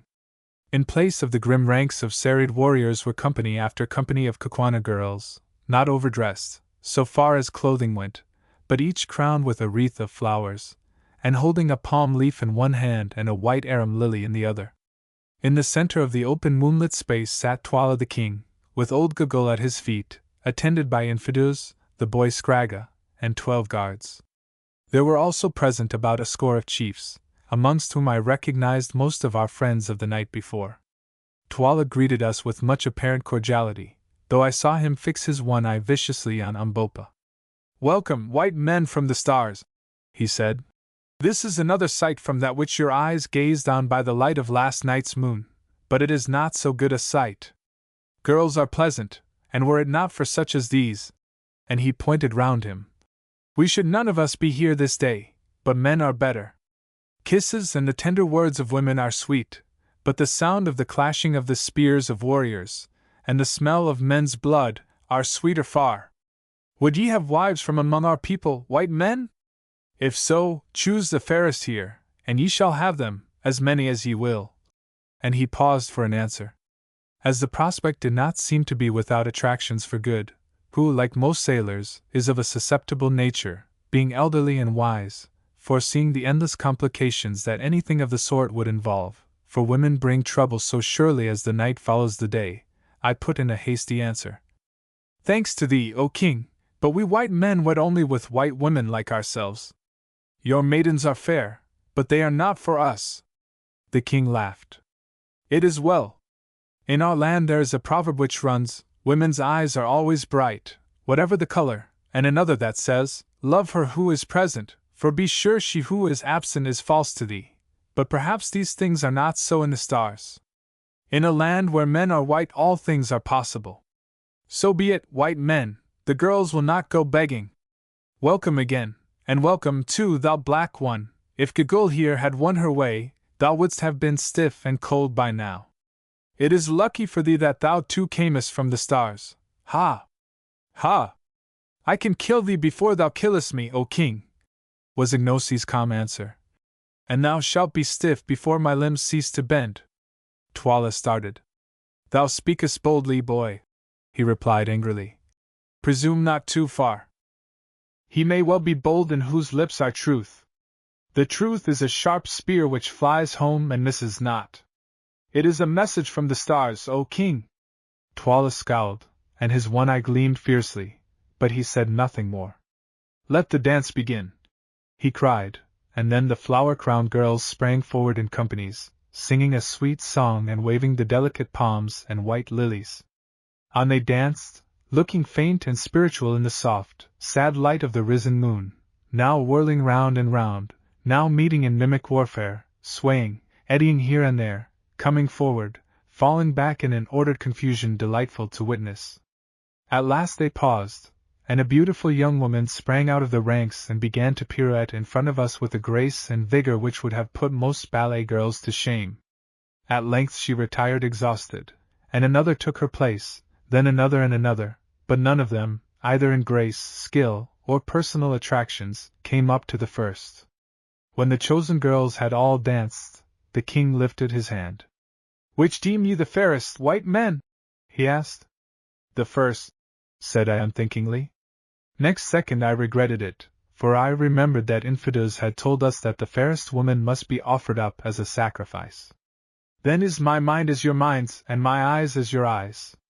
She is the fairest, and a sorry thing it is for her, for she must die. I must die, piped out Gigul, casting a glance of her quick eyes in the direction of the poor girl, who, as yet ignorant of the awful fate in store for her, was standing some 10 yards off in front of a company of maidens, engaged in nervously picking a flower from her wreath to pieces, petal by petal. Why, O king, said I, restraining my indignation with difficulty. The girl has danced well, and pleased us, she is fair too, it would be hard to reward her with death. Twala laughed as he answered. It is our custom, and the figures who sit in stone yonder, and he pointed towards the 3 distant peaks, must have their due. Did I fail to put the fairest girl to death today, misfortune would fall upon me and my house. Thus runs the prophecy of my people, if the king offer not a sacrifice of a fair girl on the day of the dance of maidens, to the old ones who sit and watch on the mountains, then shall he fall and his house. Look ye, white men, my brother who reigned before me offered not the sacrifice, because of the tears of the woman, and he fell, and his house, and I reign in his stead. It is finished, she must die. Then turning to the guards, bring her hither, Scragga, make sharp thy spear. 2 of the men stepped forward, and as they advanced the girl, for the first time realizing her impending fate, screamed aloud and turned to fly. But the strong hands caught her fast, and brought her, struggling and weeping, before us. What is thy name, girl? Piped Gigul. What? Wilt thou not answer? Shall the king's son do his work at once? At this hint, Scragga, looking more evil than ever, advanced a step and lifted his great spear, and at that moment I saw Good's hand creep to his revolver. The poor girl caught the faint glint of steel through her tears, and it sobered her anguish. She ceased struggling, and clasping her hands convulsively, stood shuddering from head to foot. See! Cried Scragga in high glee. She shrinks from the sight of my little plaything even before she has tasted it. And he tapped the broad blade of his spear. If ever I get the chance, you shall pay for that, you young hound, I heard Good mutter beneath his breath. Now that thou art quiet, give us thy name, my dear. Come, speak out, and fear not, said Giggle in mockery. Oh, mother, answered the girl, in trembling accents. My name is Falada, of the house of Suko. Oh, mother, why must I die? I have done no wrong. Be comforted, went on the old woman in her hateful tone of mockery. Thou must die, indeed, as a sacrifice to the old ones who sit yonder. And she pointed to the peaks. But it is better to sleep in the night than to toil in the daytime. It is better to die than to live, and thou shalt die by the royal hand of the king's own son. The girl Falada wrung her hands in anguish, and cried out aloud. Oh, cruel! And I so young! What have I done that I should never again see the sun rise out of the night, or the stars come following on his track in the evening, that I may no more gather the flowers when the dew is heavy, or listen to the laughing of the waters? Woe is me, that I shall never see my father's hut again, nor feel my mother's kiss, nor tend the lamb that is sick! Woe is me, that no lover shall put his arm around me and look into my eyes, nor shall men children be born of me! Oh, cruel, cruel! And again she wrung her hands and turned her tear-stained, flower-crowned face to heaven, looking so lovely in her despair, for she was indeed a beautiful woman, that assuredly the sight of her would have melted the hearts of any less cruel than were the three fiends before us. Prince Arthur's appeal to the ruffians who came to blind him was not more touching than that of this savage girl. But it did not move Giggle or Giggle's master, though I saw signs of pity among the guards behind, and on the faces of the chiefs. And as for Good, he gave a fierce snort of indignation, and made a motion as though to go to her assistance. With all a woman's quickness, the doomed girl interpreted what was passing in his mind, and by a sudden movement flung herself before him, and clasped his beautiful white legs with her hands. "Oh, white father from the stars!" she cried. "Throw over me the mantle of thy protection, let me creep into the shadow of thy strength, that I may be saved. Oh, keep me from these cruel men and from the mercies of Giggle. All right, my hearty, I'll look after you," sang out Good in nervous Saxon. "Come, get up, there's a good girl." And he stooped and caught her hand. Twala turned and motioned to his son, who advanced with his spear lifted. "Now's your time," whispered Sir Henry to me. "What are you waiting for?" "I am waiting for that eclipse," I answered. "I have had my eye on the moon for the last half hour, and I never saw it look healthier." "Well, you must risk it now, or the girl will be killed." Twala is losing patience. Recognizing the force of the argument, and having cast one more despairing look at the bright face of the moon, for never did the most ardent astronomer with a theory to prove await a celestial event with such anxiety, I stepped with all the dignity that I could command between the prostrate girl and the advancing spear of Scragga. "King," I said, "it shall not be. We will not endure this thing. Let the girl go in safety." Twala rose from his seat in wrath and astonishment, and from the chiefs and serried ranks of maidens who had closed in slowly upon us in anticipation of the tragedy came a murmur of amazement. "Shall not be! Thou white dog, that yappest at the lion in his cave, shall not be! Art thou mad? Be careful, lest this chicken's fate overtake thee, and those with thee. How canst thou save her or thyself? Who art thou that thou settest thyself between me and my will? Back, I say! Scragga, kill her! Ho, guards! Seize these men!" At his cry, armed men ran swiftly from behind the hut, where they had evidently been placed beforehand. Sir Henry, Good, and Umbopa ranged themselves alongside of me, and lifted their rifles. "Stop!" I shouted boldly, though at the moment my heart was in my boots. "Stop! We, the white men from the stars, say that it shall not be. Come but one pace nearer, and we will put out the moon like a wind-blown lamp, as we who dwell in her house can do, and plunge the land in darkness. Dare to disobey, and ye shall taste of our magic." My threat produced an effect. The men halted, and Scragga stood still before us, his spear lifted. "Hear him! Hear him!" piped Giggle. "Hear the liar who says that he will put out the moon like a lamp. Let him do it, and the girl shall be spared. Yes, let him do it, or died by the girl, he and those with him. I glanced up at the moon despairingly, and now to my intense joy and relief saw that we, or rather the almanac, had made no mistake. On the edge of the great orb lay a faint rim of shadow, while a smoky hue grew and gathered upon its bright surface. Never shall I forget that superb moment of relief. Then I lifted my hand solemnly towards the sky, an example which Sir Henry and Good followed, and quoted a line or two from the Ingoldsby Legends, added in the most impressive tones that I could command. Sir Henry followed suit with a verse out of the Old Testament, and something about Balbus building a wall, in Latin, whilst Good addressed the Queen of Night in a volume of the most classical bad language which he could think of. Slowly the penumbra, the shadow of a shadow, crept on over the bright surface, and as it crept I heard deep gasps of fear rising from the multitude around. "Look, O King!" I cried. "Look, Gugul! Look, chiefs and people and women, and see if the white men from the stars keep their word, or if they be but empty liars. The moon grows black before your eyes, soon there will be darkness, aye, darkness in the hour of the full moon. Ye have asked for a sign, it is given to you. Grow dark, O moon! Withdraw thy light, thou pure and holy one, bring the proud heart of usurping murderers to the dust, and eat up the world with shadows." A groan of terror burst from the onlookers. Some stood petrified with dread, others threw themselves upon their knees and cried aloud. As for the king, he sat still and turned pale beneath his dusky skin. Only Gugul kept her courage.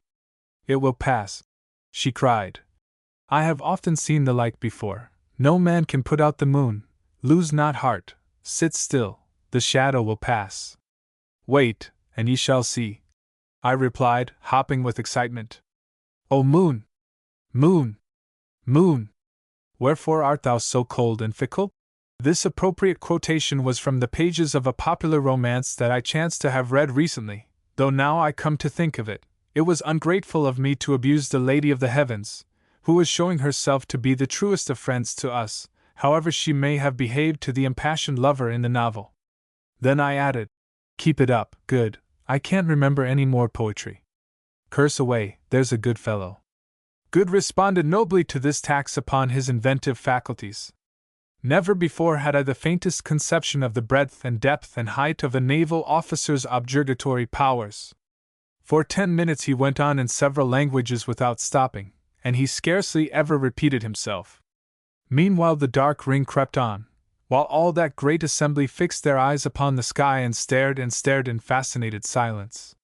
Strange and unholy shadows encroached upon the moonlight, and ominous quiet filled the place. Everything grew still as death. Slowly and in the midst of this most solemn silence the minutes sped away, and while they sped the full moon passed deeper and deeper into the shadow of the earth, as the inky segment of its circle slid in awful majesty across the lunar craters. The great pale orb seemed to draw near and to grow in size. She turned a coppery hue, then that portion of her surface which was unobscured as yet grew gray and ashen, and at length, as totality approached, her mountains and her plains were to be seen glowing luridly through a crimson gloom. On, yet on, crept the ring of darkness. It was now more than half across the blood-red orb. The air grew thick, and still more deeply tinged with dusky crimson. On, yet on, till we could scarcely see the fierce faces of the group before us. No sound rose now from the spectators, and at last Good stopped swearing. "The moon is dying, the white wizards have killed the moon," yelled the Prince Scragga at last. "We shall all perish in the dark." And animated by fear or fury, or by both, he lifted his spear and drove it with all his force at Sir Henry's breast. But he forgot the mail shirts that the king had given us, and which we wore beneath our clothing. The steel rebounded harmless, and before he could repeat the blow Curtis had snatched the spear from his hand and sent it straight through him. Scragga dropped dead. At the sight, and driven mad with fear of the gathering darkness, and of the unholy shadow which, as they believed, was swallowing the moon, the companies of girls broke up in wild confusion, and ran screeching for the gateways. Nor did the panic stop there. The king himself, followed by his guards, some of the chiefs, and Gugul, who hobbled away after them with marvelous alacrity, fled for the huts, so that in another minute we ourselves, the would-be victim Falada, Infidus, and most of the chiefs who had interviewed us on the previous night, were left alone upon the scene, together with the dead body of Scragga, Twala's son. "Chiefs," I said, "we have given you the sign. If ye are satisfied, let us fly swiftly to the place of which ye spoke. The charm cannot now be stopped. It will work for an hour and the half of an hour. Let us cover ourselves in the darkness." "Come," said Infidus, turning to go, an example which was followed by the odd captains, ourselves, and the girl Falada, whom Good took by the arm. Before we reached the gate of the kraal, the moon went out utterly, and from every quarter of the firmament the stars rushed forth into the inky sky. Holding each other by the hand, we stumbled on through the darkness. Chapter 12. Before the battle. Luckily for us, Infidus and the chiefs knew all the paths of the great town perfectly, so that we passed by sideways unmolested, and notwithstanding the gloom we made fair progress. For an hour or more we journeyed on, till at length the eclipse began to pass, and that edge of the moon which had disappeared the first became again visible. Suddenly, as we watched, there burst from it a silver streak of light, accompanied by a wondrous ruddy glow, which hung upon the blackness of the sky like a celestial lamp, and a wild and lovely sight it was. In another 5 minutes the stars began to fade, and there was sufficient light to see our whereabouts. We then discovered that we were clear of the town of Loo, and approaching a large flat-topped hill, measuring some 2 miles in circumference. This hill, which is of a formation common in South Africa, is not very high. Indeed, its greatest elevation is scarcely more than 200 feet, but it is shaped like a horseshoe, and its sides are rather precipitous and strewn with boulders. On the grass tableland at its summit is ample camping ground, which had been utilized as a military cantonment of no mean strength. Its ordinary garrison was 1 regiment of 3,000 men. But as we toiled up the steep side of the mountain in the returning moonlight, we perceived that there were several of such regiments in camp there. Reaching the tableland at last, we found crowds of men roused from their sleep, shivering with fear and huddled up together in the utmost consternation at the natural phenomenon which they were witnessing. Passing through these without a word, we gained a hut in the center of the ground, where we were astonished to find 2 men waiting, laden with our few goods and chattels, which of course we had been obliged to leave behind in our hasty flight. "I sent for them," explained Infidus, "and also for these," and he lifted up Good's long-lost trousers. With an exclamation of rapturous delight, Good sprang at them, and instantly proceeded to put them on. "Surely my lord will not hide his beautiful white legs!" exclaimed Infidus regretfully. But Good persisted, and once only did the Kukwana people get the chance of seeing his beautiful legs again. Good is a very modest man. Henceforward they had to satisfy their aesthetic longings with his one whisker, his transparent eye, and his movable teeth. Still gazing with fond remembrance at Good's trousers, Infidus next informed us that he had commanded the regiments to muster so soon as the day broke, in order to explain to them fully the origin and circumstances of the rebellion which was decided on by the chiefs, and to introduce to them the rightful heir to the throne, Ignosi. Accordingly, when the sun was up, the troops, in all some 20,000 men, and the flower of the Kukwana army, were mustered on a large open space, to which we went. The men were drawn up in 3 sides of a dense square, and presented a magnificent spectacle. We took our station on the open side of the square, and were speedily surrounded by all the principal chiefs and officers. These, after silence had been proclaimed, Infidus proceeded to address. He narrated to them in vigorous and graceful language, for, like most Kukunas of high rank, he was a born orator, the history of Ignosi's father, and of how he had been basely murdered by Twala the king, and his wife and child driven out to starve. Then he pointed out that the people suffered and groaned under Twala's cruel rule, instancing the proceedings of the previous night, when, under pretense of their being evildoers, many of the noblest in the land had been dragged forth and wickedly done to death.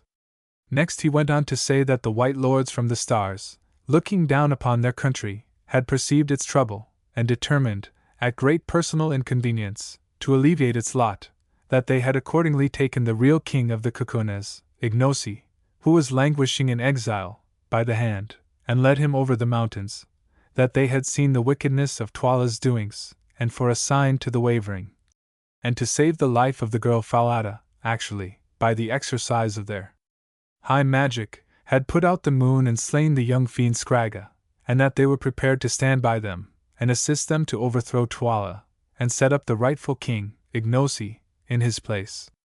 He finished his discourse amidst a murmur of approbation. Then Ignosi stepped forward and began to speak. Having reiterated all that Infidus his uncle had said, he concluded a powerful speech in these words. O chiefs, captains, soldiers, and people, ye have heard my words. Now must ye make choice between me and him who sits upon my throne, the uncle who killed his brother, and hunted his brother's child forth to die in the cold and the night. That I am indeed the king these, pointing to the chiefs, can tell you, for they have seen the snake about my middle. If I were not the king, would these white men be on my side with all their magic? Tremble, chiefs, captains, soldiers, and people! Is not the darkness they have brought upon the land to confound Twala and cover our flight, darkness even in the hour of the full moon, yet before your eyes? It is, answered the soldiers. I am the king, I say to you, I am the king, went on Ignosi, drawing up his great stature to its full, and lifting his broad-bladed battle-axe above his head. If there be any man among you who says that it is not so, let him stand forth, and I will fight him now, and his blood shall be a red token that I tell you true. Let him stand forth, I say. And he shook the great axe till it flashed in the sunlight. As nobody seemed inclined to respond to this heroic version of "Dilly, dilly, come and be killed," our late henchman proceeded with his address. I am indeed the king, and should ye stand by my side in the battle, if I win the day ye shall go with me to victory and honor. I will give you oxen and wives, and ye shall take place of all the regiments, and if ye fall I will fall with you. And behold, I give you this promise, that when I sit upon the seat of my fathers, bloodshed shall cease in the land. No longer shall ye cry for justice to find slaughter, no longer shall the witch-finder hunt you out so that ye may be slain without a cause. No man shall die save he who offends against the laws. The eating up of your kraals shall cease, each one of you shall sleep secure in his own hut and fear naught, and justice shall walk blindfold throughout the land. Have ye chosen, chiefs, captains, soldiers, and people? We have chosen, O king, came back the answer. It is well. Turn your heads and see how Twala's messengers go forth from the great town, east and west, and north and south, to gather a mighty army to slay me and you, and these my friends and protectors. Tomorrow, or perchance the next day, he will come against us with all who are faithful to him. Then I shall see the man who is indeed my man, the man who fears not to die for his cause, and I tell you that he shall not be forgotten in the time of spoil. I have spoken, O chiefs, captains, soldiers, and people. Now go to your huts and make you ready for war. There was a pause, till presently one of the chiefs lifted his hand, and out rolled the royal salute. Come! It was a sign that the soldiers accepted Ignosi as their king. Then they marched off in battalions. Half an hour afterwards we held a council of war, at which all the commanders of regiments were present. It was evident to us that before very long we should be attacked in overwhelming force. Indeed, from our point of vantage on the hill we could see troops mustering, and runners going forth from Lu in every direction, doubtless to summon soldiers to the king's assistance. We had on our side about 20,000 men, composed of 7 of the best regiments in the country. Twala, so Infidus and the chiefs calculated, had at least 30 to 35,000 on whom he could rely at present assembled in Lu, and they thought that by midday on the morrow he would be able to gather another 5,000 or more to his aid. It was, of course, possible that some of his troops would desert and come over to us, but it was not a contingency which could be reckoned on. Meanwhile, it was clear that active preparations were being made by Twala to subdue us. Already strong bodies of armed men were patrolling round and round the foot of the hill, and there were other signs also of coming assault. Infidus and the chiefs, however, were of opinion that no attack would take place that day, which would be devoted to preparation and to the removal of every available means of the moral effect produced upon the minds of the soldiery by the supposed magical darkening of the moon. The onslaught would be on the morrow, they said, and they proved to be right. Meanwhile, we set to work to strengthen the position in all ways possible. Almost every man was turned out, and in the course of the day, which seemed far too short, much was done. The paths up the hill, that was rather a sanatorium than a fortress, being used generally as the camping place of regiments suffering from recent service in unhealthy portions of the country, were carefully blocked with masses of stones, and every other approach was made as impregnable as time would allow. Piles of boulders were collected at various spots to be rolled down upon an advancing enemy, stations were appointed to the different regiments, and all preparation was made which our joint ingenuity could suggest.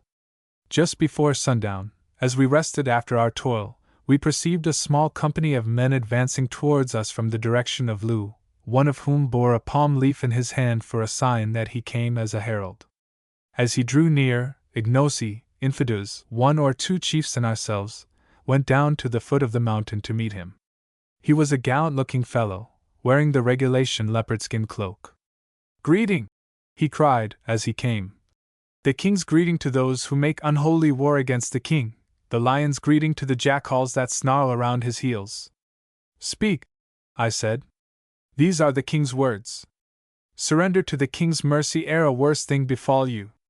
Already the shoulder has been torn from the black bull, and the king drives him bleeding about the camp." "What are Twala's terms?"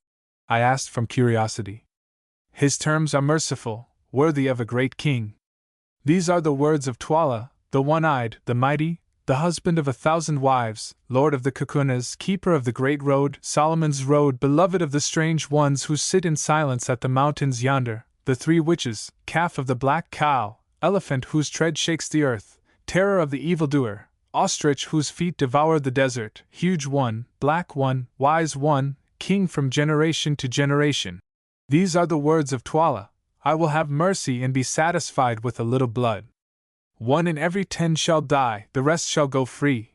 But the white man Incubu, who slew Scragga my son, and the black man his servant, who pretends to my throne, and Infidus my brother, who brews rebellion against me, these shall die by torture as an offering to the silent ones. Such are the merciful words of Twala." After consulting with the others a little, I answered him in a loud voice, so that the soldiers might hear, thus: "Go back, thou dog, to Twala, who sent thee, and say that we, Ignosi, veritable king of the Kukunas, Incubu, Bugwan, and Macumazan, the wise ones from the stars, who make dark the moon, Infidus of the royal house, and the chiefs, captains, and people here gathered make answer and say that we will not surrender, that before the sun has gone down twice, Twala's corpse shall stiffen at Twala's gate, and Ignosi, whose father Twala slew, shall reign in his stead. Now go, ere we whip thee. Away, and beware how thou dost lift a hand against such as we are." The herald laughed loudly. "Ye frighten not men with such swelling words," he cried out. "Show yourselves as bold tomorrow, O ye who darken the moon! Be bold, fight, and be merry, before the crows pick your bones till they are whiter than your faces. Farewell, perhaps we may meet in the fight, fly not to the stars, but wait for me, I pray, white men." With this shaft of sarcasm he retired, and almost immediately the sun sank. That night was a busy one, for weary as we were, so far as was possible by the moonlight all preparations for the morrow's fight were continued, and messengers were constantly coming and going from the place where we sat in council. At last, about an hour after midnight, everything that could be done was done, and the camp, save for the occasional challenge of a sentry, sank into silence. Sir Henry and I, accompanied by Ignosi and one of the chiefs, descended the hill and made a round of the pickets. As we went, suddenly, from all sorts of unexpected places, spears gleamed out in the moonlight, only to vanish again when we uttered the password. It was clear to us that none were sleeping at their posts. Then we returned, picking our way warily through thousands of sleeping warriors, many of whom were taking their last earthly rest. The moonlight flickering along their spears played upon their features and made them ghastly. The chilly night wind tossed their tall and hearse-like plumes. There they lay in wild confusion, with arms outstretched and twisted limbs, their stern, stalwart forms looking weird and unhuman in the moonlight. "How many of these do you suppose will be alive at this time tomorrow?" asked Sir Henry. I shook my head and looked again at the sleeping men, and to my tired and yet excited imagination it seemed as though death had already touched them. My mind's eye singled out those who were sealed to slaughter, and there rushed in upon my heart a great sense of the mystery of human life, and an overwhelming sorrow at its futility and sadness. Tonight these thousands slept their healthy sleep, tomorrow they, and many others with them, ourselves perhaps among them, would be stiffening in the cold, their wives would be widows, their children fatherless, and their place know them no more forever. Only the old moon would shine unserenely, the night wind would stir the grasses, and the wide earth would take its rest, even as it did eons before we were, and will do eons after we have been forgotten. Yet man dies not whilst the world, at once his mother and his monument, remains. His name is lost, indeed, but the breath he breathed still stirs the pine tops on the mountains, the sound of the words he spoke yet echoes on through space, the thoughts his brain gave birth to we have inherited today. His passions are our cause of life, the joys and sorrows that he knew are our familiar friends, the end from which he fled aghast will surely overtake us also. Truly the universe is full of ghosts, not sheeted churchyard spectres, but the inextinguishable elements of individual life, which having once been, can never die, though they blend and change again forever. All sorts of reflections of this nature pass through my mind, for as I grow older I regret to say that a detestable habit of thinking seems to be getting a hold of me, while I stood and stared at those grim yet fantastic lines of warriors, sleeping, as their saying goes, upon their spears. Curtis, I said, I am in a condition of pitiable fear. Sir Henry stroked his yellow beard and laughed, as he answered, I have heard you make that sort of remark before, Quatermain. Well, I mean it now. Do you know, I very much doubt if one of us will be alive tomorrow night. We shall be attacked in overwhelming force, and it is quite a chance if we can hold this place. We'll give a good account of some of them, at any rate. Look here, Quatermain, this business is nasty, and one with which, properly speaking, we ought not to be mixed up, but we are in for it, so we must make the best of our job. Speaking personally, I had rather be killed fighting than any other way, and now that there seems little chance of our finding my poor brother, it makes the idea easier to me. But fortune favors the brave, and we may succeed. Anyway, the battle will be awful, and having a reputation to keep up, we shall need to be in the thick of the thing. He made this last remark in a mournful voice, but there was a gleam in his eye which belied its melancholy. I have an idea Sir Henry Curtis actually likes fighting. After this we went to sleep for a couple of hours or so. Just about dawn we were awakened by infidels, who came to say that great activity was to be observed in Loo, and that parties of the king's skirmishers were driving in our outposts. We rose and dressed ourselves for the fray, each putting on his chain armor shirt, for which garments at the present juncture we felt exceedingly thankful. Sir Henry went the whole length about the matter, and dressed himself like a native warrior. When you are in Kukuanaland, do as the Kukunas do, he remarked, as he drew the shining steel over his broad breast, which it fitted like a glove. Nor did he stop there. At his request infidels had provided him with a complete set of native war uniform. Round his throat he fastened the leopard-skin cloak of a commanding officer, on his brows he bound the plume of black ostrich feathers worn only by generals of high rank, and about his middle a magnificent moocha of white ox-tails.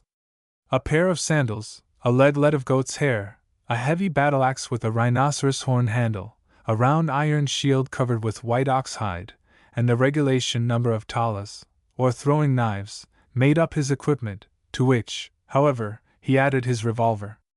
The dress was, no doubt, a savage one, but I am bound to say that I seldom saw a finer sight than Sir Henry Curtis presented in this guise. It showed off his magnificent physique to the greatest advantage, and when Ignosi arrived presently, arrayed in a similar costume, I thought to myself that I had never before seen two such splendid men. As for Good and myself, the armor did not suit us nearly so well. To begin with, Good insisted upon keeping on his new-found trousers, and a stout, short gentleman with an eyeglass, and one half of his face shaved, arrayed in a mail shirt, carefully tucked into a very seedy pair of corduroys, looks more remarkable than imposing. In my case, the chain shirt being too big for me, I put it on over all my clothes, which caused it to bulge in a somewhat ungainly fashion. I discarded my trousers, however, retaining only my veltskins, having determined to go into battle with bare legs, in order to be the lighter for running, in case it became necessary to retire quickly. The mail coat, a spear, a shield that I did not know how to use, a couple of talas, a revolver, and a huge plume, which I pinned into the top of my shooting hat, in order to give a bloodthirsty finish to my appearance, completed my modest equipment. In addition to all these articles, of course we had our rifles, but as ammunition was scarce, and as they would be useless in case of a charge, we arranged that they should be carried behind us by bearers. When at length we had equipped ourselves, we swallowed some food hastily, and then started out to see how things were going on. At one point in the tableland of the mountain, there was a little copy of brown stone, which served the double purpose of headquarters and of a conning tower. Here we found Infidus surrounded by his own regiment, the Greys, which was undoubtedly the finest in the Kukwana army, and the same that we had first seen at the outlying kraal. This regiment, now 3,500 strong, was being held in reserve, and the men were lying down on the grass in companies, and watching the king's forces creep out of Lu in long ant-like columns. There seemed to be no end to the length of these columns, 3 in all, and each of them numbering, as we judged, at least 11 or 12,000 men.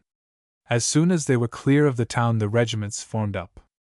Then one body marched off to the right, one to the left, and the third came on slowly towards us. "Ah," said Infidus, "they are going to attack us on 3 sides at once." This seemed rather serious news, for our position on the top of the mountain, which measured 1.5 miles in circumference, being an extended one, it was important to us to concentrate our comparatively small defending force as much as possible. But since it was impossible for us to dictate in what way we should be assailed, we had to make the best of it, and accordingly sent orders to the various regiments to prepare to receive the separate onslaughts. Chapter 13. The attack. Slowly, and without the slightest appearance of haste or excitement, the 3 columns crept on. When within about 500 yards of us, the main or center column halted at the root of a tongue of open plain which ran up into the hill, to give time to the other divisions to circumvent our position, which was shaped more or less in the form of a horseshoe, with its 2 points facing towards the town of Lu. The object of this maneuver was that the threefold assault should be delivered simultaneously. "Oh, for a Gatling!" groaned Good, as he contemplated the serried phalanxes beneath us. "I would clear that plain in 20 minutes. We have not got one, so it is no use yearning for it, but suppose you try a shot, Quatermain," said Sir Henry. "See how near you can go to that tall fellow who appears to be in command. 2 to 1 you miss him, and an even sovereign, to be honestly paid if ever we get out of this, that you don't drop the bullet within 5 yards."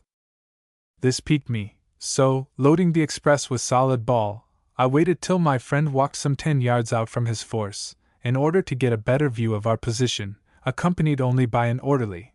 Then, lying down and resting the express on a rock, I covered him. The rifle, like all expresses, was only sighted to 350 yards, so to allow for the drop in trajectory I took him halfway down the neck, which ought, I calculated, to find him in the chest. He stood quite still and gave me every opportunity, but whether it was the excitement or the wind, or the fact of the man being a long shot, I don't know, but this was what happened. Getting dead on, as I thought, a fine sight, I pressed, and when the puff of smoke had cleared away, to my disgust, I saw my man standing there unharmed, whilst his orderly, who was at least 3 paces to the left, was stretched upon the ground apparently dead. Turning swiftly, the officer I had aimed at began to run towards his men in evident alarm. "Bravo, Quatermain!" sang out Good. "You frightened him." This made me very angry, for, if possible to avoid it, I hate to miss in public. When a man is master of only one art, he likes to keep up his reputation in that art.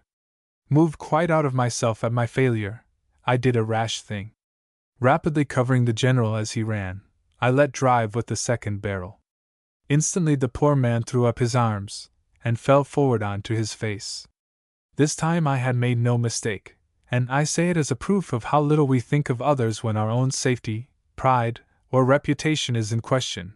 I was brute enough to feel delighted at the sight. The regiments who had seen the feat cheered wildly at this exhibition of the white man's magic, which they took as an omen of success, while the force the general had belonged to, which, indeed, as we ascertained afterwards, he had commanded, fell back in confusion. Sir Henry and Good now took up their rifles and began to fire, the latter industriously, Browning, the dense mass before him with another Winchester repeater, and I also had another shot or two, with the result, so far as we could judge, that we put some 6 or 8 men hors de combat before they were out of range. Just as we stopped firing there came an ominous roar from our far right, then a similar roar rose on our left. The 2 other divisions were engaging us. At the sound, the mass of men before us opened out a little, and advanced towards the hill and up the spit of bare grass land at a slow trot, singing a deep-throated song as they ran. We kept up a steady fire from our rifles as they came, Ignacy joining in occasionally, and it counted for several men, but of course we produced no more effect upon that mighty rush of armed humanity than he who throws pebbles does on the breaking wave. On they came, with a shout and the clashing of spears. Now they were driving in the pickets we had placed among the rocks at the foot of the hill. After that the advance was a little slower, for though as yet we had offered no serious opposition, the attacking forces must climb uphill, and they came slowly to save their breath. Our first line of defense was about halfway down the side of the slope, our second 50 yards further back, while our third occupied the edge of the plateau. On they stormed, shouting their war cry, "Twala! Twala! Cheel! Cheel! Twala! Twala! Smite! Smite! Ignacy! Ignacy! Cheel! Cheel!" answered our people. They were quite close now, and the talas, or throwing knives, began to flash backwards and forwards, and now with an awful yell the battle closed in. To and fro swayed the mass of struggling warriors, men falling fast as leaves in an autumn wind. But before long the superior weight of the attacking force began to tell, and our first line of defense was slowly pressed back till it merged into the second. Here the struggle was very fierce, but again our people were driven back and up, till at length, within 20 minutes of the commencement of the fight, our third line came into action. But by this time the assailants were much exhausted, and besides had lost many men killed and wounded, and to break through that third impenetrable hedge of spears proved beyond their powers. For a while the seething lines of savages swung backwards and forwards, in the fierce ebb and flow of battle, and the issue was doubtful. Sir Henry watched the desperate struggle with a kindling eye, and then without a word he rushed off, followed by Good, and flung himself into the hottest of the fray. As for myself, I stopped where I was. The soldiers caught sight of his tall form as he plunged into battle, and there rose a cry of "Nan zia incubo! Nan zia uncungum clovo! Here is the elephant! Cheel! Cheel!" From that moment the end was no longer in doubt. Inch by inch, fighting with splendid gallantry, the attacking force was pressed back down the hillside, till at last it retreated upon its reserves in something like confusion. At that instant, too, a messenger arrived to say that the left attack had been repulsed, and I was just beginning to congratulate myself, believing that the affair was over for the present, when, to our horror, we perceived our men who had been engaged in the right defense being driven towards us across the plain, followed by swarms of the enemy, who had evidently succeeded at this point. Ignacy, who was standing by me, took in the situation at a glance, and issued a rapid order. Instantly the reserve regiment around us, the Greys, extended itself. Again Ignacy gave a word of command, which was taken up and repeated by the captains, and in another second, to my intense disgust, I found myself involved in a furious onslaught upon the advancing foe. Getting as much as I could behind Ignacy's huge frame, I made the best of a bad job, and toddled along to be killed as though I liked it. In a minute or two, we were plunging through the flying groups of our men, who at once began to reform behind us, and then I am sure I do not know what happened.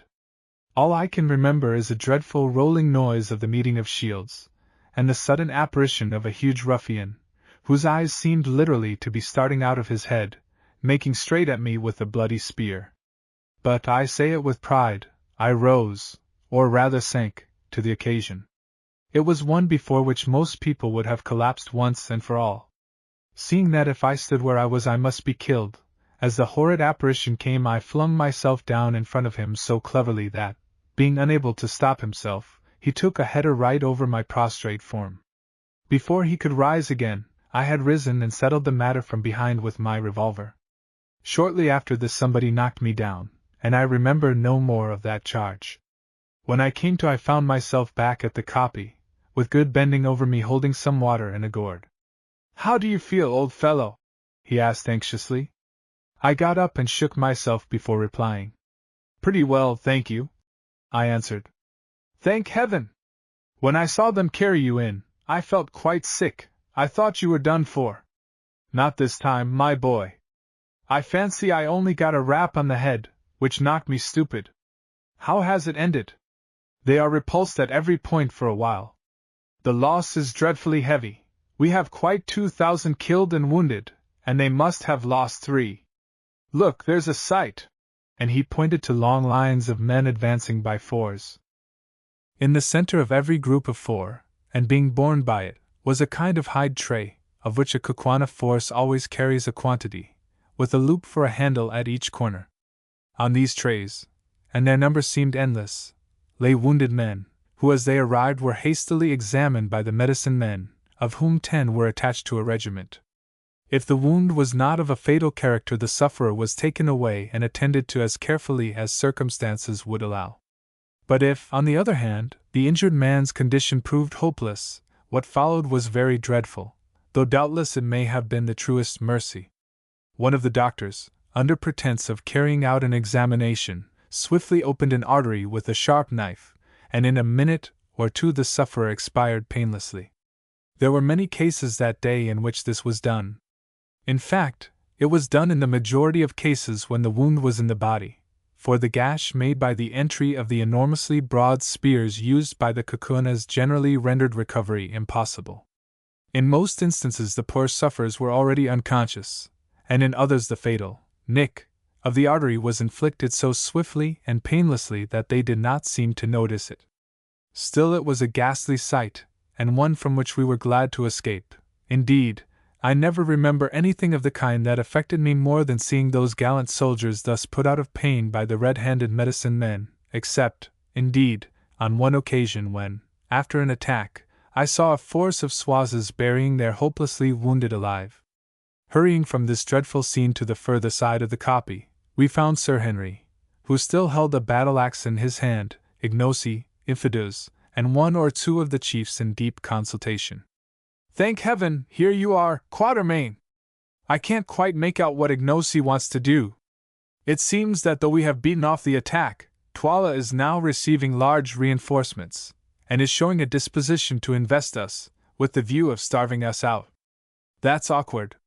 "Yes, especially as Infidus says that the water supply has given out." "My lord, that is so," said Infidus. "The spring cannot supply the wants of so great a multitude, and it is failing rapidly. Before night we shall all be thirsty. Listen, Macumazahn. Thou art wise, and hast doubtless seen many wars in the lands from whence thou camest, that is if indeed they make wars in the stars. Now tell us, what shall we do? Twala has brought up many fresh men to take the place of those who have fallen. Yet Twala has learned his lesson. The hawk did not think to find the heron ready, but our beak has pierced his breast. He fears to strike at us again. We too are wounded, and he will wait for us to die. He will wind himself round us like a snake round a buck, and fight the fight of sit down." "I hear thee," I said.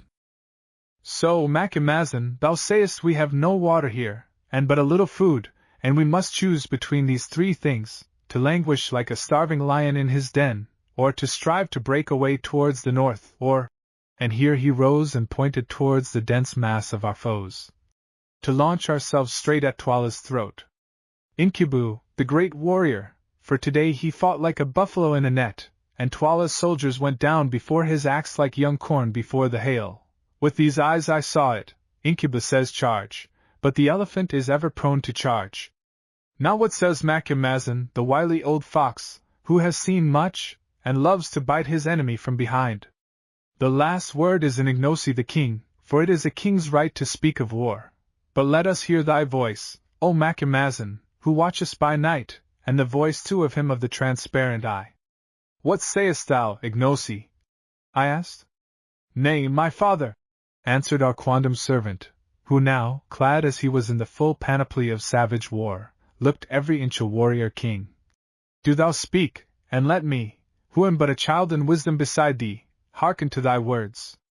Thus adjured, after taking hasty counsel with Good and Sir Henry, I delivered my opinion briefly to the effect that, being trapped, our best chance, especially in view of the failure of our water supply, was to initiate an attack upon Twala's forces. Then I recommended that the attack should be delivered at once, before our wounds grew stiff, and also before the sight of Twala's overpowering force caused the hearts of our soldiers to wax small like fat before a fire. Otherwise, I pointed out, some of the captains might change their minds, and making peace with Twala, desert to him, or even betray us into his hands. This expression of opinion seemed, on the whole, to be favorably received. Indeed, among the Kukunas my utterances met with a respect which has never been accorded to them before or since. But the real decision as to our plans lay with Ignosi, who, since he had been recognized as rightful king, could exercise the almost unbounded rights of sovereignty, including, of course, the final decision on matters of generalship, and it was to him that all eyes were now turned.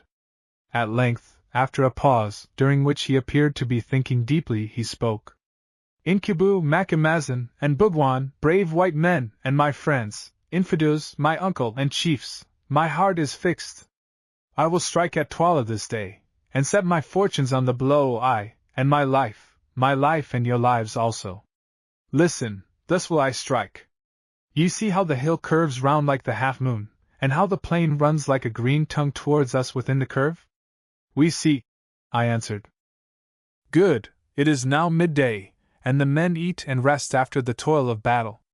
When the sun has turned and traveled a little way towards the darkness, let thy regiment, my uncle, advance with one other down to the green tongue, and it shall be that when Twala sees it he will hurl his force at it to crush it. But the spot is narrow, and the regiments can come against thee one at a time only, so may they be destroyed one by one, and the eyes of all Twala's army shall be fixed upon a struggle the like of which has not been seen by living man. And with thee, my uncle, shall go Incubu my friend, that when Twala sees his battle-axe flashing in the first rank of the Greys his heart may grow faint. And I will come with the second regiment, that which follows thee, so that if ye are destroyed, as it might happen, there may yet be a king left to fight for, and with me shall come Macumazahn the wise. It is well, O king, said Infidus, apparently contemplating the certainty of the complete annihilation of his regiment with perfect calmness. Truly, these Kukunas are a wonderful people. Death has no terrors for them when it is incurred in the course of duty. And whilst the eyes of the multitude of Twala's soldiers are thus fixed upon the fight, went on Ignosi, behold, 1/3 of the men who are left alive to us, i.e. about 6,000, shall creep along the right horn of the hill and fall upon the left flank of Twala's force, and 1/3 shall creep along the left horn and fall upon Twala's right flank. And when I see that the horns are ready to toss Twala, then will I, with the men who remain to me, charge home in Twala's face, and if fortune goes with us the day will be ours, and before night drives her black oxen from the mountains to the mountains we shall sit in peace at Lu. And now let us eat and make ready, and Infidus, do thou prepare, that the plan be carried out without fail, and stay, let my white father Bugwan go with the right horn, that his shining eye may give courage to the captains. The arrangements for attack thus briefly indicated were set in motion with a rapidity that spoke well for the perfection of the Kukwana military system. Within little more than an hour rations had been served out and devoured, the divisions were formed, the scheme of onslaught was explained to the leaders, and the whole force, numbering about 18,000 men, was ready to move, with the exception of a guard left in charge of the wounded. Presently Good came up to Sir Henry and myself. "Goodbye, you fellows," he said. "I am off with the right wing according to orders, and so I have come to shake hands, in case we should not meet again, you know," he added significantly. We shook hands in silence, and not without the exhibition of as much emotion as Anglo-Saxons are wont to show. "It is a queer business," said Sir Henry, his deep voice shaking a little. "And I confess I never expect to see tomorrow's Sunday. So far as I can make out, the Greys, with whom I am to go, are to fight until they are wiped out in order to enable the Wings to slip round unawares and outflank Twala. Well, so be it. At any rate, it will be a man's death. Goodbye, old fellow. God bless you! I hope you will pull through and live to collar the diamonds, but if you do, take my advice and don't have anything more to do with pretenders."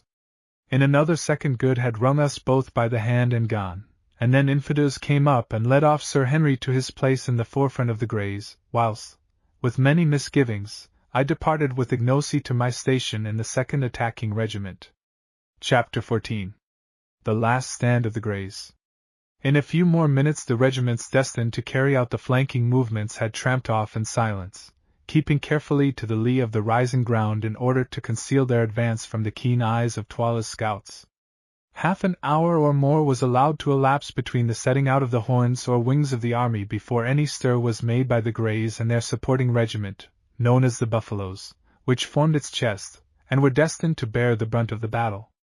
Both of these regiments were almost perfectly fresh, and of full strength, the Greys having been in reserve in the morning, and having lost but a small number of men in sweeping back that part of the attack which had proved successful in breaking the line of defense, on the occasion when I charged with them and was stunned for my pains. As for the Buffaloes, they had formed the third line of defense on the left, and since the attacking force at that point had not succeeded in breaking through the second, they had scarcely come into action at all. Infidus, who was a wary old general, and knew the absolute importance of keeping up the spirits of his men on the eve of such a desperate encounter, employed the pause in addressing his own regiment, the Greys, in poetical language, explaining to them the honor that they were receiving in being put thus in the forefront of the battle, and in having the great white warrior from the stars to fight with them in their ranks, and promising large rewards of cattle and promotion to all who survived, in the event of Ignosi's arms being successful.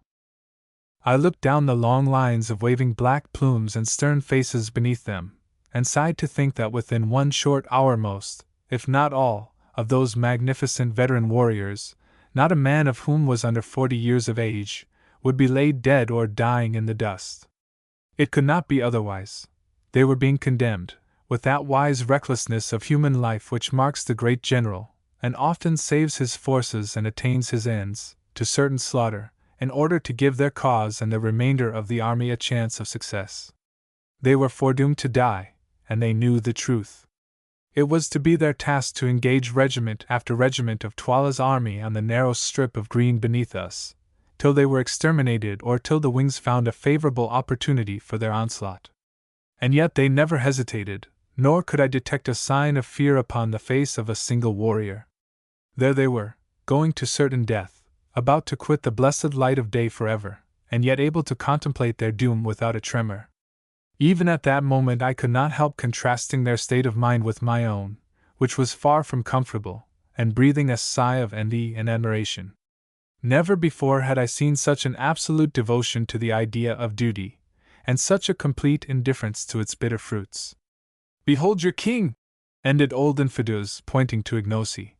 "Go fight and fall for him, as is the duty of brave men, and cursed and shameful forever be the name of him who shrinks from death for his king, or who turns his back to the foe. Behold your king, chiefs, captains, and soldiers! Now do your homage to the sacred snake, and then follow on, that incubu, and I may show you a road to the heart of Twala's host."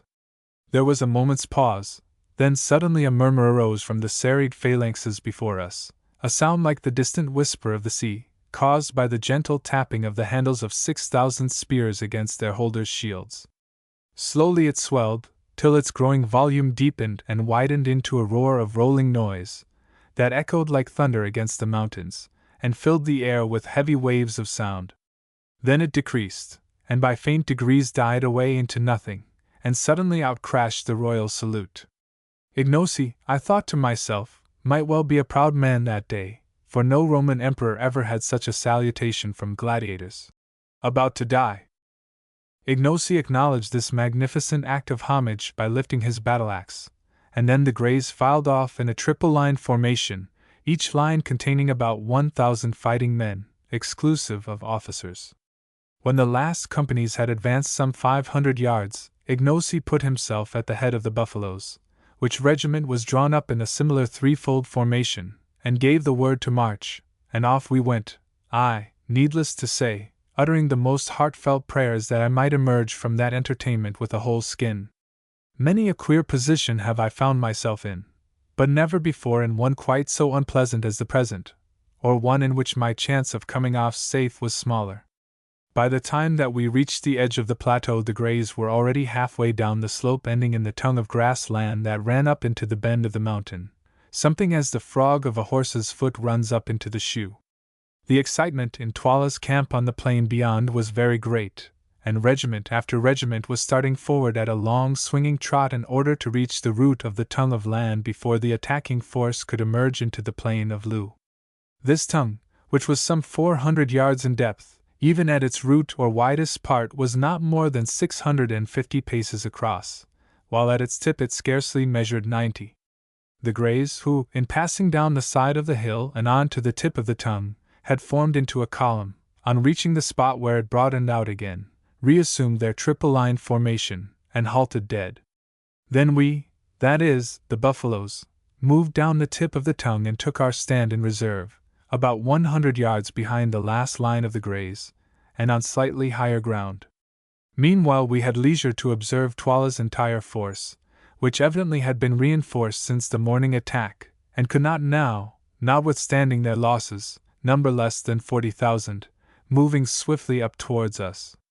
But as they drew near the root of the tongue they hesitated, having discovered that only one regiment could advance into the gorge at a time, and that there, some 70 yards from the mouth of it, unassailable except in front, on account of the high walls of boulder-strewn ground on each side, stood the famous regiment of Greys, the pride and glory of the Kukwana army, ready to hold the way against their power as the three Romans once held the bridge against thousands. They hesitated, and finally stopped their advance. There was no eagerness to cross spears with these three grim ranks of warriors who stood so firm and ready. Presently, however, a tall general, wearing the customary headdress of nodding ostrich plumes, appeared, attended by a group of chiefs and orderlies, being, I thought, none other than Twala himself.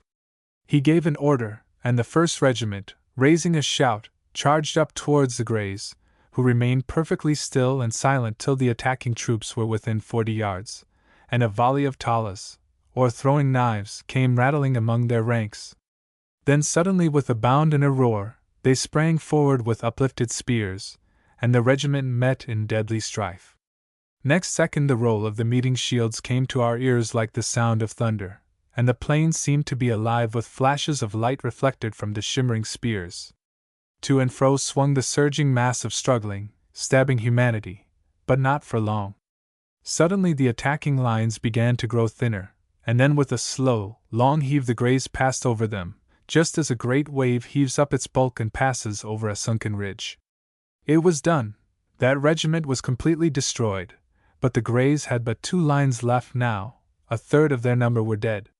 Closing up shoulder to shoulder, once more they halted in silence and awaited attack, and I was rejoiced to catch sight of Sir Henry's yellow beard as he moved to and fro arranging the ranks. So he was yet alive. Meanwhile we moved on to the ground of the encounter, which was cumbered by about 4,000 prostrate human beings, dead, dying, and wounded, and literally stained red with blood. Ignacy issued an order, which was rapidly passed down the ranks, to the effect that none of the enemy's wounded were to be killed, and so far as we could see this command was scrupulously carried out. It would have been a shocking sight, if we had found time to think of such things. But now a second regiment, distinguished by white plumes, kilts, and shields, was moving to the attack of the 2,000 remaining Greys, who stood waiting in the same ominous silence as before, till the foe was within 40 yards or so, when they hurled themselves with irresistible force upon them. Again there came the awful roll of the meeting shields, and as we watched the tragedy repeated itself. But this time the issue was left longer in doubt. Indeed, it seemed for a while almost impossible that the Greys should again prevail. The attacking regiment, which was formed of young men, fought with the utmost fury, and at first seemed by sheer weight to be driving the veterans back. The slaughter was truly awful, hundreds falling every minute, and from among the shouts of the warriors and the groans of the dying, set to the music of clashing spears, came a continuous hissing undertone of SG, the note of triumph of each victor as he passed his assegai through and through the body of his fallen foe. But perfect discipline and steady and unchanging valor can do wonders, and one veteran soldier is worth 2 young ones, as soon became apparent in the present case. For just when we thought that it was all over with the Greys, and were preparing to take their place so soon as they made room by being destroyed, I heard Sir Henry's deep voice ringing out through the din, and caught a glimpse of his circling battle-axe as he waved it high above his plumes. Then came a change. The Greys ceased to give. They stood still as a rock, against which the furious waves of spearmen broke again and again, only to recoil. Presently they began to move once more, forward this time. As they had no firearms, there was no smoke, so we could see it all. Another minute, and the onslaught grew fainter. "Ah, these are men, indeed! They will conquer again!" called out Ignacy, who was grinding his teeth with excitement at my side. "See, it is done!" Suddenly, like puffs of smoke from the mouth of a cannon, the attacking regiment broke away in flying groups, their white headdresses streaming behind them in the wind, and left their opponents victors, indeed, but alas! No more a regiment. Of the gallant triple line, which 40 minutes before had gone into action 3,000 strong, there remained at most some 600 blood-spattered men, the rest were under foot. And yet they cheered and waved their spears in triumph, and then, instead of falling back upon us as we expected, they ran forward, for 100 yards or so, after the flying groups of foemen, took possession of a rising knoll of ground, and resuming their triple formation, formed a threefold ring around its base. And there, thanks be to heaven, standing on the top of the mound for a minute, I saw Sir Henry, apparently unharmed, and with him our old friend Infidus. Then Tuala's regiments rolled down upon the doomed band, and once more the battle closed in. As those who read this history will probably long ago have gathered, I am, to be honest, a bit of a coward, and certainly in no way given to fighting, though somehow it has often been my lot to get into unpleasant positions, and to be obliged to shed man's blood. But I have always hated it, and kept my own blood as undiminished in quantity as possible, sometimes by a judicious use of my heels. At this moment, however, for the first time in my life, I felt my bosom burn with martial ardor. Warlike fragments from the Ingoldsby legends, together with numbers of sanguinary verses in the Old Testament, sprang up in my brain like mushrooms in the dark. My blood, which hitherto had been half frozen with horror, went beating through my veins, and there came upon me a savage desire to kill and spare not. I glanced round at the serried ranks of warriors behind us, and somehow, all in an instant, I began to wonder if my face looked like theirs. There they stood, the hands twitching, the lips apart, the fierce features instinct with the hungry lust of battle, and in the eyes a look like the glare of a bloodhound when after long pursuit he sights his quarry.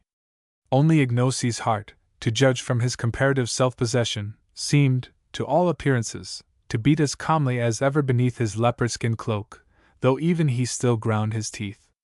I could bear it no longer.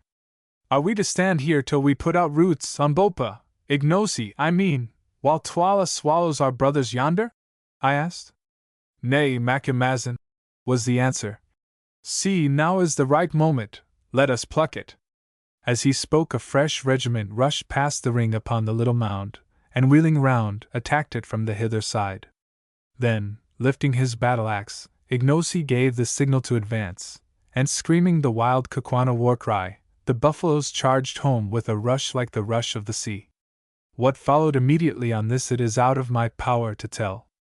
All I can remember is an irregular yet ordered advance, that seemed to shake the ground, a sudden change of front and forming up on the part of the regiment against which the charge was directed, then an awful shock, a dull roar of voices, and a continuous flashing of spears, seen through a red mist of blood. When my mind cleared, I found myself standing inside the remnant of the Greys near the top of the mound, and just behind no less a person than Sir Henry himself.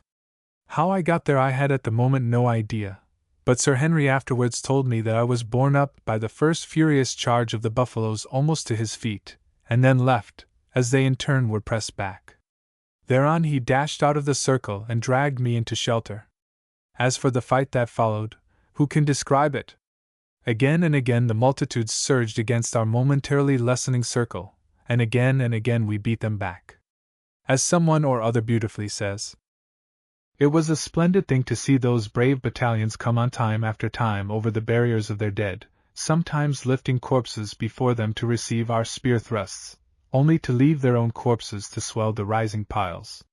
It was a gallant sight to see that old warrior, Infidus, as cool as though he were on parade, shouting out orders, taunts, and even jests, to keep up the spirit of his few remaining men, and then, as each charge rolled on, stepping forward to wherever the fighting was thickest, to bear his share in its repulse.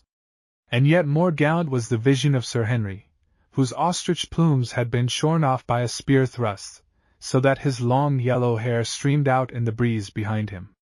There he stood, the great Dane, for he was nothing else, his hands, his axe, and his armor all red with blood, and none could live before his stroke. Time after time I saw it sweeping down, as some great warrior ventured to give him battle, and as he struck he shouted, "Ohoy! Ohoy!" like his berserker forefathers, and the blow went crashing through shield and spear, through headdress, hair, and skull, till at last none would of their own will come near the great white Umtagati, the wizard, who killed and failed not. But suddenly there rose a cry of, "Twala, why Twala!" and out of the press sprang forward none other than the gigantic one-eyed king himself, also armed with battle-axe and shield, and clad in chain armor. "Where art thou, Incubu, thou white man, who slewest Scragga my son? See if thou canst slay me!" he shouted, and at the same time hurled a tala straight at Sir Henry, who fortunately saw it coming, and caught it on his shield, which it transfixed, remaining wedged in the iron plate behind the hide. Then, with a cry, Twala sprang forward straight at him, and with his battle-axe struck him such a blow upon the shield that the mere force and shock of it brought Sir Henry, strong man as he is, down upon his knees. But at this time the matter went no further, for that instant there rose from the regiments pressing round us something like a shout of dismay, and on looking up I saw the cause. To the right and to the left the plain was alive with the plumes of charging warriors. The outflanking squadrons had come to our relief. The time could not have been better chosen. All Twala's army, as Ignosi predicted would be the case, had fixed their attention on the bloody struggle which was raging round the remnant of the Greys and that of the Buffaloes, who were now carrying on a battle of their own at a little distance, which 2 regiments had formed the chest of our army. It was not until our horns were about to close upon them that they had dreamed of their approach, for they believed these forces to be hidden in reserve upon the crest of the moon-shaped hill. And now, before they could even assume a proper formation for defense, the outflanking impis had leapt, like greyhounds, on their flanks. In 5 minutes the fate of the battle was decided. Taken on both flanks, and dismayed at the awful slaughter inflicted upon them by the Greys and Buffaloes, Twala's regiments broke into flight, and soon the whole plain between us and Loo was scattered with groups of running soldiers making good their retreat. As for the hosts that had so recently surrounded us and the Buffaloes, they melted away as though by magic, and presently we were left standing there like a rock from which the sea has retreated. But what a sight it was! Around us the dead and dying lay in heaped-up masses, and of the gallant Greys there remained but 95 men upon their feet. More than 3,400 had fallen in this one regiment, most of them never to rise again. "Men," said Infidus calmly, as between the intervals of binding a wound on his arm he surveyed what remained to him of his corps, "ye have kept up the reputation of your regiment, and this day's fighting will be well spoken of by your children's children." Then he turned round and shook Sir Henry Curtis by the hand. "Thou art a great captain, Incubu," he said simply. "I have lived a long life among warriors, and have known many a brave one, yet have I never seen a man like unto thee." At this moment the buffaloes began to march past our position on the road to Loo, and as they went a message was brought to us from Ignosi requesting Infidus, Sir Henry, and myself to join them. Accordingly, orders having been issued to the remaining 90 men of the Greys to employ themselves in collecting the wounded, we joined Ignosi, who informed us that he was pressing on to Lu to complete the victory by capturing Twala, if that should be possible. Before we had gone far, suddenly we discovered the figure of Good sitting on an ant heap about 100 paces from us. Close beside him was the body of a Kukwana. "He must be wounded," said Sir Henry anxiously. As he made the remark, an untoward thing happened. The dead body of the Kukwana soldier, or rather what had appeared to be his dead body, suddenly sprang up, knocked Good head over heels off the ant heap, and began to spear him. We rushed forward in terror, and as we drew near we saw the brawny warrior making dig after dig at the prostrate Good, who at each prod jerked all his limbs into the air. Seeing us coming, the Kukwana gave one final and most vicious dig, and with a shout of, "Take that, wizard!" bolted away. Good did not move, and we concluded that our poor comrade was done for. Sadly we came towards him, and were astonished to find him pale and faint indeed, but with a serene smile upon his face, and his eyeglass still fixed in his eye. "Capital armor this," he murmured, on catching sight of our faces bending over him. "How sold that beggar must have been!" And then he fainted. On examination we discovered that he had been seriously wounded in the leg by a Tala in the course of the pursuit, but that the chain armor had prevented his last assailant's spear from doing anything more than bruise him badly. It was a merciful escape. As nothing could be done for him at the moment, he was placed on one of the wicker shields used for the wounded, and carried along with us. On arriving before the nearest gate of Lu we found one of our regiments watching it in obedience to orders received from Ignosi. The other regiments were in the same way guarding the different exits to the town. The officer in command of this regiment saluted Ignosi as king, and informed him that Twala's army had taken refuge in the town, whither Twala himself had also escaped, but he thought that they were thoroughly demoralized, and would surrender. Thereupon Ignosi, after taking counsel with us, sent forward heralds to each gate ordering the defenders to open, and promising on his royal word life and forgiveness to every soldier who laid down his arms, but saying that if they did not do so before nightfall he would certainly burn the town and all within its gates. This message was not without its effect. Half an hour later, amid the shouts and cheers of the buffaloes, the bridge was dropped across the fosse, and the gates upon the further side were flung open. Taking due precautions against treachery, we marched on into the town. All along the roadways stood thousands of dejected warriors, their heads drooping, and their shields and spears at their feet, who, headed by their officers, saluted Ignosi as king as he passed. On we marched, straight to Twala's kraal. When we reached the great space, where a day or two previously we had seen the review and the witch hunt, we found it deserted. No, not quite deserted, for there, on the further side, in front of his hut, sat Twala himself, with but one attendant, Gugul. It was a melancholy sight to see him seated, his battle-axe and shield by his side, his chin upon his mail breast, with but one old crone for companion, and notwithstanding his crimes and misdeeds, a pang of compassion shot through me as I looked upon Twala thus fallen from his high estate. Not a soldier of all his armies, not a courtier out of the hundreds who had cringed round him, not even a solitary wife, remained to share his fate or have the bitterness of his fall. Poor savage! He was learning the lesson which fate teaches to most of us who live long enough, that the eyes of mankind are blind to the discredited, and that he who is defenseless and fallen finds few friends and little mercy. Nor, indeed, in this case did he deserve any.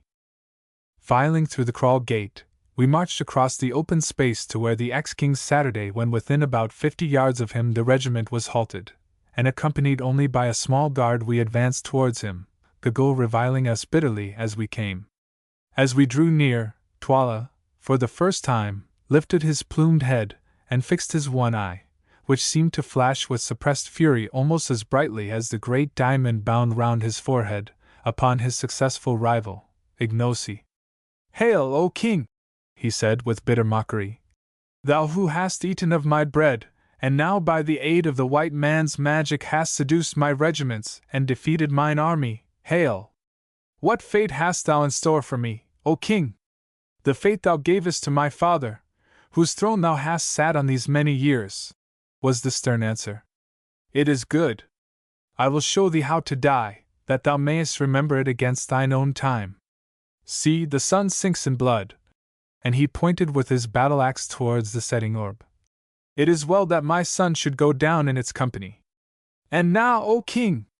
I am ready to die, but I crave the boon of the Kukwana royal house to die fighting. Thou canst not refuse it, or even those cowards who fled today will hold thee shamed. It is granted. Choose, with whom wilt thou fight? Myself I cannot fight with thee, for the king fights not except in war. Twala somber I ran up and down our ranks, and I felt, as for a moment it rested on myself, that the position had developed a new horror.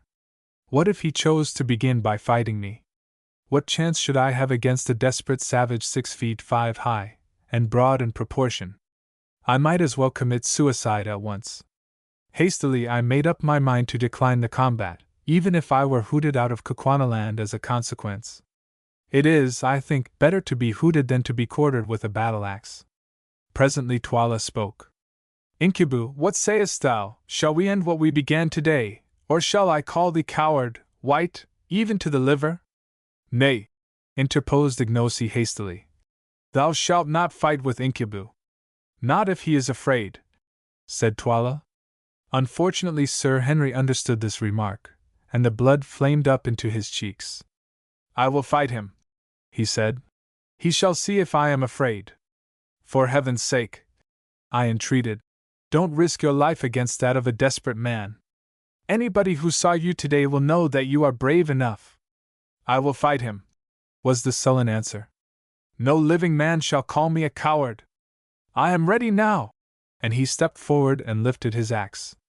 I wrung my hands over this absurd piece of Quixotism, but if he was determined on this deed, of course I could not stop him.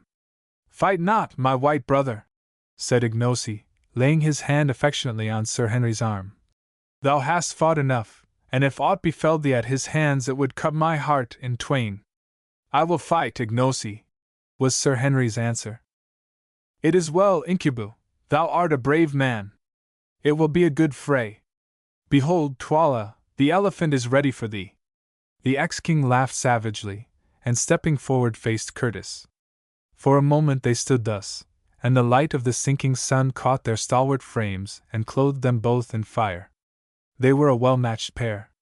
Then they began to circle round each other, their battle-axes raised. Suddenly Sir Henry sprang forward and struck a fearful blow at Twala, who stepped to one side.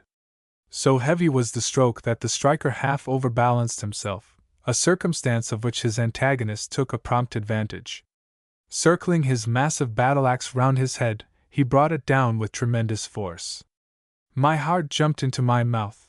I thought that the affair was already finished. But no, with a quick upward movement of the left arm Sir Henry interposed his shield between himself and the axe, with the result that its outer edge was shorn away, the axe falling on his left shoulder, but not heavily enough to do any serious damage. In another moment Sir Henry got in a second blow, which was also received by Twala upon his shield. Then followed blow upon blow that were, in turn, either received upon the shields or avoided. The excitement grew intense. The regiment which was watching the encounter forgot its discipline, and drawing near, shouted and groaned at every stroke. Just at this time, too, Good, who had been laid upon the ground by me, recovered from his faint, and sitting up, perceived what was going on. In an instant he was up, and catching hold of my arm, hopped about from place to place on one leg, dragging me after him, and yelling encouragements to Sir Henry. Go it, old fellow, he hallooed. That was a good one. Give it him amidships. And so on. Presently Sir Henry, having caught a fresh stroke upon his shield, hit out with all his force. The blow cut through Twala's shield and through the tough chain armor behind it, gashing him in the shoulder. With a yell of pain and fury Twala returned the blow with interest, and such was his strength, shore right through the rhinoceros horn handle of his antagonist's battle-axe, strengthened as it was with bands of steel, wounding Curtis in the face. A cry of dismay rose from the buffaloes as our hero's broad axe head fell to the ground, and Twala, again raising his weapon, flew at him with a shout. I shut my eyes. When I opened them again, it was to see Sir Henry's shield lying on the ground, and Sir Henry himself with his great arms twined round Twala's middle. To and fro they swung, hugging each other like bears, straining with all their mighty muscles for dear life, and dearer honor. With a supreme effort Twala swung the Englishman clean off his feet, and down they came together, rolling over and over on the lime paving, Twala striking out at Curtis' head with the battle-axe, and Sir Henry trying to drive the tala he had drawn from his belt through Twala's armor. It was a mighty struggle, and an awful thing to see. "Get his axe!" yelled Good, and perhaps our champion heard him. At any rate, dropping the tala, he snatched at the axe, which was fastened to Twala's wrist by a strip of buffalo hide, and still rolling over and over, they fought for it like wild cats, drawing their breath in heavy gasps. Suddenly the hide string burst, and then, with a great effort, Sir Henry freed himself, the weapon remaining in his hand. Another second and he was upon his feet, the red blood streaming from the wound in his face, and so was Twala. Drawing the heavy tala from his belt, he reeled straight at Curtis and struck him in the breast. The stab came home true and strong, but whoever it was who made that chain armor, he understood his art, for it withstood the steel. Again Twala struck out with a savage yell, and again the sharp knife rebounded, and Sir Henry went staggering back. Once more Twala came on, and as he came our great Englishman gathered himself together, and swinging the big axe round his head with both hands, hit at him with all his force. There was a shriek of excitement from 1,000 throats, and behold! Twala's head seemed to spring from his shoulders, then it fell and came rolling and bounding along the ground towards Ignosi, stopping just at his feet. For a second the corpse stood upright, then with a dull crash it came to the earth, and the gold torque from its neck rolled away across the pavement. As it did so Sir Henry, overpowered by faintness and loss of blood, fell heavily across the body of the dead king. In a second he was lifted up, and eager hands were pouring water on his face. Another minute, and the grey eyes opened wide. He was not dead. Then I, just as the sun sank, stepping to where Twala's head lay in the dust, unloosed the diamond from the dead brows, and handed it to Ignosi. "Take it," I said. "Lawful king of the Kukuanas, king by birth and victory." Ignosi bound the diadem upon his brows. Then advancing, he placed his foot upon the broad chest of his headless foe and broke out into a chant, or rather a paean of triumph, so beautiful, and yet so utterly savage, that I despair of being able to give an adequate version of his words. Once I heard a scholar with a fine voice read aloud from the Greek poet Homer, and I remember that the sound of the rolling lines seemed to make my blood stand still. Ignosi's chant, uttered as it was in a language as beautiful and sonorous as the old Greek, produced exactly the same effect on me, although I was exhausted with toil and many emotions. "Now," he began, "now our rebellion is swallowed up in victory, and our evil-doing is justified by strength." In the morning the oppressors arose and stretched themselves. They bound on their harness and made them ready to war. They rose up and tossed their spears. The soldiers called to the captains, "Come, lead us," and the captains cried to the king, "Direct thou the battle." They laughed in their pride, 20,000 men, and yet a 20,000. Their plumes covered the valleys as the plumes of a bird cover her nest. They shook their shields and shouted, they shook their shields in the sunlight. They lusted for battle and were glad. They came up against me. Their strong ones ran swiftly to slay me. They cried, "Ha! Ha! He is as one already dead." Then breathed I on them, and my breath was as the breath of a wind, and lo! They were not. My lightnings pierced them. I licked up their strength with the lightning of my spears. I shook them to the ground with the thunder of my shoutings. They broke, they scattered, they were gone as the mists of the morning. They are food for the kites and the foxes, and the place of battle is fat with their blood. Where are the mighty ones who rose up in the morning?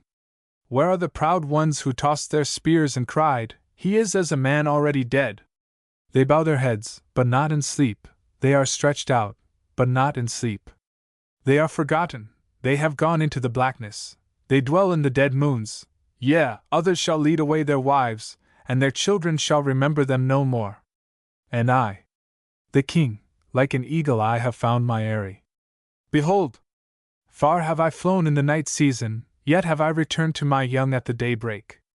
Shelter ye under the shadow of my wings, O people, and I will comfort you, and ye shall not be dismayed. Now is the good time, the time of spoil. Mine are the cattle on the mountains, mine are the virgins in the kraals. The winter is overpast with storms, the summer is come with flowers. Now evil shall cover up her face, now mercy and gladness shall dwell in the land. Rejoice, rejoice, my people! Let all the stars rejoice in that this tyranny is trodden down, in that I am the king. Ignosi ceased his song, and out of the gathering gloom came back the deep reply. Thou art the king! Thus was my prophecy to the herald fulfilled, and within the 48 hours Twala's headless corpse was stiffening at Twala's gate. Chapter 15. Good falls sick. After the fight was ended, Sir Henry and Good were carried into Twala's hut, where I joined them. They were both utterly exhausted by exertion and loss of blood, and indeed, my own condition was little better.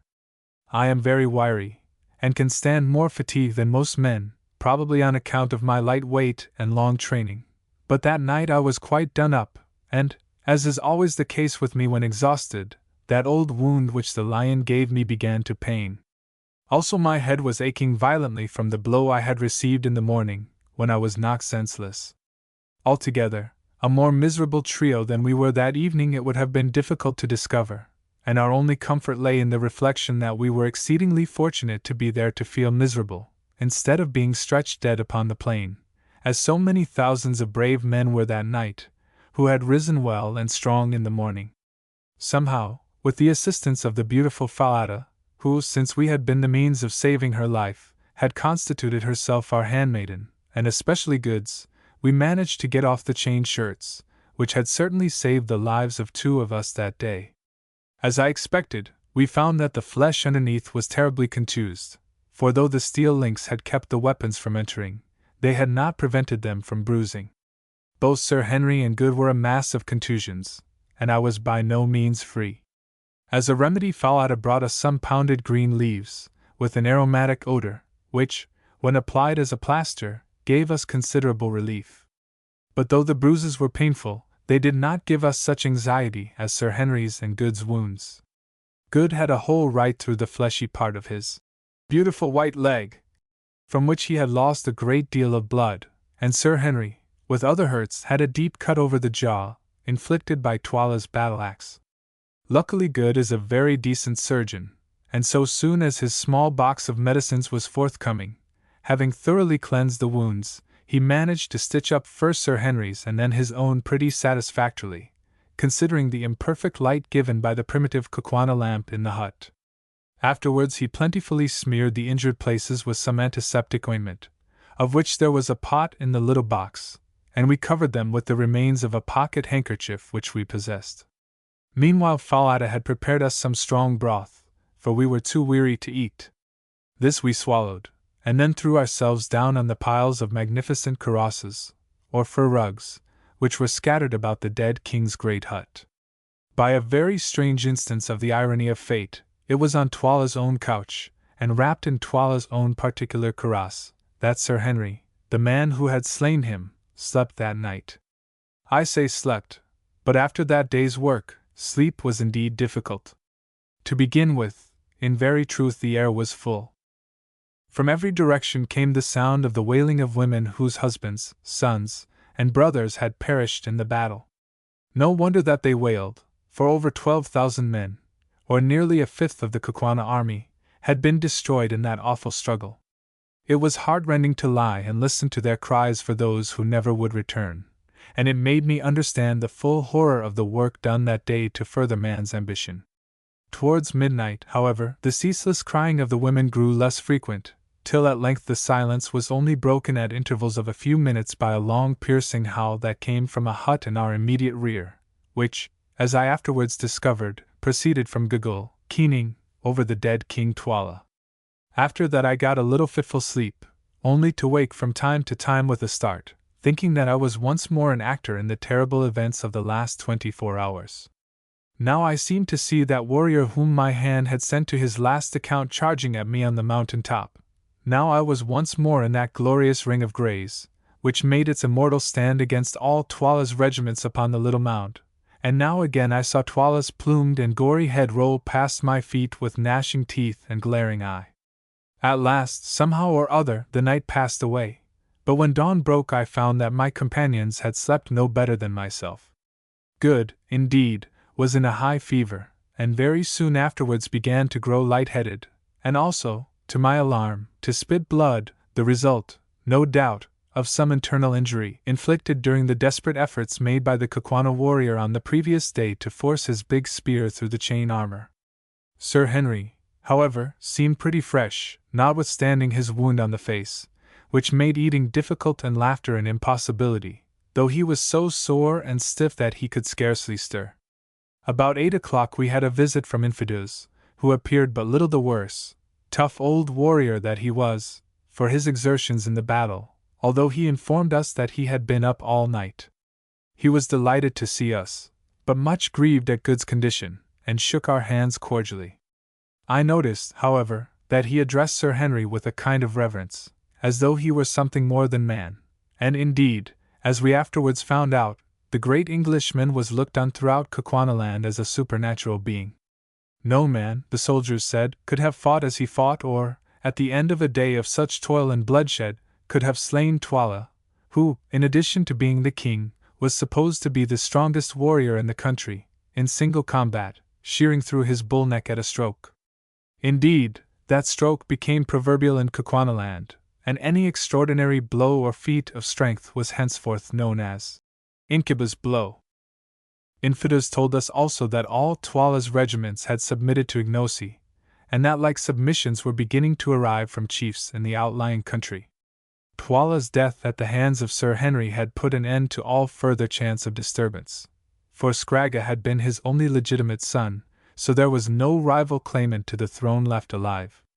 I remarked that Ignosi had swum to power through blood. The old chief shrugged his shoulders.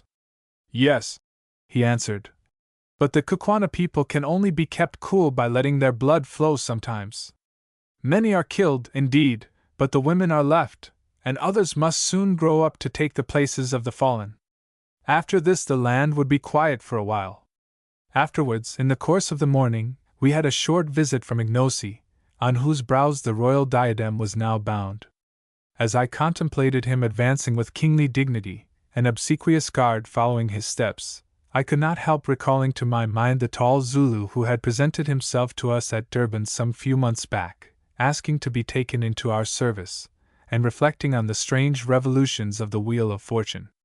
"Hail, O king!" I said, rising. "Yes, Macumazahn.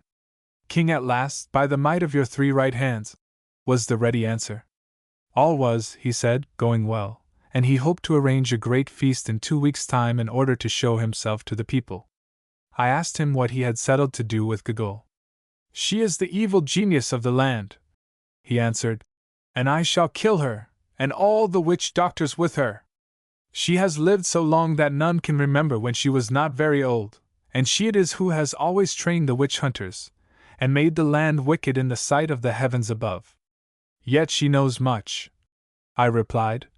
"It is easier to destroy knowledge, Ignosi, than to gather it."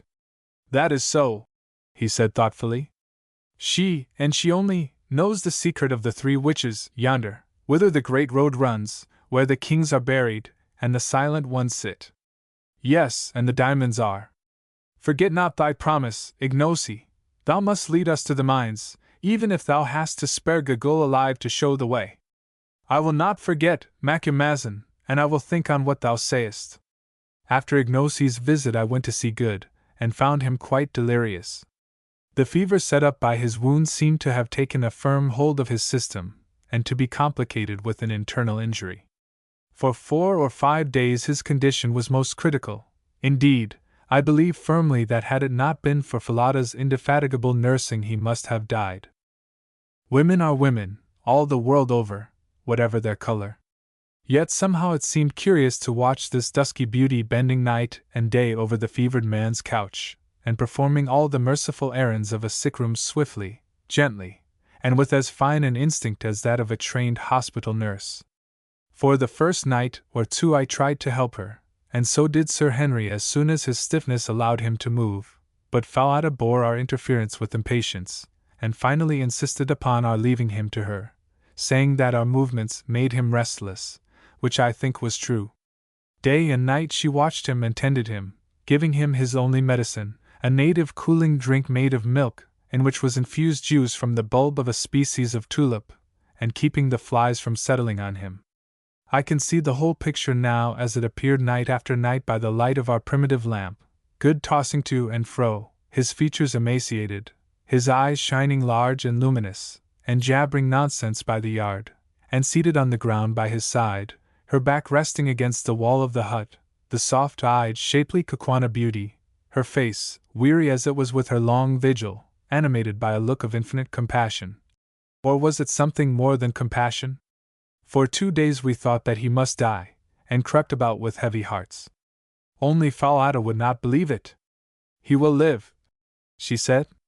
For 300 yards or more around Twala's chief hut, where the sufferer lay, there was silence, for by the king's order all who lived in the habitations behind it, except Sir Henry and myself, had been removed, lest any noise should come to the sick man's ears. One night, it was the 5th of Good's illness, as was my habit, I went across to see how he was doing before turning in for a few hours. I entered the hut carefully. The lamp placed upon the floor showed the figure of Good tossing no more, but lying quite still. So it had come at last. In the bitterness of my heart I gave something like a sob. "Hush, H. came from the patch of dark shadow behind Good's head. Then, creeping closer, I saw that he was not dead, but sleeping soundly, with Falada's taper fingers clasped tightly in his poor white hand. The crisis had passed, and he would live. He slept like that for 18 hours, and I scarcely like to say it, for fear I should not be believed, but during the entire period did this devoted girl sit by him, fearing that if she moved and drew away her hand it would wake him.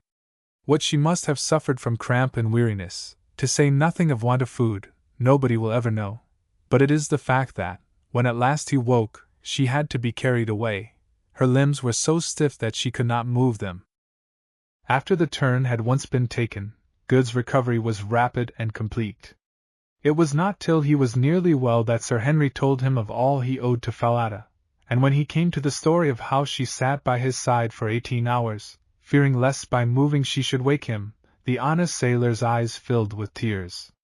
He turned and went straight to the hut where Falada was preparing the midday meal, for we were back in our old quarters now, taking me with him to interpret in case he could not make his meaning clear to her, though I am bound to say that she understood him marvelously as a rule, considering how extremely limited was his foreign vocabulary. "Tell her," said Good, "that I owe her my life, and that I will never forget her kindness to my dying day."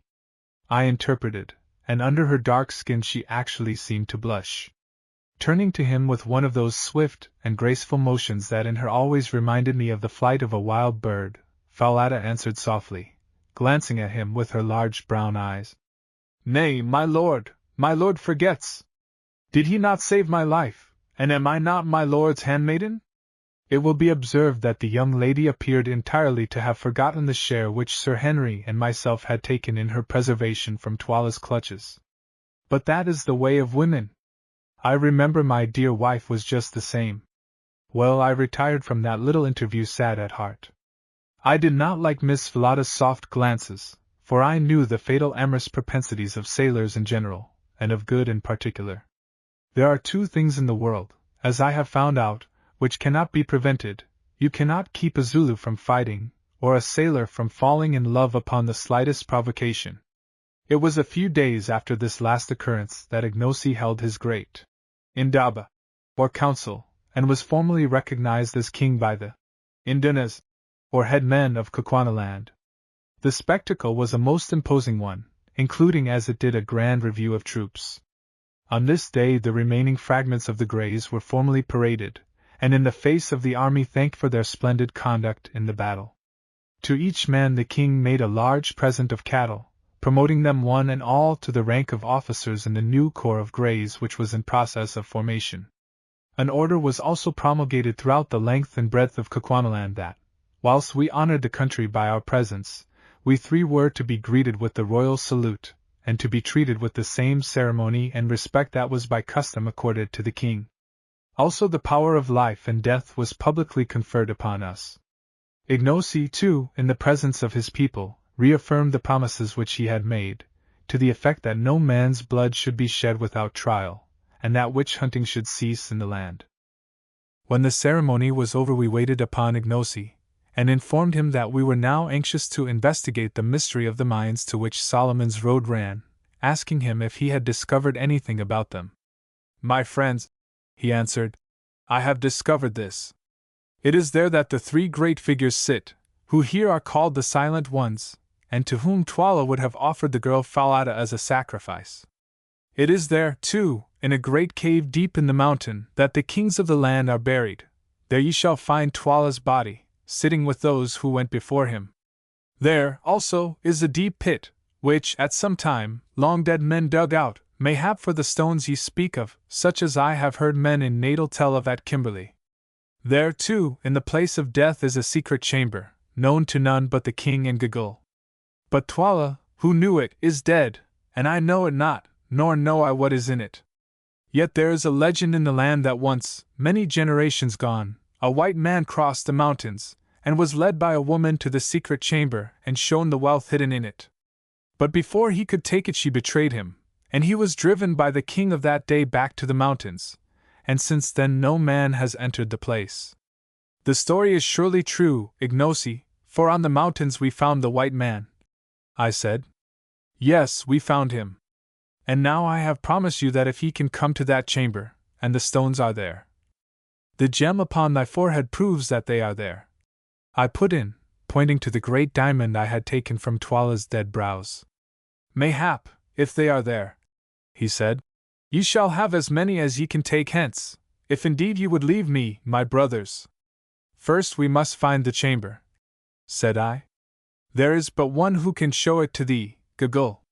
And if she will not, then she must die," said Ignosi sternly.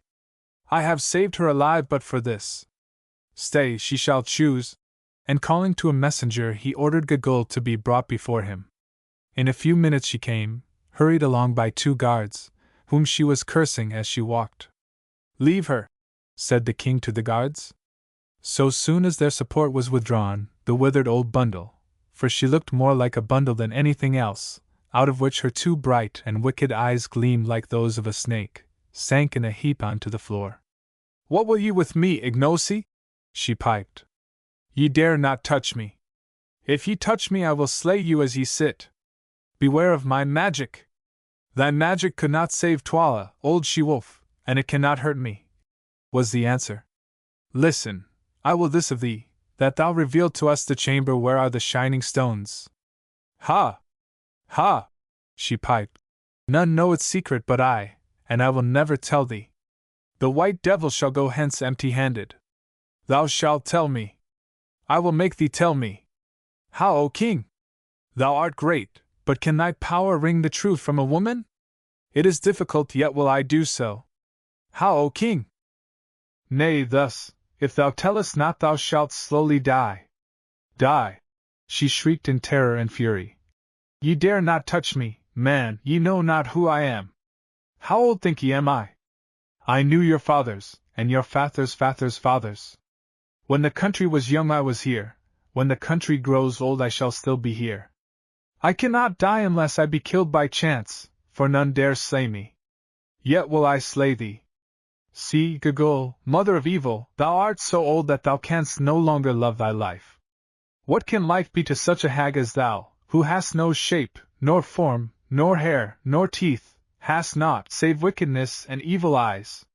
It will be mercy to make an end of thee, Gagul. Thou fool! Shrieked the old fiend. Thou accursed fool, deemest thou that life is sweet only to the young? It is not so, and naught thou knowest of the heart of man to think it. To the young, indeed, death is sometimes welcome, for the young can feel. They love and suffer, and it wrings them to see their beloved pass to the land of shadows. But the old feel not, they love not, and ha! Ha! They laugh to see another go out into the dark, ha! Ha! They laugh to see the evil that is done under the stars. All they love is life, the warm, warm sun, and the sweet, sweet air. They are afraid of the cold and the dark. Ha! Ha! Ha! And the old hag writhed in ghastly merriment on the ground. Cease thine evil talk and answer me, said Ignosi angrily. Wilt thou show the place where the stones are, or wilt thou not? If thou wilt not, thou deest even now. And he seized a spear and held it over her. I will not show it.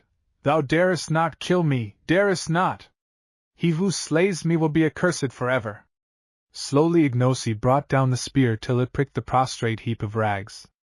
With a wild yell Gogol sprang to her feet, then fell again and rolled upon the floor. Nay, I will show thee. Only let me live, let me sit in the sun and have a bit of meat to suck, and I will show thee. It is well. I thought that I should find a way to reason with thee.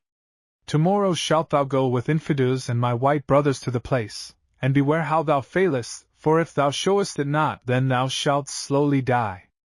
I have spoken. I will not fail, Ignosi. I always keep my word, ha! Ha! Ha! Once before a woman showed the chamber to a white man, and behold, evil befell him. And here her wicked eyes glinted.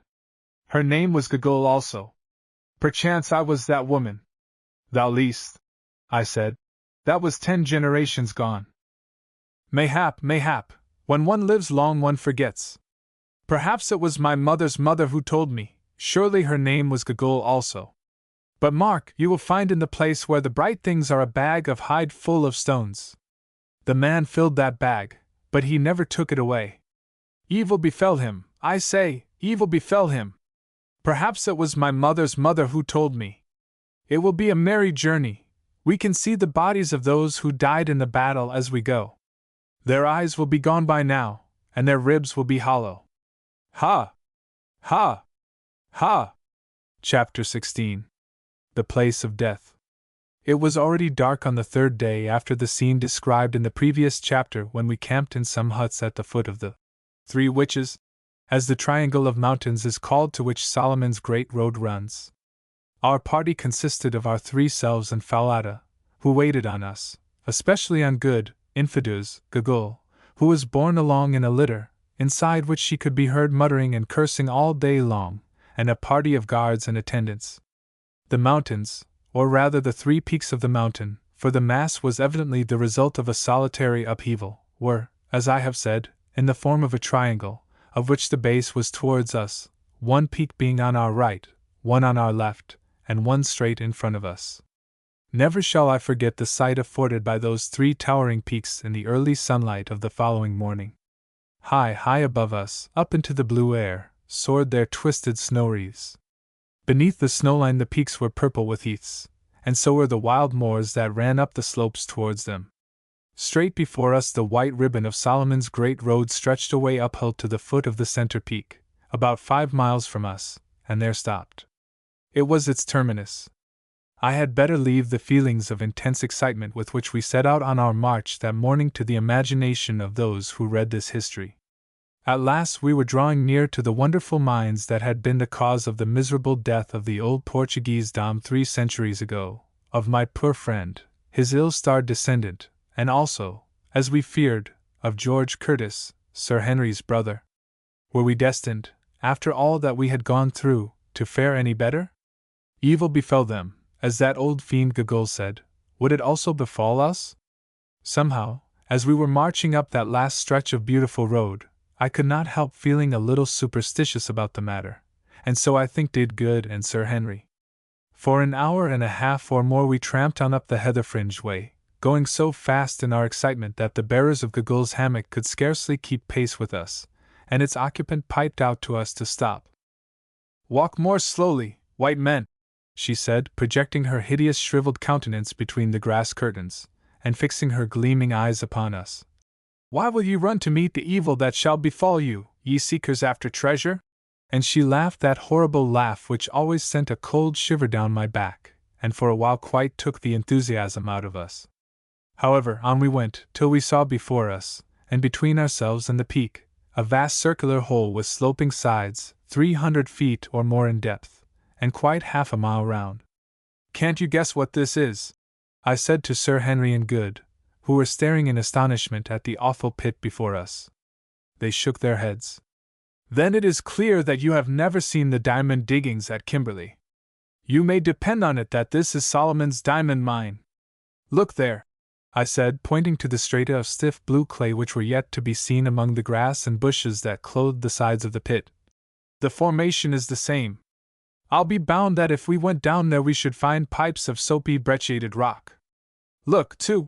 And I pointed to a series of worn flat slabs of stone that were placed on a gentle slope below the level of a watercourse which in some past age had been cut out of the solid rock.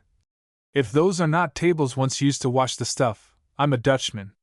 At the edge of this vast hole, which was none other than the pit marked on the old Dom's map, the great road branched into two and circumvented it. In many places, by the way, this surrounding road was built entirely out of blocks of stone, apparently with the object of supporting the edges of the pit and preventing falls of reef. Along this path we pressed, driven by curiosity to see what were the three towering objects which we could discern from the hither side of the great gulf. As we drew near we perceived that they were colossi of some sort or another, and rightly conjectured that before us sat the three silent ones that are held in such awe by the Kukwana people. But it was not until we were quite close to them that we recognized the full majesty of these silent ones. There, upon huge pedestals of dark rock, sculptured with rude emblems of the phallic worship, separated from each other by a distance of 40 paces, and looking down the road which crossed some 60 miles of plain to Loo, were three colossal seated forms, 2 male and 1 female, each measuring about 30 feet from the crown of its head to the pedestal. The female form, which was nude, was of great though severe beauty, but unfortunately the features had been injured by centuries of exposure to the weather. Rising from either side of her head were the points of a crescent. The 2 male colossi, on the contrary, were draped, and presented a terrifying cast of features, especially the one to our right, which had the face of a devil. That to our left was serene in countenance, but the calm upon it seemed dreadful. It was the calm of that inhuman cruelty, Sir Henry remarked, which the ancients attributed to beings potent for good, who could yet watch the sufferings of humanity, if not without rejoicing, at least without sorrow. These three statues form a most awe-inspiring trinity, as they sit there in their solitude, and gaze out across the plain forever. Contemplating these silent ones, as the Kukunas call them, an intense curiosity again seized us to know whose were the hands which had shaped them, who it was that had dug the pit and made the road. Whilst I was gazing and wondering, suddenly it occurred to me, being familiar with the Old Testament, that Solomon went astray after strange gods, the names of 3 of whom I remembered: Ashtoreth, the goddess of the Zidonians; Chemosh, the god of the Moabites; and Milcom, the god of the children of Ammon. And I suggested to my companions that the figures before us might represent these false and exploded divinities. "Hum," said Sir Henry, who is a scholar, having taken a high degree in classics at college. "There may be something in that. Ashtoreth of the Hebrews was the Astarte of the Phoenicians, who were the great traders of Solomon's time. Astarte, who afterwards became the Aphrodite of the Greeks, was represented with horns like the half-moon, and there on the brow of the female figure are distinct horns. Perhaps these colossi were designed by some Phoenician official who managed the mines.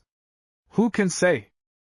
Before we had finished examining these extraordinary relics of remote antiquity, Infidus came up, and having saluted the silent ones, by lifting his spear, asked us if we intended entering the place of death at once, or if we would wait till after we had taken food at midday. If we were ready to go at once, Gagul had announced her willingness to guide us. As it was not later than 11 o'clock, driven to it by a burning curiosity, we announced our intention of proceeding instantly, and I suggested that, in case we should be detained in the cave, we should take some food with us. Accordingly Gagul's litter was brought up, and that lady herself assisted out of it. Meanwhile Falada, at my request, stored some biltong, or dried game flesh, together with a couple of gourds of water, in a reed basket with a hinged cover. Straight in front of us, at a distance of some 50 paces from the backs of the colossi, rose a sheer wall of rock, 80 feet or more in height, that gradually sloped upwards till it formed the base of the lofty snow-wreathed peak, which soared into the air 3,000 feet above us. As soon as she was clear of her hammock, Gogol cast one evil grin upon us, and then, leaning on a stick, hobbled off towards the face of this wall. We followed her till we came to a narrow portal solidly arched that looked like the opening of a gallery of a mine. Here Gogol was waiting for us, still with that evil grin upon her horrid face. "Now, white men from the stars," she piped.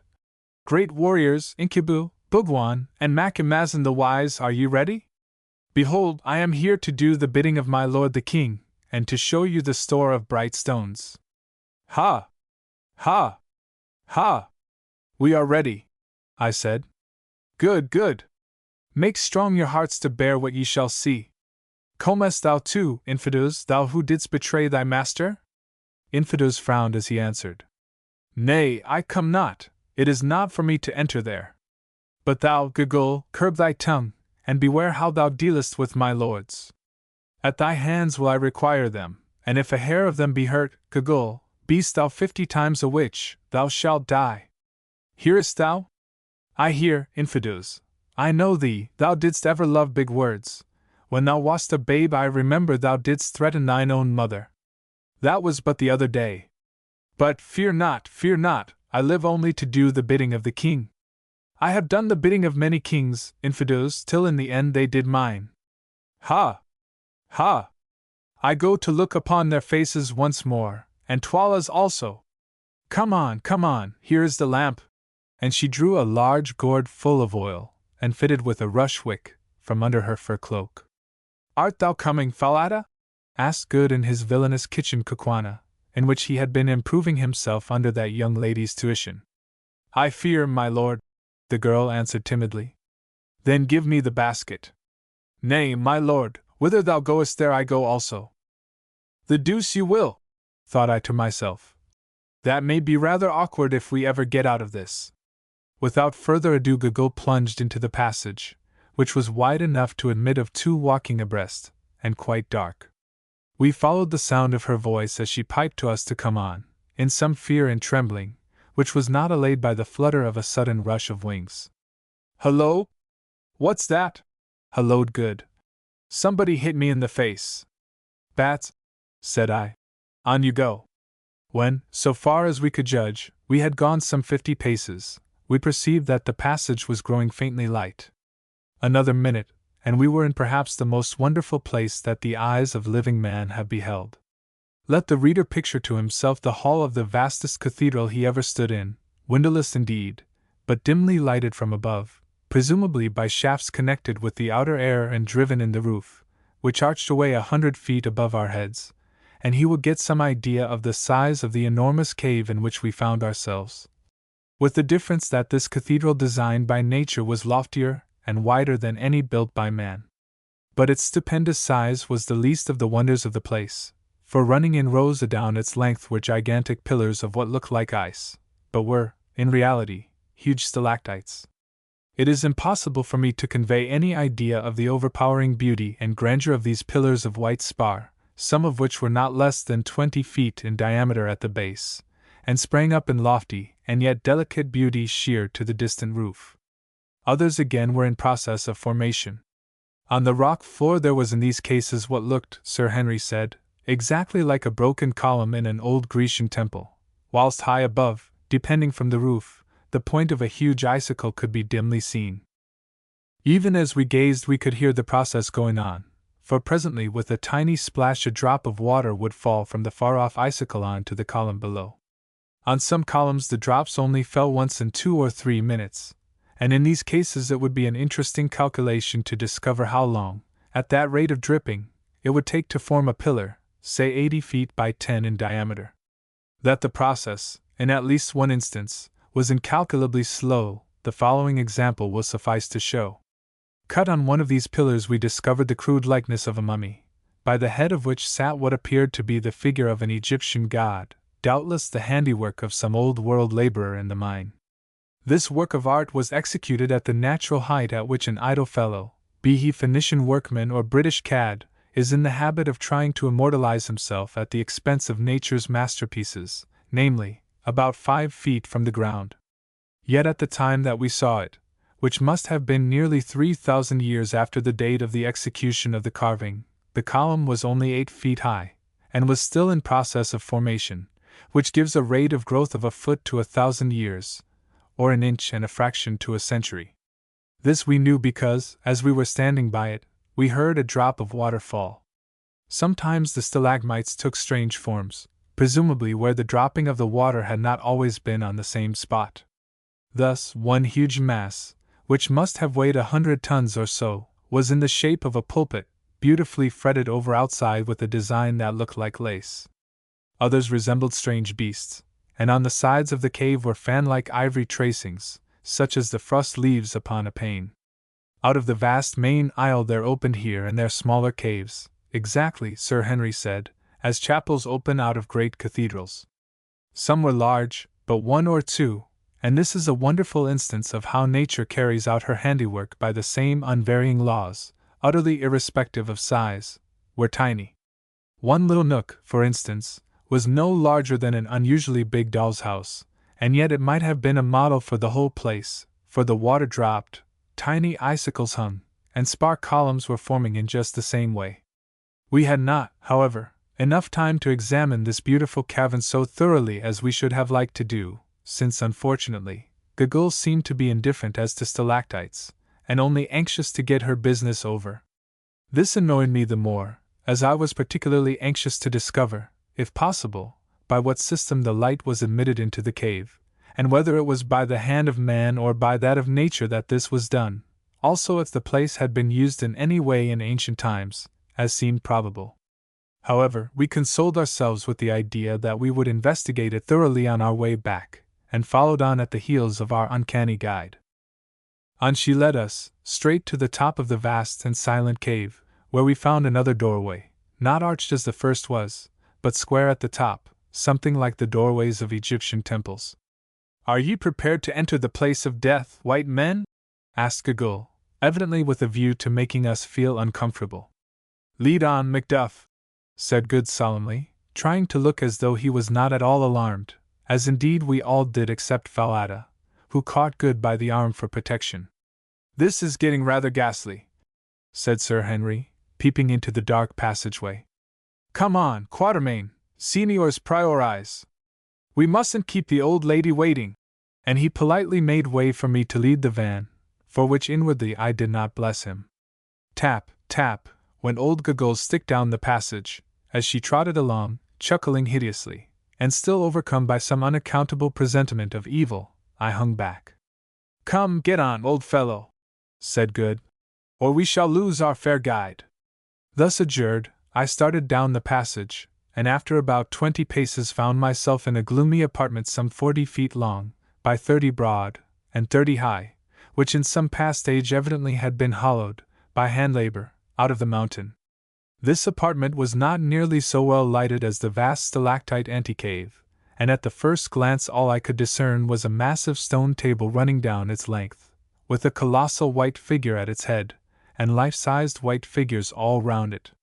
Next I discovered a brown thing, seated on the table in the center, and in another moment my eyes grew accustomed to the light, and I saw what all these things were, and was tailing out of the place as hard as my legs could carry me.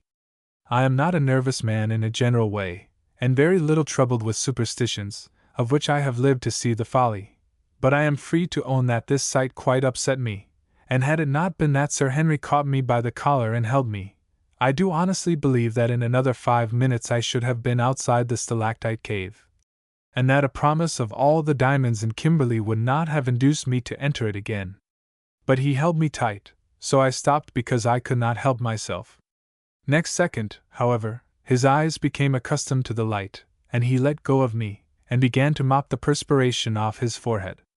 As for Good, he swore feebly, while Falada threw her arms round his neck and shrieked. Only Gagul chuckled loud and long. It was a ghastly sight. There at the end of the long stone table, holding in his skeleton fingers a great white spear, sat Death himself, shaped in the form of a colossal human skeleton, 15 feet or more in height. High above his head he held the spear, as though in the act to strike. One bony hand rested on the stone table before him, in the position a man assumes on rising from his seat, whilst his frame was bent forward so that the vertebrae of the neck and the grinning, gleaming skull projected towards us, and fixed its hollow eye places upon us, the jaws a little open, as though it were about to speak.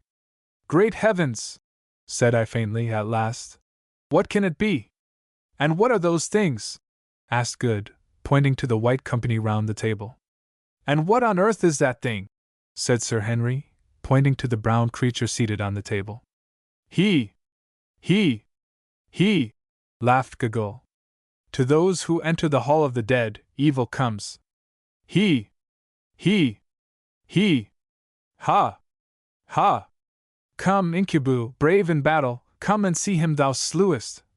And the old creature caught Curtis' coat in her skinny fingers, and led him away towards the table. We followed.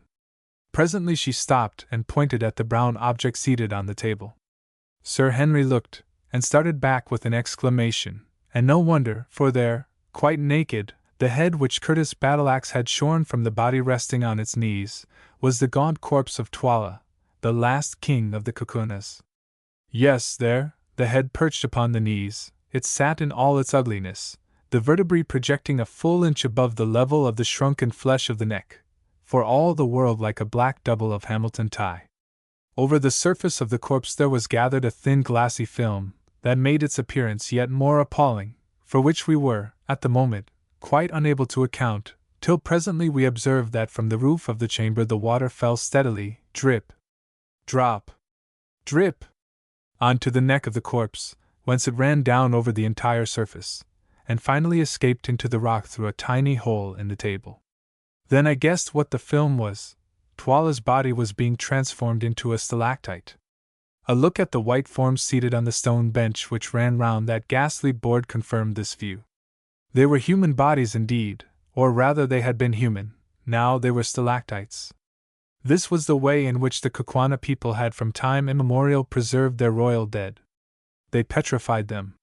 What the exact system might be, if there was any, beyond the placing of them for a long period of years under the drip, I never discovered, but there they sat, iced over and preserved forever by the silicious fluid. Anything more awe-inspiring than the spectacle of this long line of departed royalties. There were 27 of them, the last being Ignosi's father, wrapped, each of them, in a shroud of ice-like spar, through which the features could be dimly discovered, and seated round that inhospitable board, with Death himself for a host. It is impossible to imagine. That the practice of thus preserving their kings must have been an ancient one is evident from the number, which, allowing for an average reign of 15 years, supposing that every king who reigned was placed here, an improbable thing, as some are sure to have perished in battle far from home, would fix the date of its commencement at 4¼ centuries back. But the colossal Death, who sits at the head of the board, is far older than that, and unless I am much mistaken, owes his origin to the same artist who designed the 3 colossi.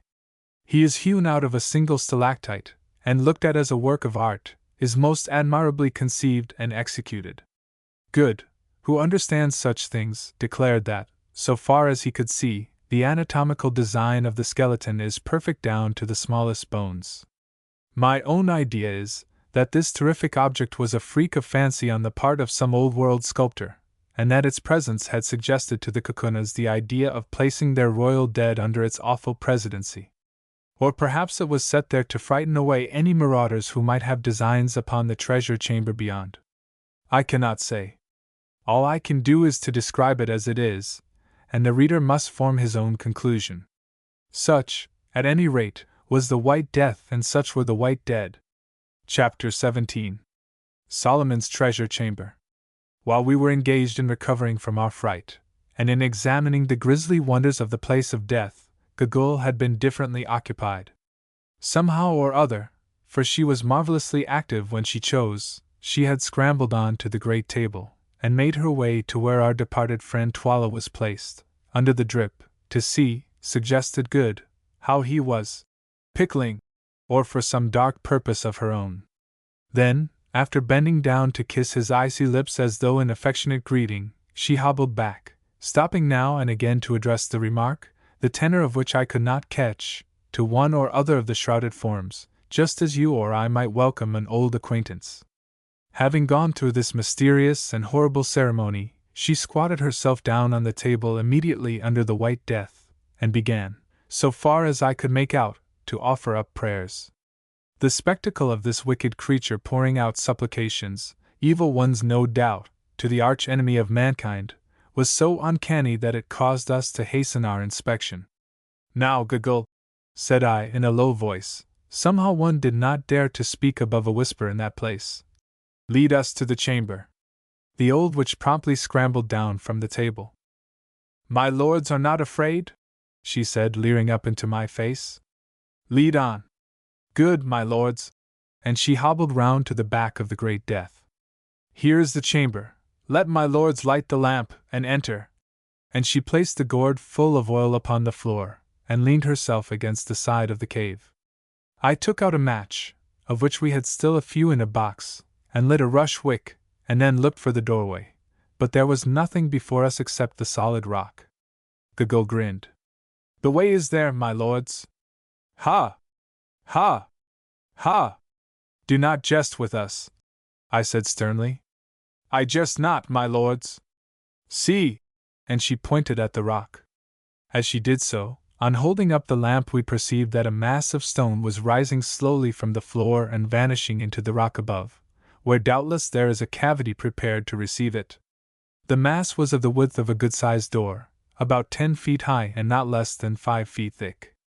It must have weighed at least 20 or 30 tons, and was clearly moved upon some simple balance principle of counterweights, probably the same as that by which the opening and shutting of an ordinary modern window is arranged.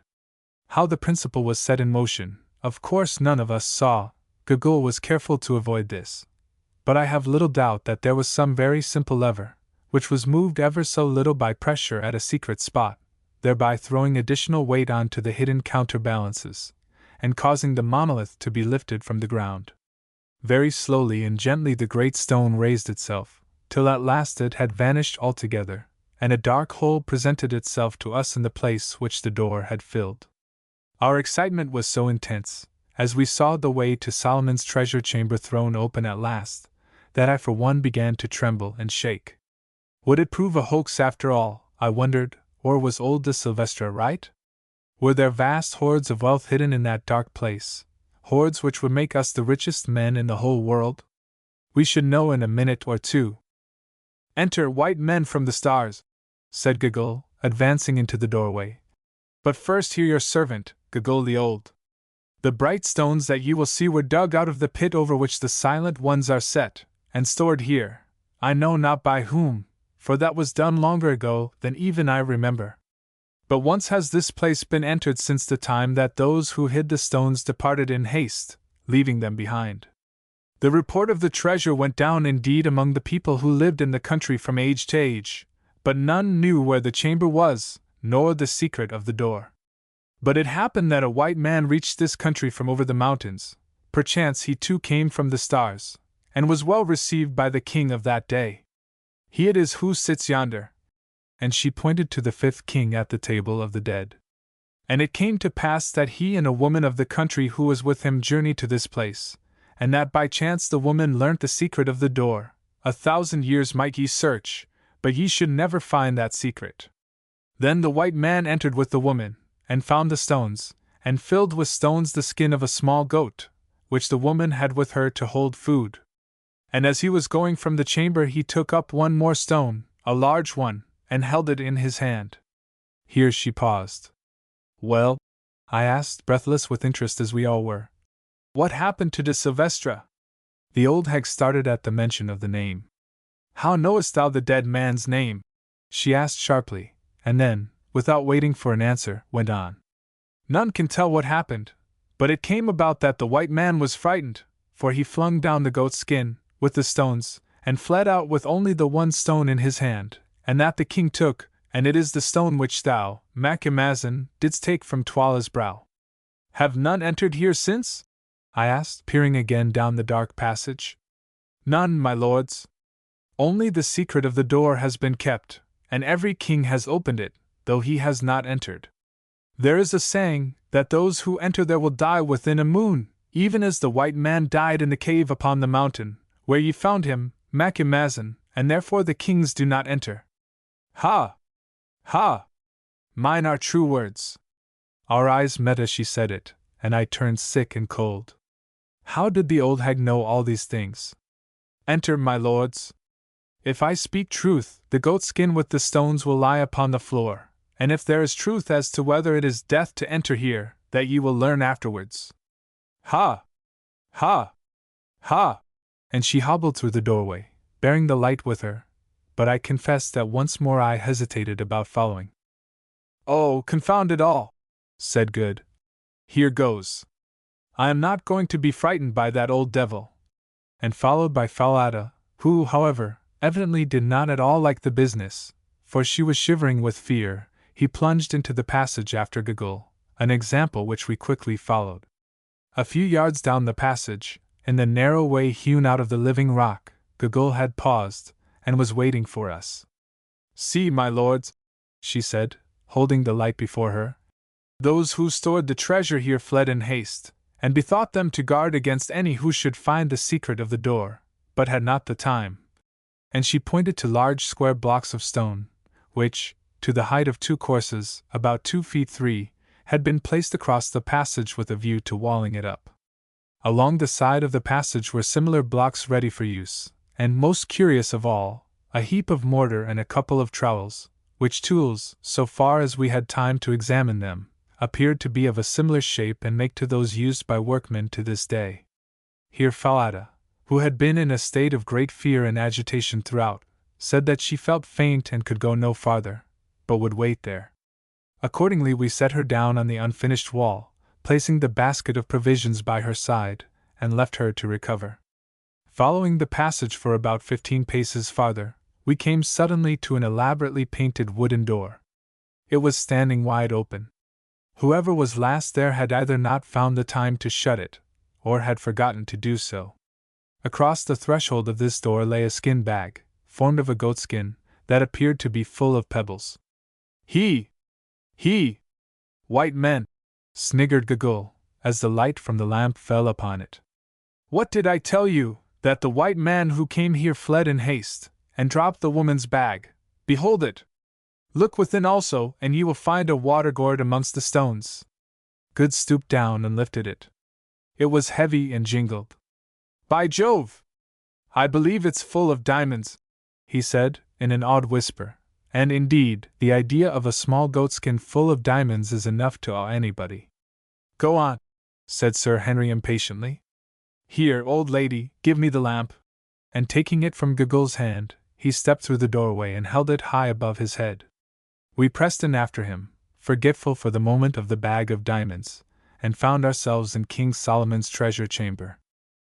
At first, all that the somewhat faint light given by the lamp revealed was a room hewn out of the living rock, and apparently not more than 10 feet square.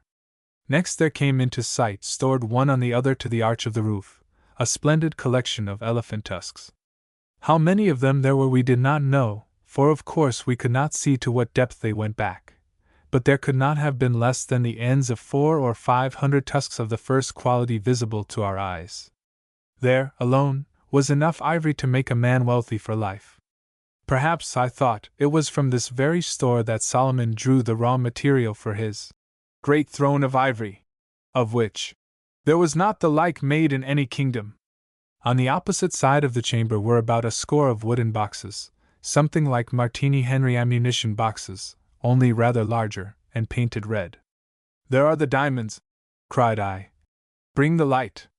Sir Henry did so, holding it close to the top box, of which the lid, rendered rotten by time even in that dry place, appeared to have been smashed in, probably by de Silvestre himself.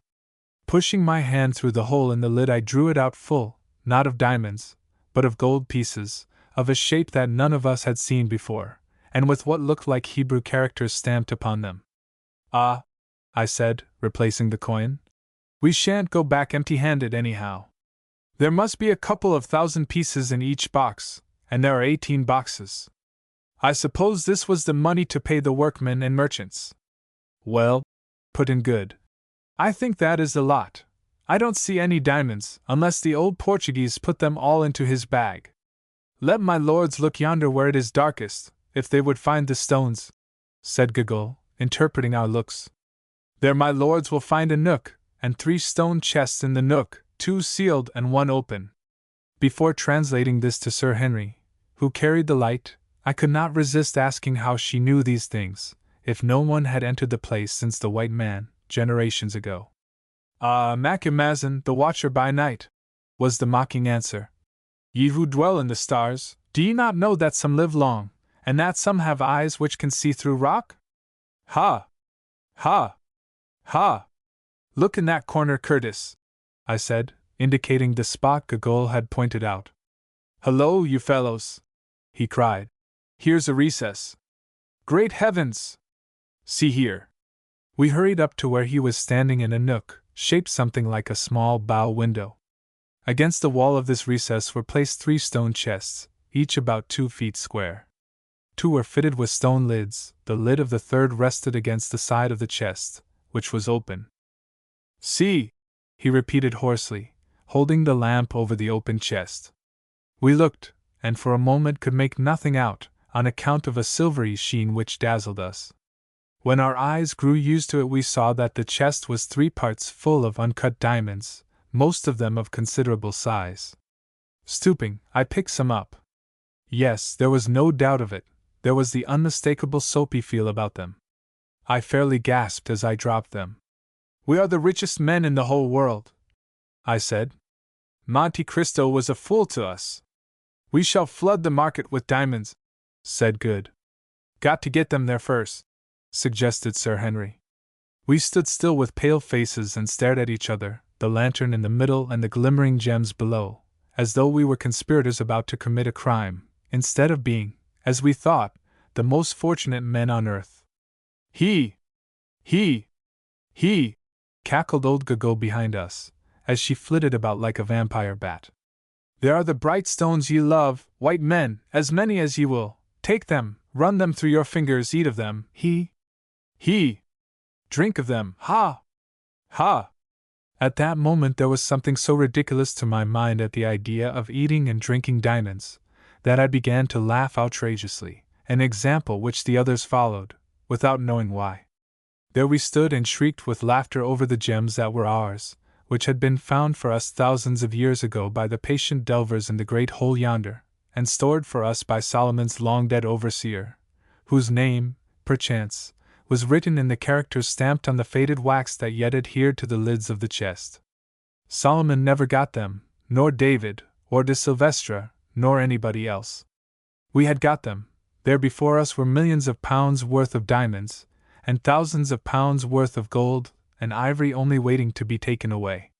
Suddenly the fit passed off, and we stopped laughing. Open the other chests, white men, croaked Giggle. There are surely more therein. Take your fill, white lords. Ha! Ha! Take your fill.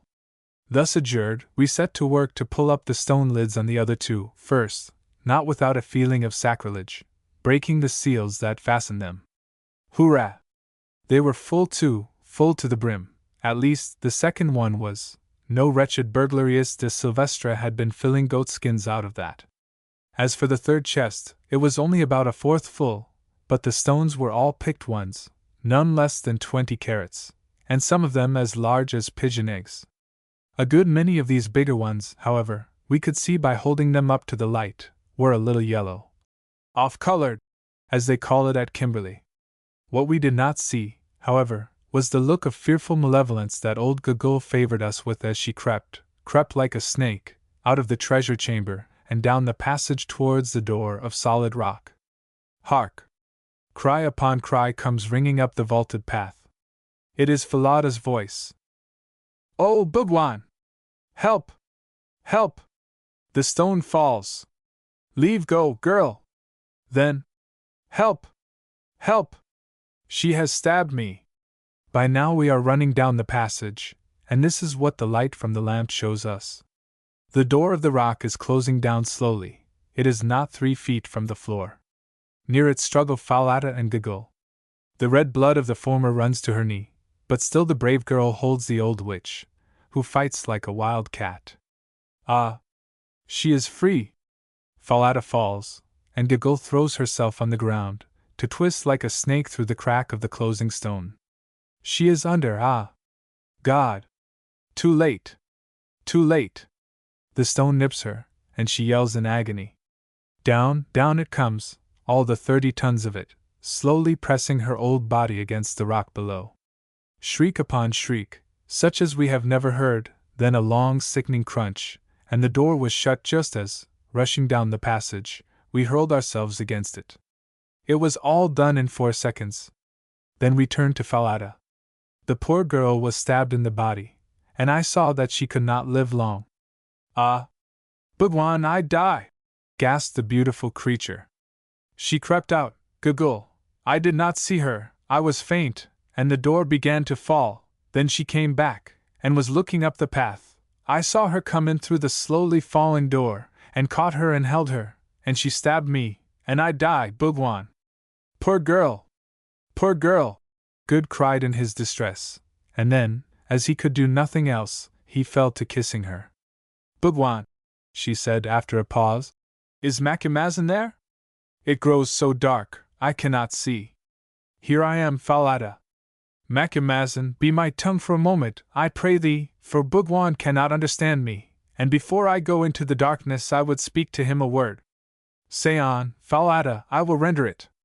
Say to my lord Bhagwan that I love him, and that I am glad to die because I know that he cannot cumber his life with such as I am, for the sun may not mate with the darkness, nor the white with the black.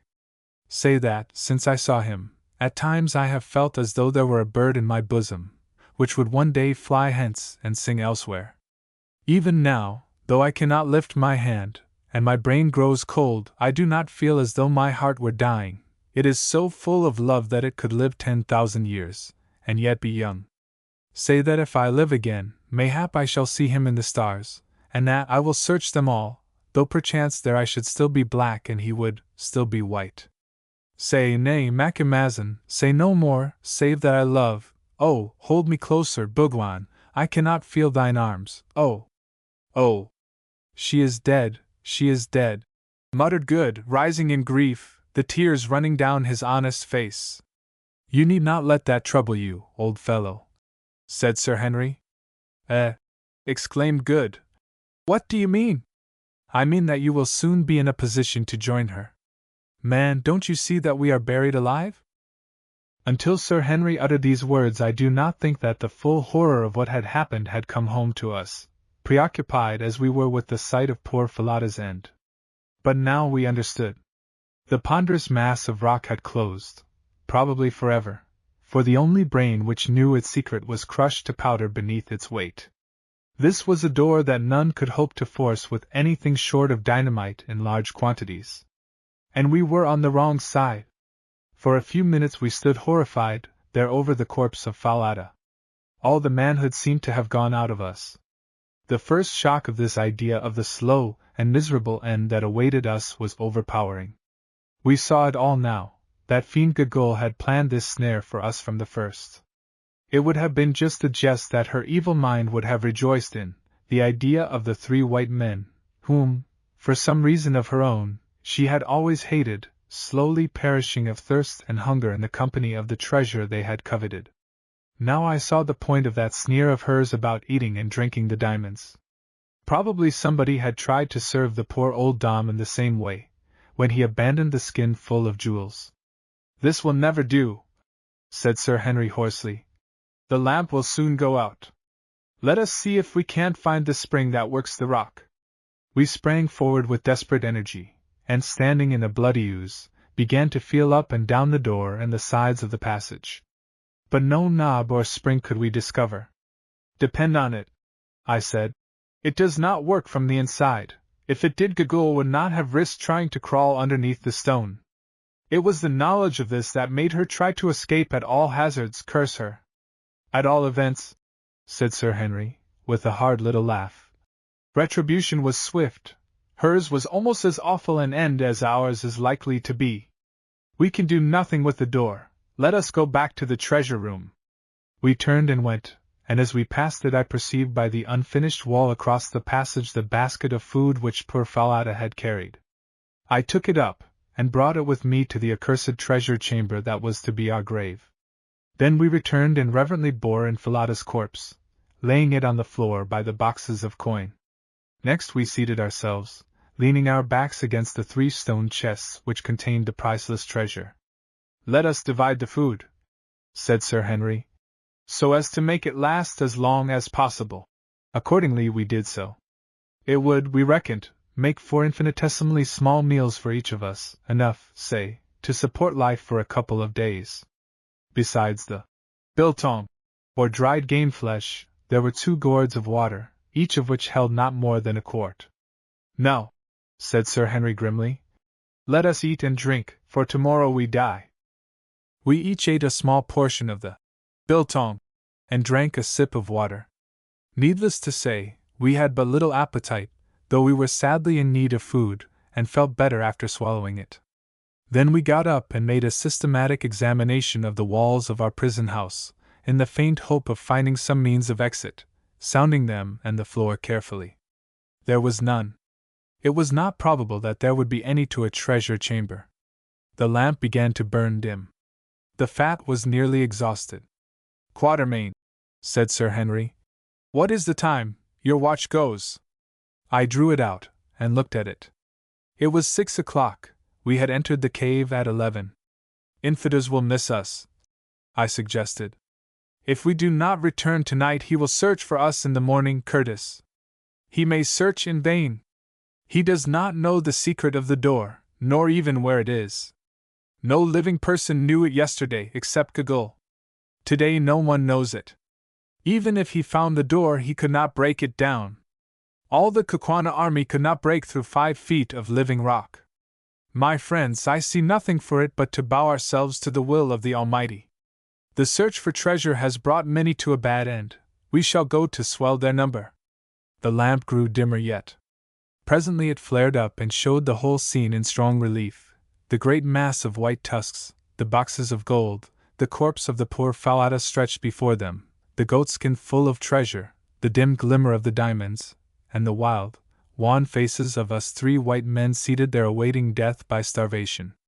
Then the flames sank and expired. Chapter 18. We abandon hope.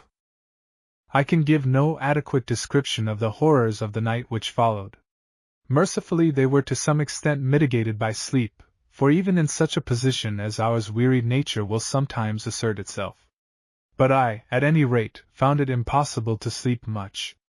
Putting aside the terrifying thought of our impending doom, for the bravest man on earth might well quail from such a fate as awaited us, and I never made any pretensions to be brave, the silence itself was too great to allow of it. Reader, you may have lain awake at night and thought the quiet oppressive, but I say with confidence that you can have no idea what a vivid, tangible thing is perfect stillness. On the surface of the earth there is always some sound or motion, and though it may in itself be imperceptible, yet it deadens the sharp edge of absolute silence.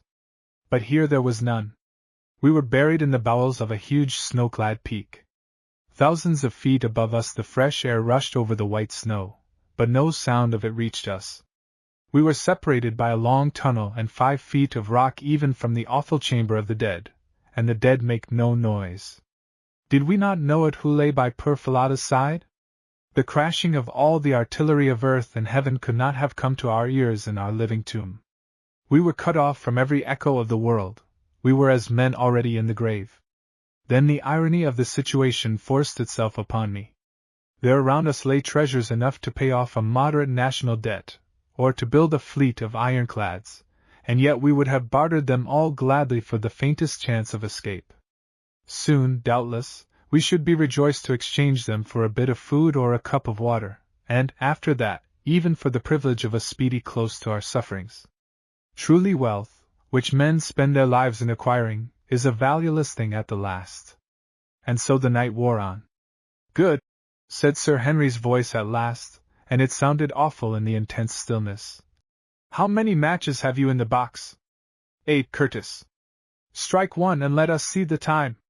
He did so, and in contrast to the dense darkness the flame nearly blinded us. It was 5 o'clock by my watch.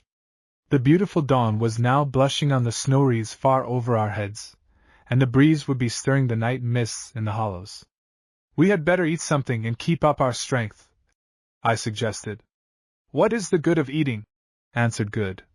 The sooner we die and get it over the better. While there is life there is hope, said Sir Henry. Accordingly we ate and sipped some water, and another period of time elapsed. Then Sir Henry suggested that it might be well to get as near the door as possible and hullo, on the faint chance of somebody catching a sound outside. Accordingly Good, who from long practice at sea, has a fine piercing note, groped his way down the passage and set to work. I must say that he made a most diabolical noise. I never heard such yells, but it might have been a mosquito buzzing for all the effect they produced. After a while he gave it up and came back very thirsty, and had to drink. Then we stopped yelling, as it encroached on the supply of water. So we sat down once more against the chests of useless diamonds in that dreadful inaction which was one of the hardest circumstances of our fate, and I am bound to say that, for my part, I gave way in despair. Laying my head against Sir Henry's broad shoulder I burst into tears, and I think that I heard Good gulping away on the other side, and swearing hoarsely at himself for doing so. Ah, how good and brave that great man was! Had we been two frightened children, and he our nurse, he could not have treated us more tenderly. Forgetting his own share of miseries, he did all he could to soothe our broken nerves, telling stories of men who had been in somewhat similar circumstances, and miraculously escaped, and when these failed to cheer us, pointing out how, after all, it was only anticipating an end which must come to us all, that it would soon be over, and that death from exhaustion was a merciful one, which is not true.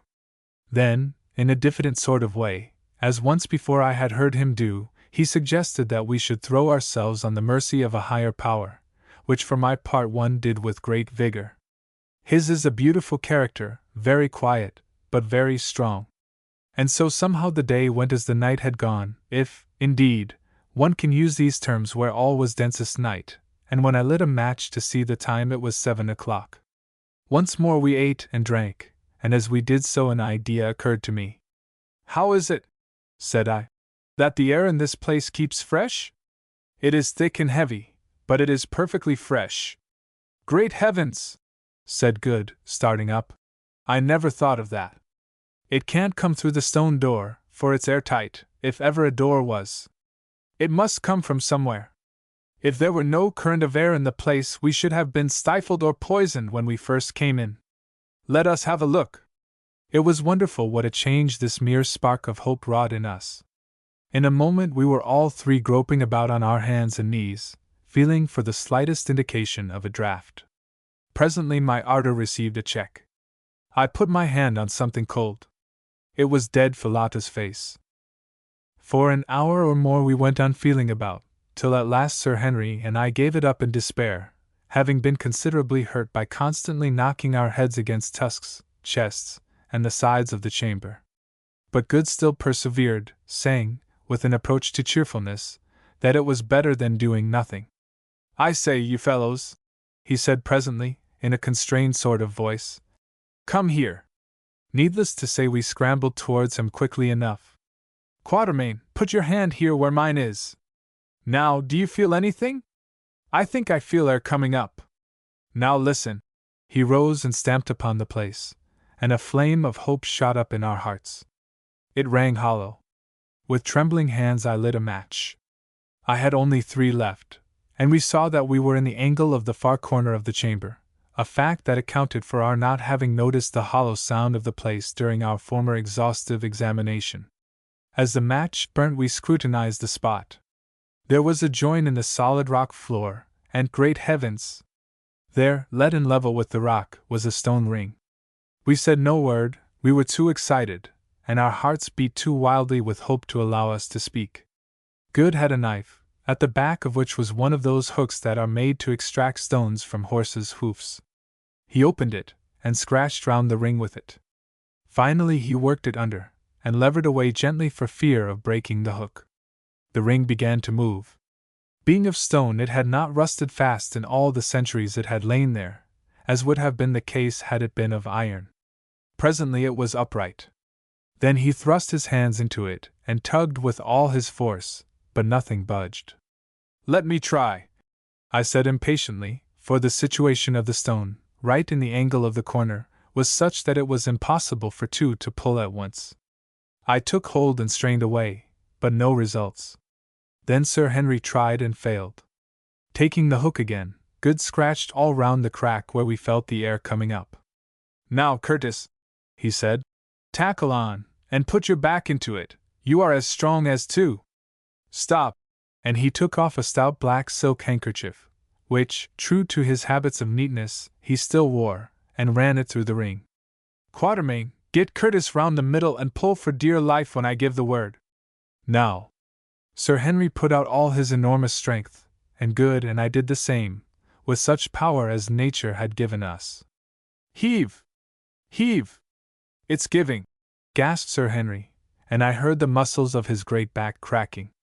Suddenly there was a grating sound, then a rush of air, and we were all on our backs on the floor with a heavy flagstone upon the top of us. Sir Henry's strength had done it, and never did muscular power stand a man in better stead. "Light a match, Quatermain," he said so soon as we had picked ourselves up and got our breath. "Carefully now." I did so, and there before us, heaven be praised, was the first step of a stone stair. "Now what is to be done?" asked Good. "Follow the stair, of course, and trust to Providence." "Stop!" said Sir Henry. "Quatermain, get the bit of biltong and the water that are left, we may want them." I went, creeping back to our place by the chests for that purpose, and as I was coming away an idea struck me. We had not thought much of the diamonds for the last 24 hours or so. Indeed, the very idea of diamonds was nauseous, seeing what they had entailed upon us. But, reflected I may as well pocket some in case we ever should get out of this ghastly hole. So I just put my fist into the first chest and filled all the available pockets of my old shooting coat and trousers, topping up, this was a happy thought, with a few handfuls of big ones from the third chest. Also, by an afterthought, I stuffed Villada's basket, which, except for one water gourd and a little biltong, was empty now, with great quantities of the stones. "I say, you fellows," I sang out, "won't you take some diamonds with you? I've filled my pockets and the basket." "Oh, come on, Quatermain! And hang the diamonds," said Sir Henry. "I hope that I may never see another." As for Good, he made no answer. He was, I think, taking his last farewell of all that was left of the poor girl who had loved him so well. And curious as it may seem to you, my reader, sitting at home at ease and reflecting on the vast, indeed the immeasurable, wealth which we were thus abandoning, I can assure you that if you had passed some 28 hours with next to nothing to eat and drink in that place, you would not have cared to cumber yourself with diamonds whilst plunging down into the unknown bowels of the earth, in the wild hope of escape from an agonizing death. If from the habits of a lifetime, it had not become a sort of second nature with me never to leave anything worth having behind if there was the slightest chance of my being able to carry it away, I am sure that I should not have bothered to fill my pockets and that basket. "Come on, Quatermain," repeated Sir Henry, who was already standing on the first step of the stone stair. "Steady, I will go first. Mind where you put your feet, there may be some awful hole underneath," I answered. "Much more likely to be another room," said Sir Henry, while he descended slowly, counting the steps as he went. When he got to 15, he stopped. "Here's the bottom," he said. "Thank goodness! I think it's a passage. Follow me down." Good went next, and I came last, carrying the basket, and on reaching the bottom lit one of the two remaining matches. By its light we could just see that we were standing in a narrow tunnel, which ran right and left at right angles to the staircase we had descended. Before we could make out any more, the match burnt my fingers and went out. Then arose the delicate question of which way to go. Of course, it was impossible to know what the tunnel was, or where it led to, and yet to turn one way might lead us to safety, and the other to destruction. We were utterly perplexed, till suddenly it struck Good that when I had lit the match the draught of the passage blew the flame to the left. "Let us go against the draught," he said. "Air draws inwards, not outwards, We took this suggestion, and feeling along the wall with our hands, whilst trying the ground before us at every step, we departed from that accursed treasure chamber on our terrible quest for life. If ever it should be entered again by living man, which I do not think probable, he will find tokens of our visit in the open chests of jewels, the empty lamp, and the white bones of poor Faada.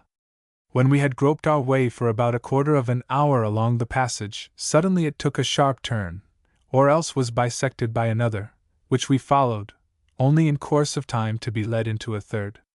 And so it went on for some hours. We seemed to be in a stone labyrinth that led nowhere. What all these passages are, of course I cannot say, but we thought that they must be the ancient workings of a mine, of which the various shafts and adits travelled hither and thither as the ore led them. This is the only way in which we could account for such a multitude of galleries. At length we halted, thoroughly worn out with fatigue and with that hope deferred which mocketh the heart sick, and ate up our poor remaining piece of biltong and drank our last sup of water, for our throats were like lime kilns. It seemed to us that we had escaped death in the darkness of the treasure chamber only to meet him in the darkness of the tunnels. As we stood, once more utterly depressed, I thought that I caught a sound, to which I called the attention of the others.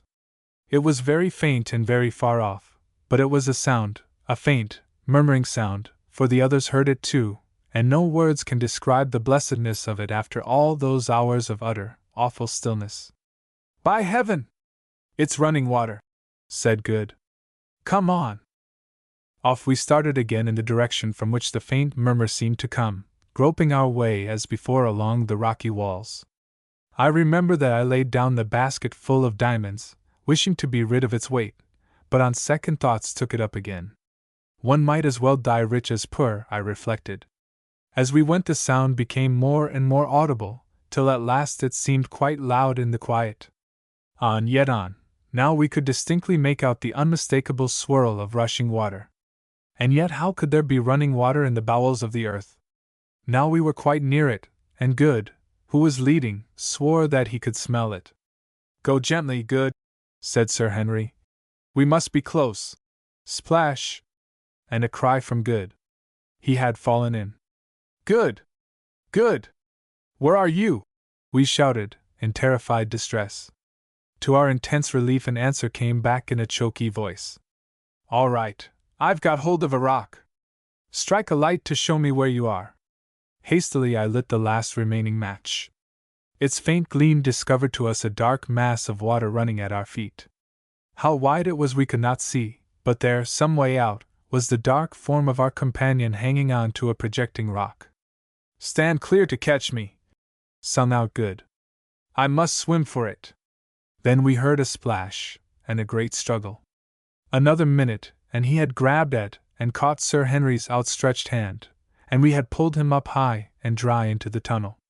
"My word," he said between his gasps, "that was touch and go. If I hadn't managed to catch that rock, and known how to swim, I should have been done. It runs like a mill race, and I could feel no bottom." We dared not follow the banks of the subterranean river for fear lest we should fall into it again in the darkness. So after Good had rested a while, and we had drunk our fill of the water, which was sweet and fresh, and washed our faces, that needed it sadly, as well as we could, we started from the banks of this African Styx, and began to retrace our steps along the tunnel, Good dripping unpleasantly in front of us. At length we came to another gallery leading to our right. "We may as well take it," said Sir Henry wearily. "All roads are alike here, we can only go on till we drop." Slowly, for a long, long while, we stumbled, utterly exhausted, along this new tunnel, Sir Henry now leading the way. Again I thought of abandoning that basket, but did not. Suddenly he stopped, and we bumped up against him. "Look," he whispered. "Is my brain going, or is that light?" We stared with all our eyes, and there, yes, there, far ahead of us, was a faint, glimmering spot, no larger than a cottage window pane. It was so faint that I doubt if any eyes, except those which, like ours, had for days seen nothing but blackness, could have perceived it at all. With a gasp of hope we pushed on. In 5 minutes there was no longer any doubt. It was a patch of faint light. A minute more and a breath of real live air was fanning us. On we struggled. All at once the tunnel narrowed. Sir Henry went on his knees. Smaller yet it grew, till it was only the size of a large fox's earth. It was earth now, mind you, the rock had ceased. A squeeze, a struggle, and Sir Henry was out, and so was good, and so was I, dragging Falada's basket after me, and there above us were the blessed stars, and in our nostrils was the sweet air. Then suddenly something gave, and we were all rolling over and over and over through grass and bushes and soft, wet soil. The basket caught in something and I stopped. Sitting up, I halloed lustily. An answering shout came from below, where Sir Henry's wild career had been checked by some level ground. I scrambled to him, and found him unhurt though breathless. Then we looked for good. A little way off we discovered him also, hammed in a forked root. He was a good deal knocked about, but soon came to himself. We sat down together, there on the grass, and the revulsion of feeling was so great that really I think we cried with joy. We had escaped from that awful dungeon, which was so near to becoming our grave.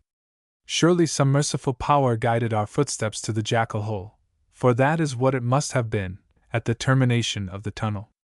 And see, yonder on the mountains the dawn we had never thought to look upon again was blushing rosy red.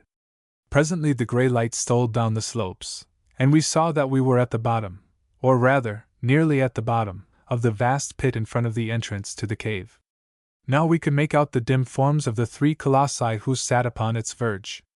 Doubtless those awful passages, along which we had wandered the livelong night, had been originally in some way connected with the great diamond mine.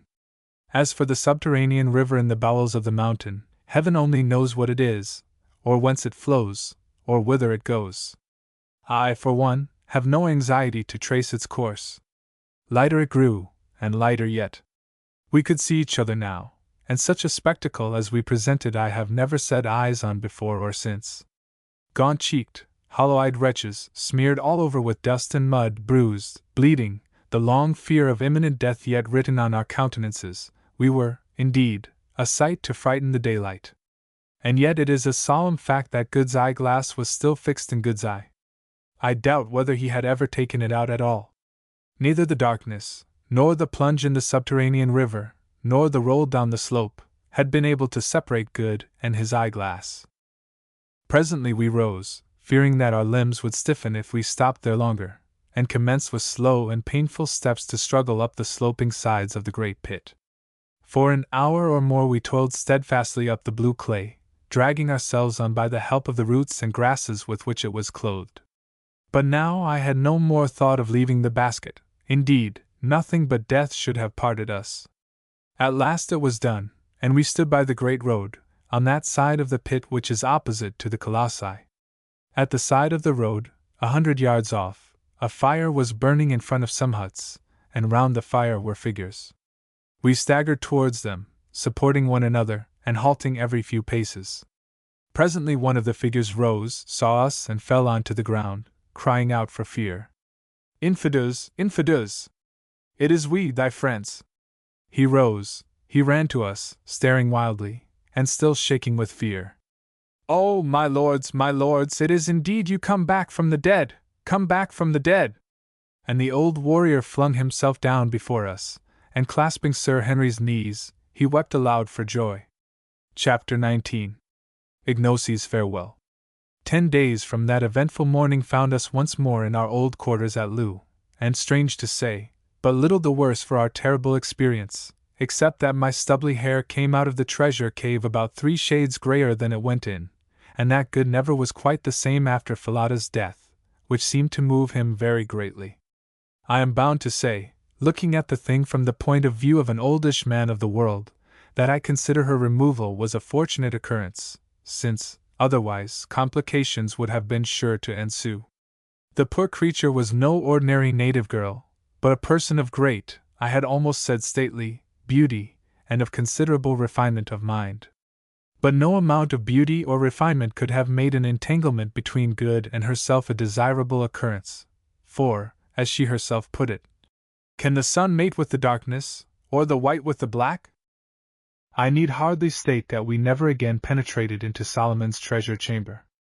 After we had recovered from our fatigues, a process which took us 48 hours, we descended into the great pit in the hope of finding the hole by which we had crept out of the mountain, but with no success. To begin with, rain had fallen, and obliterated our spur, and what is more, the sides of the vast pit were full of antbear and other holes. It was impossible to say to which of these we owed our salvation. Also, on the day before we started back to Loo, we made a further examination of the wonders of the stalactite cave, and drawn by a kind of restless feeling, even penetrated once more into the chamber of the dead.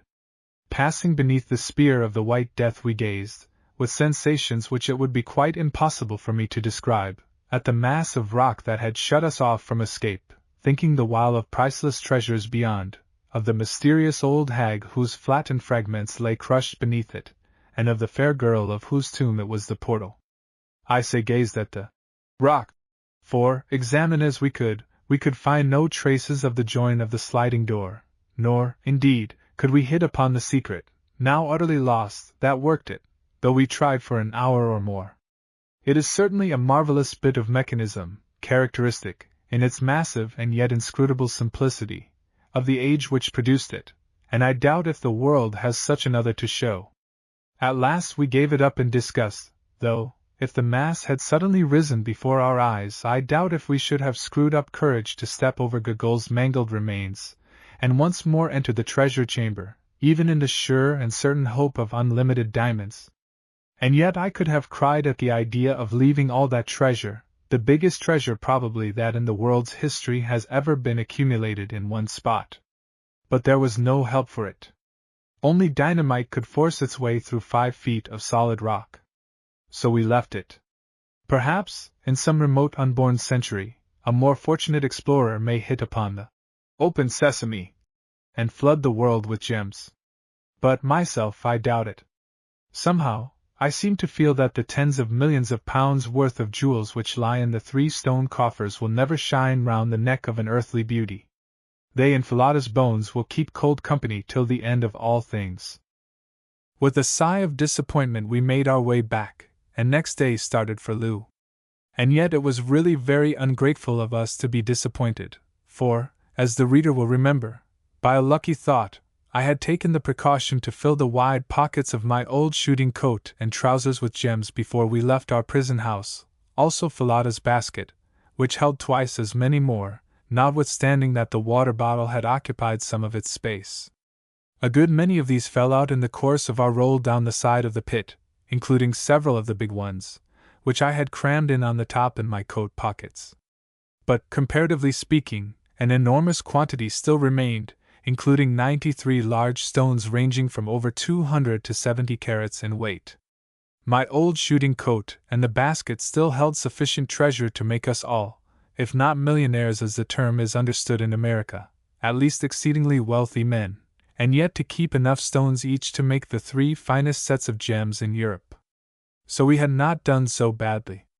On arriving at Loo we were most cordially received by Ignacy, whom we found well, and busily engaged in consolidating his power, and reorganizing the regiments which had suffered most in the great struggle with Twala.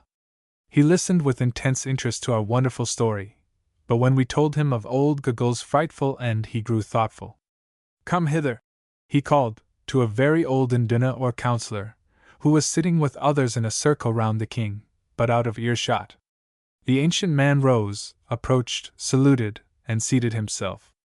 "Thou art aged," said Ignacy. "Aye, my lord the king! Thy father's father and I were born on the same day. Tell me, when thou wast little, didst thou know Gogola the witch doctress?" "Aye, my lord the king!" "How was she then, young like thee?" "Not so, my lord the king! She was even as she is now and as she was in the days of my great-grandfather before me, old and dried, very ugly, and full of wickedness. She is no more, she is dead. So, O king! Then is an ancient curse taken from the land. Go! Come! I go, black puppy, who tore out the old dog's throat. Come! Ye see, my brothers," said Ignacy, "this was a strange woman, and I rejoice that she is dead. She would have let you die in the dark place, and mayhap afterwards she had found a way to slay me, as she found a way to slay my father, and set up Twala, whom her black heart loved, in his place. Now go on with the tale, surely there never was its like. After I had narrated all the story of our escape, as we had agreed between ourselves that I should, I took the opportunity to address Ignosi as to our departure from Kukwanaland. And now, Ignosi, I said, the time has come for us to bid thee farewell, and start to see our own land once more. Behold, Ignosi, thou camest with us a servant, and now we leave thee a mighty king. If thou art grateful to us, remember to do even as thou didst promise, to rule justly, to respect the law, and to put none to death without a cause. So shalt thou prosper. Tomorrow, at break of day, Ignosi, thou wilt give us an escort who shall lead us across the mountains. Is it not so, O king? Ignosi covered his face with his hands for a while before answering. My heart is sore, he said at last. Your words split my heart in twain. What have I done to you, Inkibu, Macumazan, and Bugwan, that ye should leave me desolate? Ye who stood by me in rebellion and in battle, will ye leave me in the day of peace and victory?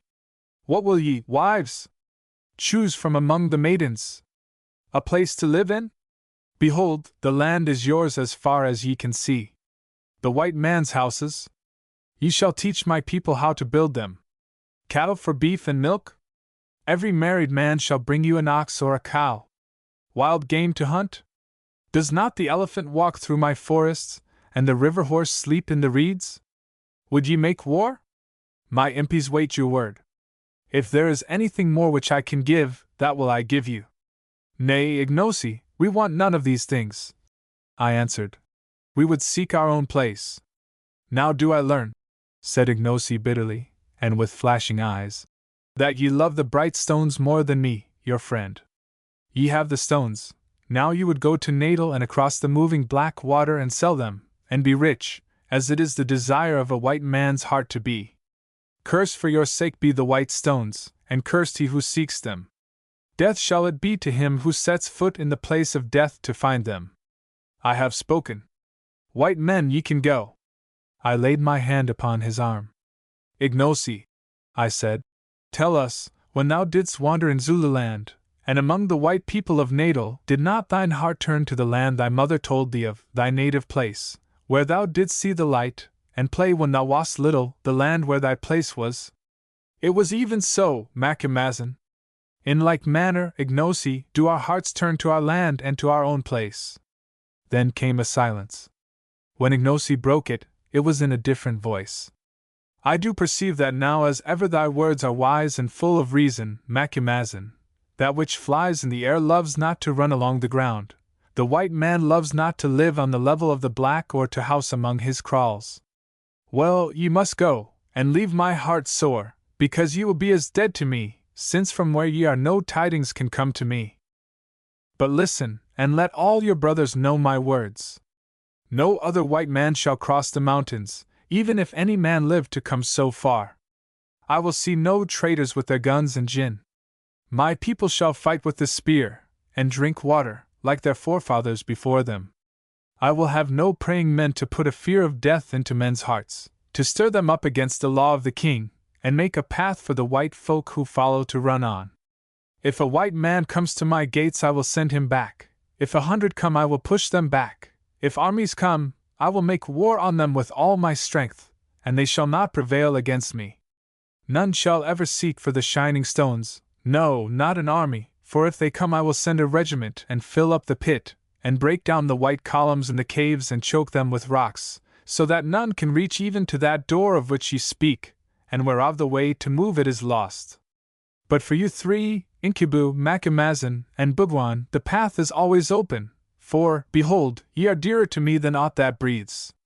And ye would go. Infidus, my uncle, and my Induna, shall take you by the hand and guide you with a regiment. There is, as I have learned, another way across the mountains that he shall show you.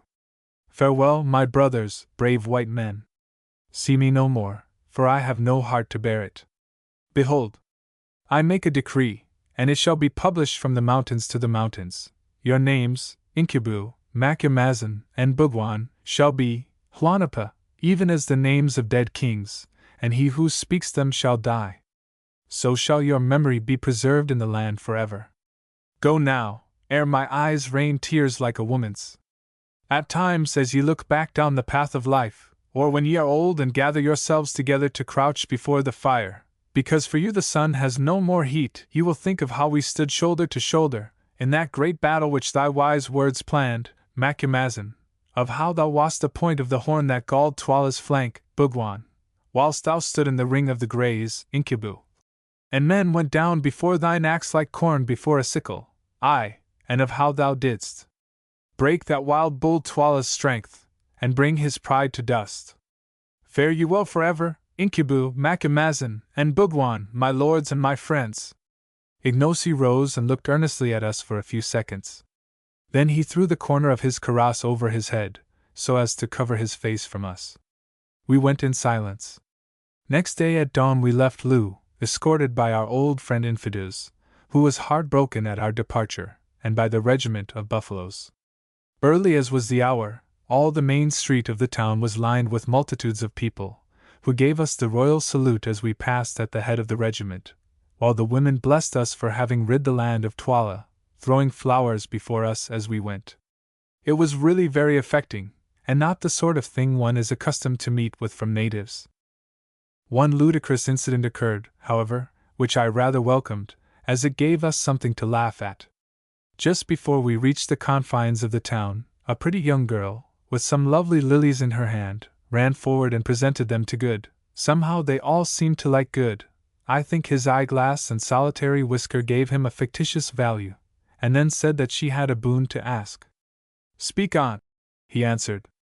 Let my lord show his servant his beautiful white legs, that his servant may look upon them, and remember them all her days, and tell of them to her children. His servant has traveled 4 days' journey to see them, for the fame of them has gone throughout the land. I'll be hanged if I do, exclaimed Good excitedly. Come, come, my dear fellow, said Sir Henry. You can't refuse to oblige a lady. I won't, replied Good obstinately. It is positively indecent. However, in the end he consented to draw up his trousers to the knee, amidst notes of rapturous admiration from all the women present, especially the gratified young lady, and in this guise he had to walk till we got clear of the town.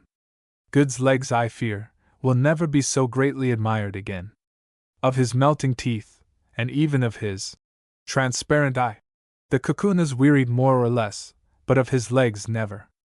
As we traveled, Infidus told us that there was another pass over the mountains to the north of the one followed by Solomon's Great Road, or rather that there was a place where it was possible to climb down the wall of cliff which separates Kukuanaland from the desert, and is broken by the towering shapes of Sheba's breasts.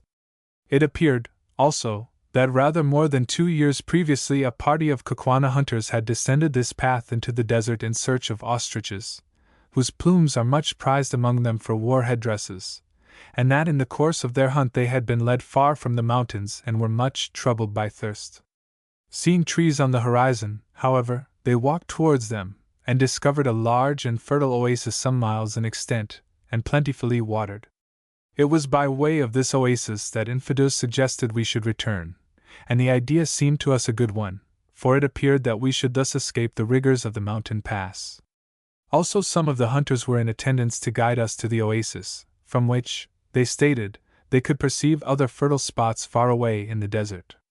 Traveling easily, on the night of the 4th day's journey we found ourselves once more on the crest of the mountains that separate Kukuanaland from the desert, which rolled away in sandy billows at our feet, and about 25 miles to the north of Sheba's breasts. At dawn on the following day, we were led to the edge of a very precipitous chasm, by which we were to descend the precipice, and gain the plain 2,000 and more feet below. Here we bade farewell to that true friend and sturdy old warrior, Infidus, who solemnly wished all good upon us, and nearly wept with grief. Never, my lords, he said, shall mine old eyes see the like of you again. Ah! The way that Incubu cut his men down in the battle! Ah! For the sight of that stroke with which he swept off my brother Twala's head! It was beautiful, beautiful! I may never hope to see such another, except perchance in happy dreams. We were very sorry to part from him. Indeed, Good was so moved that he gave him as a souvenir What do you think? An eyeglass. Afterwards we discovered that it was a spare one. Infidus was delighted, foreseeing that the possession of such an article would increase his prestige enormously, and after several vain attempts he actually succeeded in screwing it into his own eye. Anything more incongruous than the old warrior looked with an eyeglass I never saw. Eyeglasses do not go well with leopard-skin cloaks and black ostrich plumes. Then, after seeing that our guides were well laden with water and provisions, and having received a thundering farewell salute from the buffaloes, we wrung Infidus by the hand, and began our downward climb. A very arduous business it proved to be, but somehow that evening we found ourselves at the bottom without accident. "Do you know," said Sir Henry that night, as we sat by our fire and gazed up at the beetling cliffs above us, "I think that there are worse places than Kukwanaland in the world, and that I have known unhappier times than the last month or two, though I have never spent such queer ones. You fellows? I almost wish I were back," said Good, with a sigh. As for myself, I reflected that all's well that ends well. But in the course of a long life of shaves I never had such shaves as those which I had recently experienced. The thought of that battle makes me feel cold all over, and as for our experience in the treasure chamber. Next morning we started on a toilsome trudge across the desert, having with us a good supply of water carried by our 5 guides, and camped that night in the open, marching again at dawn on the morrow. By noon of the 3rd day's journey we could see the trees of the oasis of which the guides spoke, and within an hour of sundown we were walking once more upon grass and listening to the sound of running water. Chapter 20. Found. And now I come to perhaps the strangest adventure that happened to us in all this strange business, and one which shows how wonderfully things are brought about. I was walking along quietly, some way in front of the other 2, down the banks of the stream which runs from the oasis till it is swallowed up in the hungry desert sands, when suddenly I stopped and rubbed my eyes as well I might. There, not 20 yards in front of me, placed in a charming situation, under the shade of a species of fig tree, and facing to the stream, was a cozy hut, built more or less on the Kaffir principle with grass and withes, but having a full-length door instead of a beehole. "What the dickens," said I to myself, "can a hut be doing here?" Even as I said it the door of the hut opened, and there limped out of it a white man clothed in skins, and with an enormous black beard. I thought that I must have got a touch of the sun. It was impossible. No hunter ever came to such a place as this. Certainly no hunter would ever settle in it. I stared, and so did the other man, and just at that juncture Sir Henry and Good walked up. "Look here, you fellows," I said. "Is that a white man, or am I mad?" Sir Henry looked, and Good looked, and then all of a sudden the lame white man with a black beard uttered a great cry, and began hobbling towards us. When he was close he fell down in a sort of faint. With a spring Sir Henry was by his side. "Great powers!" he cried. "It is my brother George!" At the sound of this disturbance, another figure, also clad in skins, emerged from the hut, a gun in his hand, and ran towards us. On seeing me he too gave a cry. "Macumazahn," he halloed. "Don't you know me, Bass? I'm Jim the Hunter. I lost the note you gave me to give to the Bass, and we have been here nearly 2 years." And the fellow fell at my feet, and rolled over and over, weeping for joy. "You careless scoundrel," I said. "You ought to be well sjamboked. That is, hided." Meanwhile the man with the black beard had recovered and risen, and he and Sir Henry were pump-handling away at each other, apparently without a word to say. But whatever they had quarreled about in the past, I suspect it was a lady, though I never asked. It was evidently forgotten now. "My dear old fellow," burst out Sir Henry at last, "I thought you were dead. I have been over Solomon's Mountains to find you. I had given up all hope of ever seeing you again, and now I come across you perched in the desert, like an old Osvogel. I tried to cross Solomon's Mountains nearly 2 years ago," was the answer, spoken in the hesitating voice of a man who has had little recent opportunity of using his tongue. "But when I reached here a boulder fell on my leg and crushed it, and I have been able to go neither forward nor back. Then I came up." "How do you do, Mr. Neville?" I said. "Do you remember me?" "Why," he said, Isn't it Hunter Quatermain, and good too? Hold on a minute, you fellows, I am getting dizzy again. It is all so very strange, and when a man has ceased to hope, so very happy. That evening, over the campfire, George Curtis told us his story, which, in its way, was almost as eventful as our own, and, put shortly, amounted to this. A little less than 2 years before, he had started from Satanda's Kraal, to try to reach Suleimansburg. As for the note I had sent him by Jim, that worthy lost it, and he had never heard of it till today. But, acting upon information he had received from the natives, he headed not for Sheba's Breasts, but for the ladder-like descent of the mountains down which we had just come, which is clearly a better route than that marked out in old Dom Silvestra's plan.